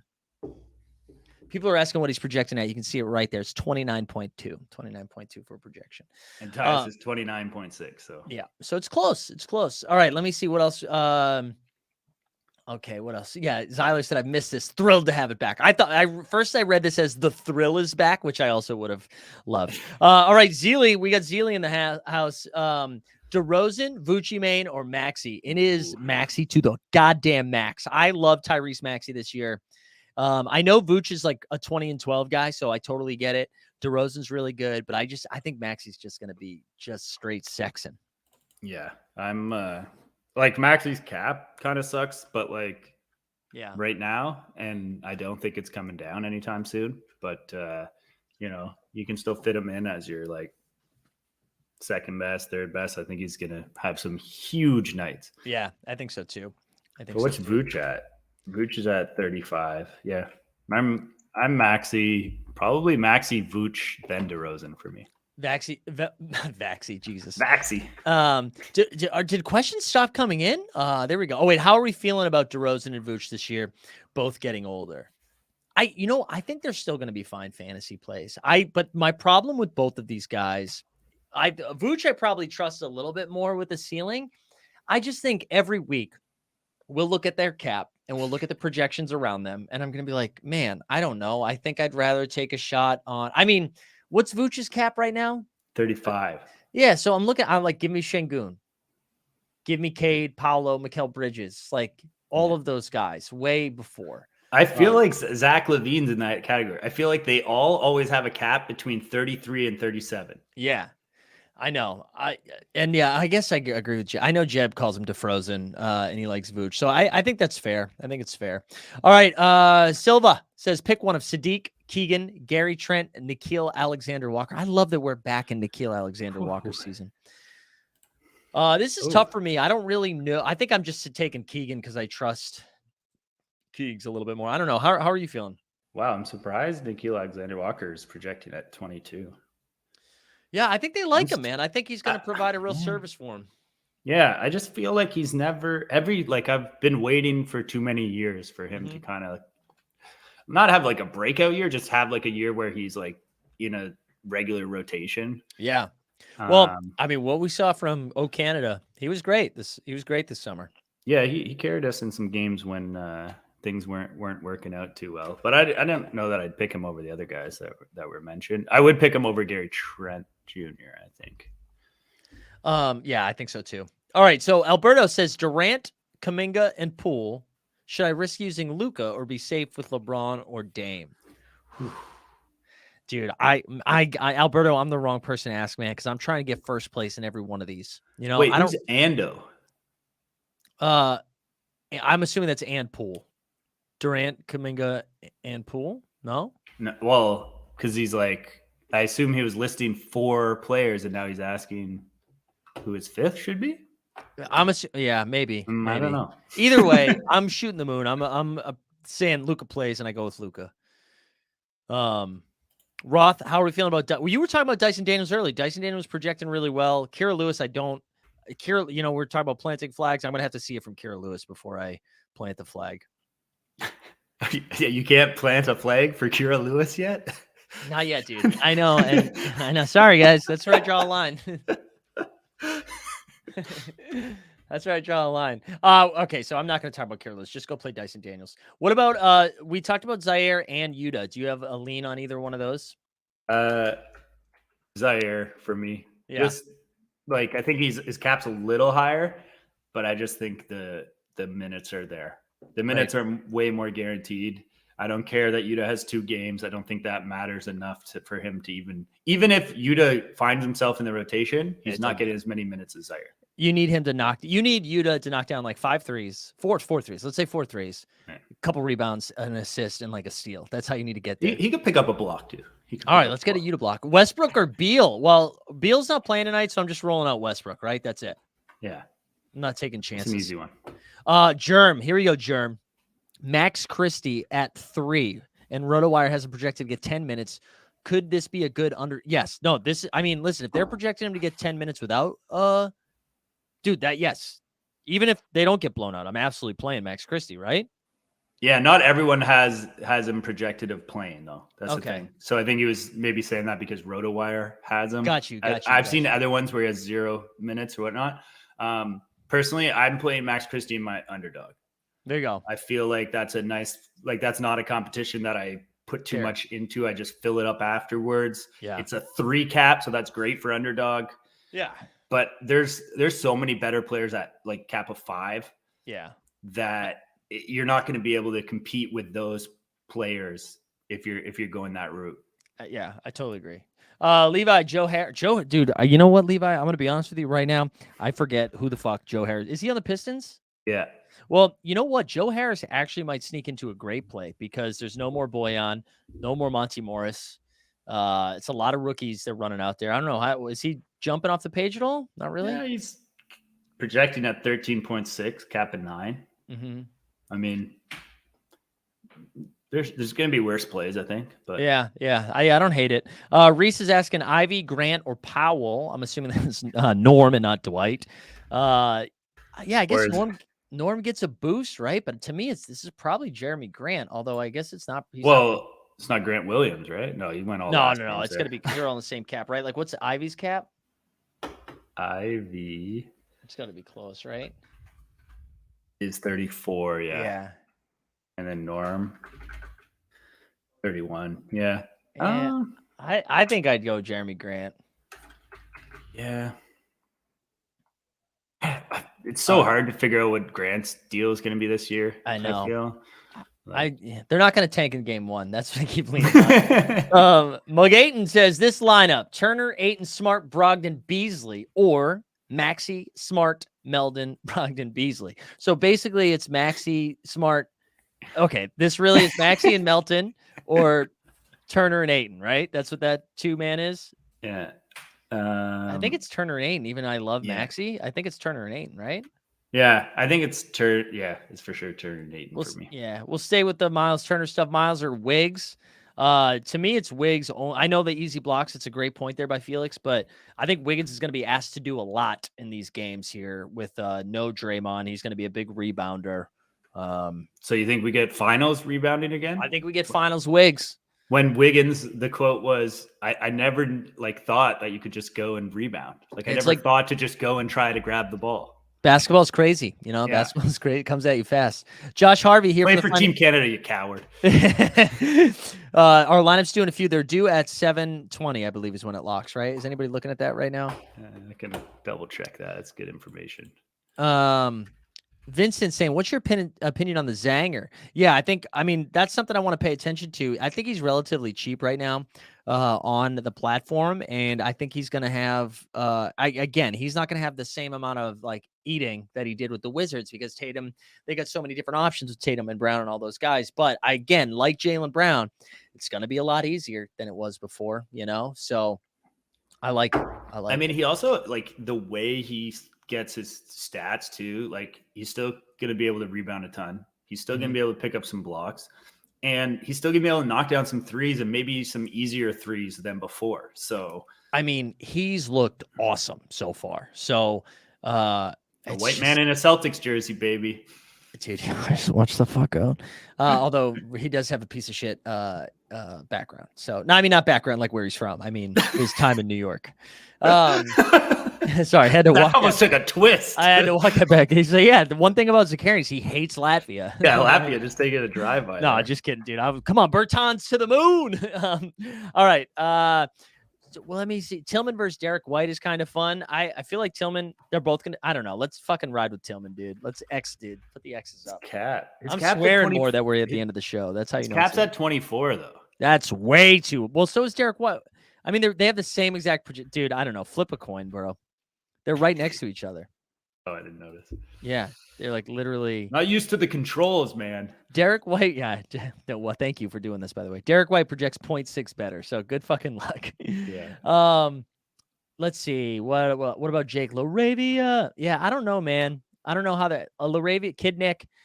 I don't know how they're going to use LaRavia yet. It's a fine dart throw. I just don't feel confident in it, What cap would he have to have for you to feel good about 7? If he's going to cap a 7, I'm locking and loading Jake LaRavia. Where can I find him? Is it Josh? He wasn't projected? No, Jake, right? Is it Jake? Is there no Jakes from State Farms here? Dude, Momentum Labs, you fucking fired, bro. No Jake. No Jake. All right, he's not projecting. So there you go. There's your answer. He's not projecting. Let's wait and see. Jalen. So, all right, if it's this Jalen Williams, Josh, if it is the big Jalen Williams spelled like that, I'm taking Darius Garland because Jalen Williams is not going to be playing. If it's J-Dub, Jalen Williams, I'm taking him. If Garland's not questionable. Yeah. Yeah, I wouldn't risk, when they're that close, can't risk the questionable call. Also, thank you, Borland. Pick one, Seth Curry, Joe Harris, or Thomas Bryant. Oh, my God. I think it's Joe Harris, right? I might go Seth. I feel like he's a player that will do well on that team. Don't know if it's going to be in game week 1, but I think at some point, they're going to realize that they have to rely on him. Yeah. And you can say what that means for them as a team and where they're headed, but I think that will happen at some point this year. Also, shout out Josh Ness saying it's going to be 3 a.m. when the Suns Warriors start playing. So there you go. Appreciate you. All right, let's see. Apparently, Kenny Lofton got a good boost. So Rare Data is projecting Lofton to be a big winner here. Alec Burks, we did talk about a little bit in the 89 Cavs show. The Detroit's going to be weird, man. Jokic or Udonis Haslem. All right, Reese. Borland says Jake has a 9. Oh, no, Laravia's a 3? Dude, lock and load, man, because even if this is wrong, who cares? What a ride, you know? Wait, Seth has a... Oh, no, he's Laravia. You guys are still talking about Laravia. How do you think Van Fleet will score for the Rockets? Dude, what's your take on Houston this year, TST? So I do like over-unders with two of my friends, and we just like bet them all amongst ourselves, and like whoever wins it with some locks and stuff. And I was talking about the Rockets with them, and I feel like for the short term, them getting both Fred and Brooks is going to help them win more games this season. Yeah. But long term, it's worse for them because they've just like limited kind of the development. Like I feel like not that they have too many guys, they just have like too many guys for fantasy. I think like the ball is being spread a lot more. That being said, as someone who's watched Fred very closely, especially this last year, he is a creator for himself first. Mm-hmm. So if the ball's in his hands, he's going to get his. At a cap of 42, I don't like him. Yeah, it's high. But when that comes down to the mid 30s, yeah, I like him. Yeah, Houston's going to be like trick or treat, I feel like almost every time because they got a lot of different options. Like I really love Jabari Smith Jr., but I mean, he's competing with so much offense. I think Şengün is actually the safest of all of them just because he's going to be out there down low. He's not competing for shots as much. That's who I'm like most disappointed for them Yeah. that they got both Fred and Dylan Brooks is Jabari because I loved his development, especially the second half of last year. And there's just so many of the guys, and they got also like their rookies they drafted too. They're going to want to get some run for them. So. And I believe they don't have their pick this year either because I was going to say like, hey, maybe we get to March and they suck and they're just going to be like, let's just let Jabari go. I like go in sense that like Cook and that they rest some guys. Borland said, can Şengün stay on the court though? He disappeared a lot. I think that had way more to do with coaching. I think if Şengün is doing what he's supposed to do, he'll be out there a little bit more because the only other option is Jock Landale, but we'll see. It'll be fun. It's going to be a fun situation to monitor, I think. Iguodala or Campazzo. All right, Josh, it's too late where you are. Josh is drunk, but I respect it. Over under on follicles on CP3's head, line set at 3.5. I'm gonna say over, dude. I think he's gonna be happy in Golden State. He's gonna be less stressed, you know. But isn't he just shave anyways? Yeah, so we'll never know. We'll never get the answer to this. So 0 because it's gonna be shaved, or like stubble count. Borland's ready for the big Drew Eubanks here. I love that Phoenix they're like, dude, we have a problem with our bigs. What if we just take all of Portland's front court? You know what's funny too is that he has a cap of 30. Yeah, so shut up, dude. You can't even be happy that you own him right now, especially as someone that somehow probably won his rare card at some point. Dude, Portland's hilarious because like they've got a lot of fun players that I'm excited to play throughout most of the year. But because of that last week of the season, you just like Shaded Sharp's cap's like 98. Like you can't he can't touch him. George in the house. George saying it's past midnight. Hey, much love. George. Shout out George. George is going to be hot. Not this week. Starting next week. George and I are going to start cooking some stuff together once a week. So once I get on top of it, Beck says Markkanen, Maxey, or Şengün. That's a fun one. I don't even. Where do you go there? I'll just let you pick this one. I think I'm going Markkanen, but I think you're paying up for him cap wise. So if you're just picking one, I go Markkanen. But yeah, I agree with you. I like Markkanen's upside the most here this early, anyways. Support the troops. What? Oh, support the troops because he's forbidden.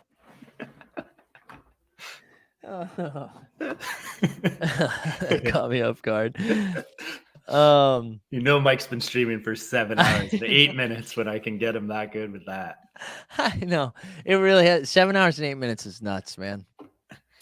It's also nice doing the first live before lock when there's just not a ton of news because we only have like 2 games tonight versus like a normal Monday night slate where there's like 9 games and all this news trickling in.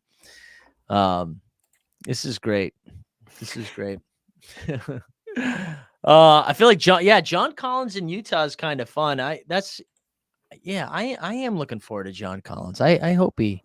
I agree with Borland here, but like everything I was reading, like people were not that high, or podcasts and anything like fantasy, whether it's best ball and everything, like all the rankings and stuff I saw, like they're lower on John Collins than I thought. But I'm with Borland here. I think he can put up some numbers again. I think like he had to be so unhappy in Atlanta the last 2 years.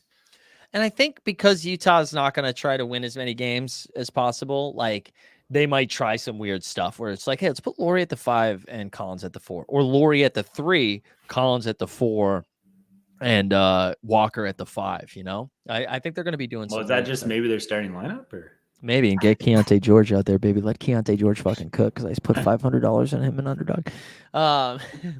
Also, Weisberg, get ready. There. Let me drop the link into the chat one more time. So I will absolutely not be there because I am dying inside. But we're going to be live over on Playback in just a few minutes with Weisberg. Weisberg's got some fired guests, and they're going to be watching the games tonight. So go over to Playback. We're going to be doing tons of Playback this season. We've got one signed up for set up for tomorrow too, with Celtics and Knicks. So get over there. Shout out Weisberg. Do we think Collins or Brucey Brown at the 23? How are we feeling about Bruce in the new role? I'm going Collins here. Yeah, let's go, John. Look at this John Collins hype. Borland started the John Collins hype. But Bruce Brown is probably projecting better. Just slightly, though. Let's go, John Collins. John Collins, dude, we're planting flags. John Collins is actually MVP candidate. He said trying to decide between Christian Brown and Dario Saric.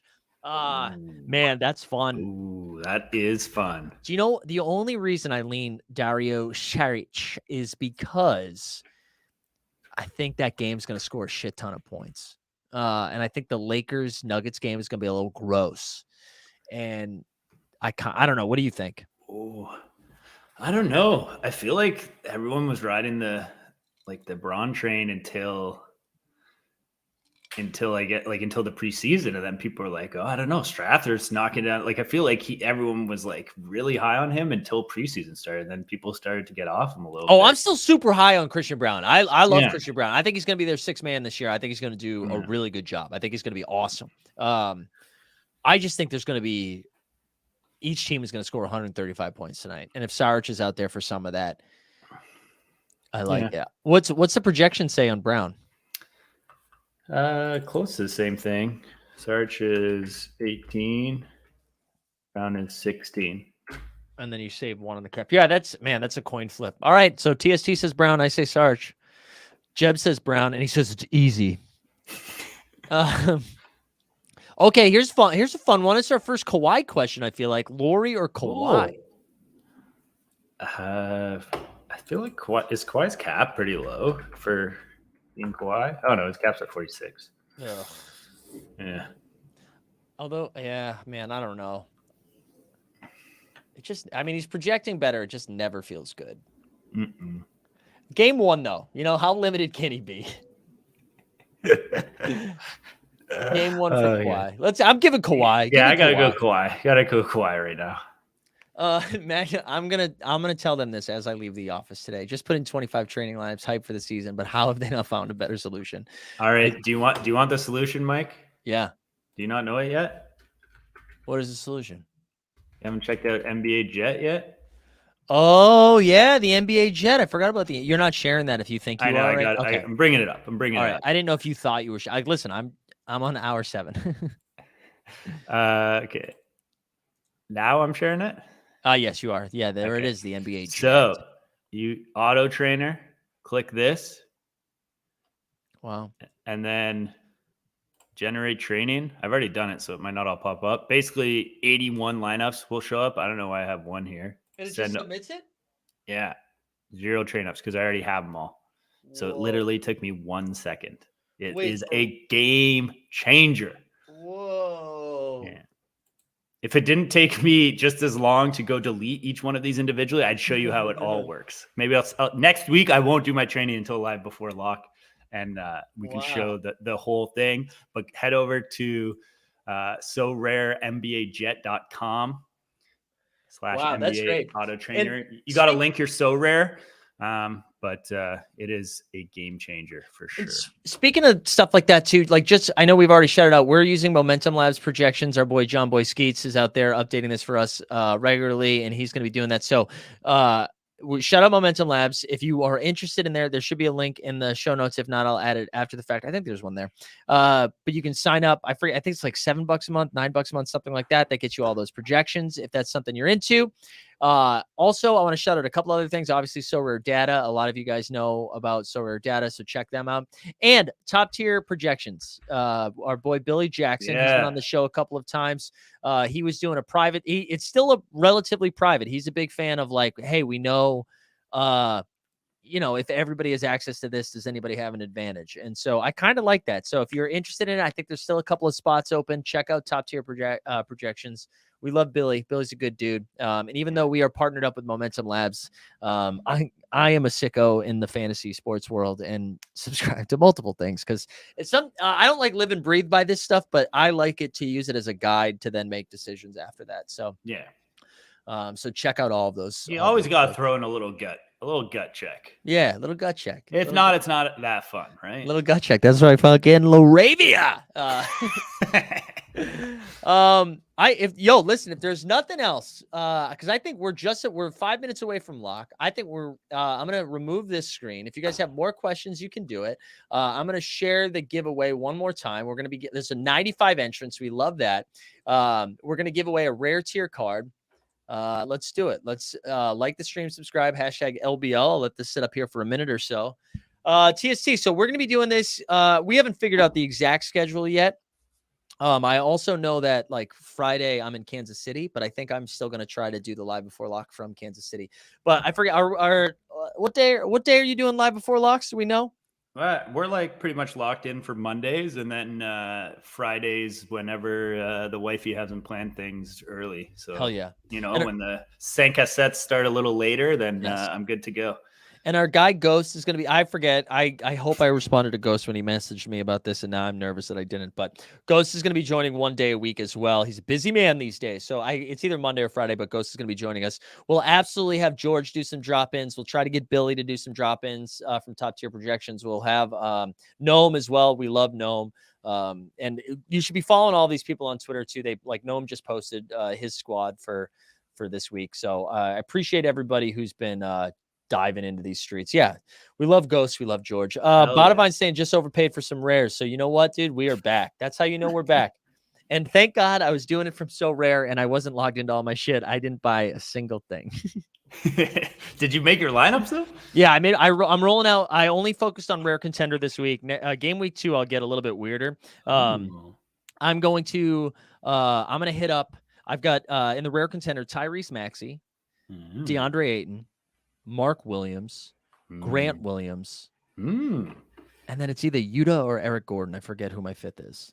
Whatever one makes sense cap. I think Yuta probably makes sense cap wise. So that's where I'm going. I got this as a rare champion. Giannis, Evan Mobley, which I don't think we even mentioned. No one had any questions about him. Tyrese Maxey, Clint Capella, Yusuf Nurkic. Ooh, I like that. That's pretty fire. Not bad. That's pretty fire. All right. I like that. Which lineup is that? That's rare champion. Dude, I feel like you're gonna bank a rare champ. You're due for like after your playoff W. Do you have your merch with you? Is your merch nearby? Let's get my that. bags. My bags aren't nearby, but I do have this. Oh, we love that. We love that. This was with the spare change after I bought my 2 bags. I love that. All right, let's see here. I'm just wrapping this thing up right now. I'm planning my next move. Your move to get home, you mean? Yeah, well, so Justin's still around, so I think I'm gonna grab a drink with Justin here for a second. But I'm realizing I've got all my equipment, so can't go too far. Also, you know what's sick right now that I wish I brought this out sooner. Hold on one second. The suspense.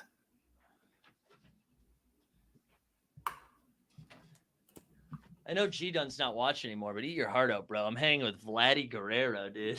Let's go, Vladdy. That's so rare card. I don't think I could give this away, but look at this. Dope. Look at this. Look at this. Not even planned, people. Oh, let's go. Go Go Spos. Go Spos. Go Spos.